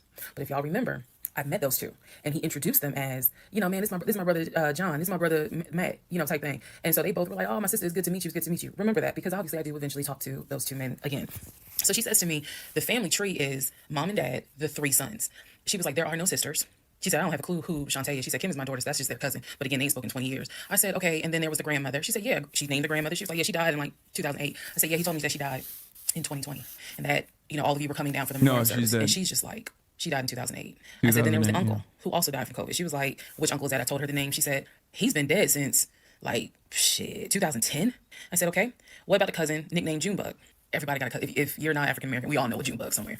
And she just was like, oh yeah, you know, cousin Junebug. She was like, man, that's crazy what happened to him. And I was like, what do you mean what happened to him? Because I know he has talked to his cousin Junebug on the phone like a few months prior. He was like, and so she said to me, she said, yeah, he had passed away in like 2016. So this is now 3 people that she's naming that I recall him having either a story about or a phone call with, and she's telling me that they are all passed away. So this is when the conversation kind of changes, and she's like, you know what? She said, let me speak to the older brother, because he probably wants to talk to you. She's like, you probably should talk to him, and a lot of your questions will get answered. She was like, this dude's been lying ever since he was a kid. She was like, she said, literally, we don't fuck with him. I remember her saying that verbatim. She was so adamant. She was like, and when he showed up here out the blue, talking about how his wife cheated on him with a law enforcement officer, and how the guy took his gun out and threatened him to leave the house. She was like, we knew something was up. She was like, that's why I had to find out who you were and reach out to you and find out the truth. I said, there was no other guy. There was no law enforcement officer. And she was like, yeah, because he was telling us where the dude worked and how we should go ahead and help him file a complaint so that this dude could lose his job. I said, there is no other person. I said, I kicked him out. That was me, all by myself. No gun, just my fist. And so she said, you know, he's telling us that he had got married, and then she was like, apparently y'all had a baby. So she was like, so you got a kid with him? So I had explained to her, I said, no, I said I had a miscarriage back in June of 2020, and I had to have surgery in July. So she was just like, girl. So she started like really being encouraging and was saying, you dodged a bullet, honey. She was like, I don't wish this. She's like, I know he my family, but I don't wish him on no woman. So we've had each other's number. She was like, if you need anything, please feel free to call me. She was like, I've had my own issues with him. I've had my own issues in life. But she was like, get your divorce and be done with him. Then she said, I'm going to put you in contact with the older brother. The next part is me finally talking to the older brother that he had been talking to every morning. Part 37, who the fuck did I marry? So at this point in time, I have filed for divorce. I paid for the filing fee. I'm representing myself pro se, and it should be an uncontested divorce. During this time, Legion had driven to Philly, lied to his family, and said I had cheated on him, that he caught me, and that the guy I cheated on him with was a law enforcement officer who used his gun to threaten him to get out of the house. None of that was true. At some point while he was in Philly, he ran out of options in terms of where he could stay. Family members did not want him to stay with them. Apparently, a lot of bridges were burned, according to the female cousin I had talked to on the phone. So he left Philly and went to Augusta. Yes, what you were hearing is correct. He drove from Georgia to Philly, stayed in Philly for about 3-4 days, left Philly, drove back to Georgia, went to Augusta. Keep in mind, if you have lost your notes at this point, he was raised in Philly and did high school in Augusta before he went to California. So he has family in Augusta. So at this point, he's on his way to Augusta to stay with a new set of people. The reason why this is important is because what I have is a divorce settlement agreement. That divorce settlement agreement has to be signed by the 2 of us, where we are basically telling the court, look, this is what he's keeping, this is what I'm keeping. I need his signature. Let me repeat that. I need his signature because I wanted a very quick and painless divorce, as much as it could be. So by this time, this is now around June 25th. So around June 25th, he's now in Augusta. He had left the house June 17th. So between June 17th and June 24th is the trip to Philly, then leaving Philly, coming to Augusta. My aunt and my little cousin get in the car with me, and I drive to Augusta with a rag on my head, some sweatpants, and a tank top, because it's July, so it's hot. But we ride to Augusta. I had spoken to him. I had said, I just need you to sign this piece of paper. And he was like, I'll get to it when I get to it. No. We're going to get to it. Yeah, honestly, just forge it. Like, he's such a serial liar and a con man that, like, who's going to believe him when he says he didn't actually sign it? You know what I mean? Just fake it. Who gives a fuck? YOLO. Everyone's on board. The the judge is going to be watching this shit, like the TikTok series. Everyone's invested. Rank them: Legion, West Dome, Caleb, Tinder Swindler. I would say Legion is top, especially because like Tinder Swindler at least is like he had a purpose. Like he had a motivation. He was an international comm man. West Dome Caleb is not even a thing. Like it's just, he didn't even do nothing. Legion just does it for the game. Like that's what makes it real weird. You know what it is? Legion is like the real scary serial killer, right? Like the type of dude that you don't know. Like a lot of murders, there's like a motivation. But the guy you got to look out for, the type of murderer that like really breaks your brain, is the guy who just like walks into a random place, walks into a random house and starts chopping motherfuckers. Like he's basically doing that, but instead of chopping people, he's just chopping hearts. It doesn't even make sense. Like there's no rhyme or reason for him to be acting this way. If Legion lied on the marriage license, then the marriage is invalid and can just be annulled. Yeah. All right, this is where we're gonna end it for now. I'm gonna bookend it. I'm so invested in this, but I have my buddy is here, my brother is here. I gotta spend time with them. I feel bad. I will finish this tomorrow. Tomorrow I also turn emo. For those of you who don't know, that's gonna be fun. We got a big banger of a stream lined up. Holy fuck, that's just, I don't even know. I'm gonna be thinking about this a lot. Part 37 is where we stopped, and I don't want you motherfuckers to go and watch it and then come in here with a whole bunch of random nonsense, spoiling the shit up. No, I'm not gonna do Crime Watch right now, chatter. What the fuck's wrong with you? I'm going to bed. No, I'm not going to bed, but anyway, I love you guys. And what a journey this has been tonight, huh? What a journey this has been, huh? Anyway, love you all, and I will see you tomorrow, okay? Peace. Sunny Los Angeles, California says start. The starlock to the starlock to the topic just begun. There he is again, her son is streaming, her son is streaming. There he is again, her son is streaming, her son is streaming. Reviewing the P.O. box, Uncle Uger's face. Sudden discord at your prop. Great names take on break. Tiny Bernie Sanders, LGBTQ Air Force. The whole left at your fingertips, Ane at your door. H3 crowded debate, the Young Turks online show. 3 full fucking years of this, plenty more to go. 90-day fiance talks of champagne, bourgeoisie. A Trump rally live reaction, a mass riot at DC. There he is again, her son is streaming, her son is streaming. There he is again, her son is streaming, her son is streaming. Reading live stream fair comments, Austin show chat advice, and all the ways the right-wing pipeline can suck you in online. JCS react, Lord frame gets broken, cover blown. Full-blown mass pandemic monster streaming at your home. Total radicalization coming by. System you were taught to trust in was broken the whole time. All these daily streams, whether big or whether small, have helped me and so many find a meaning. There he is again, her son is streaming, her son is streaming. There he is treatment. HasanAbi.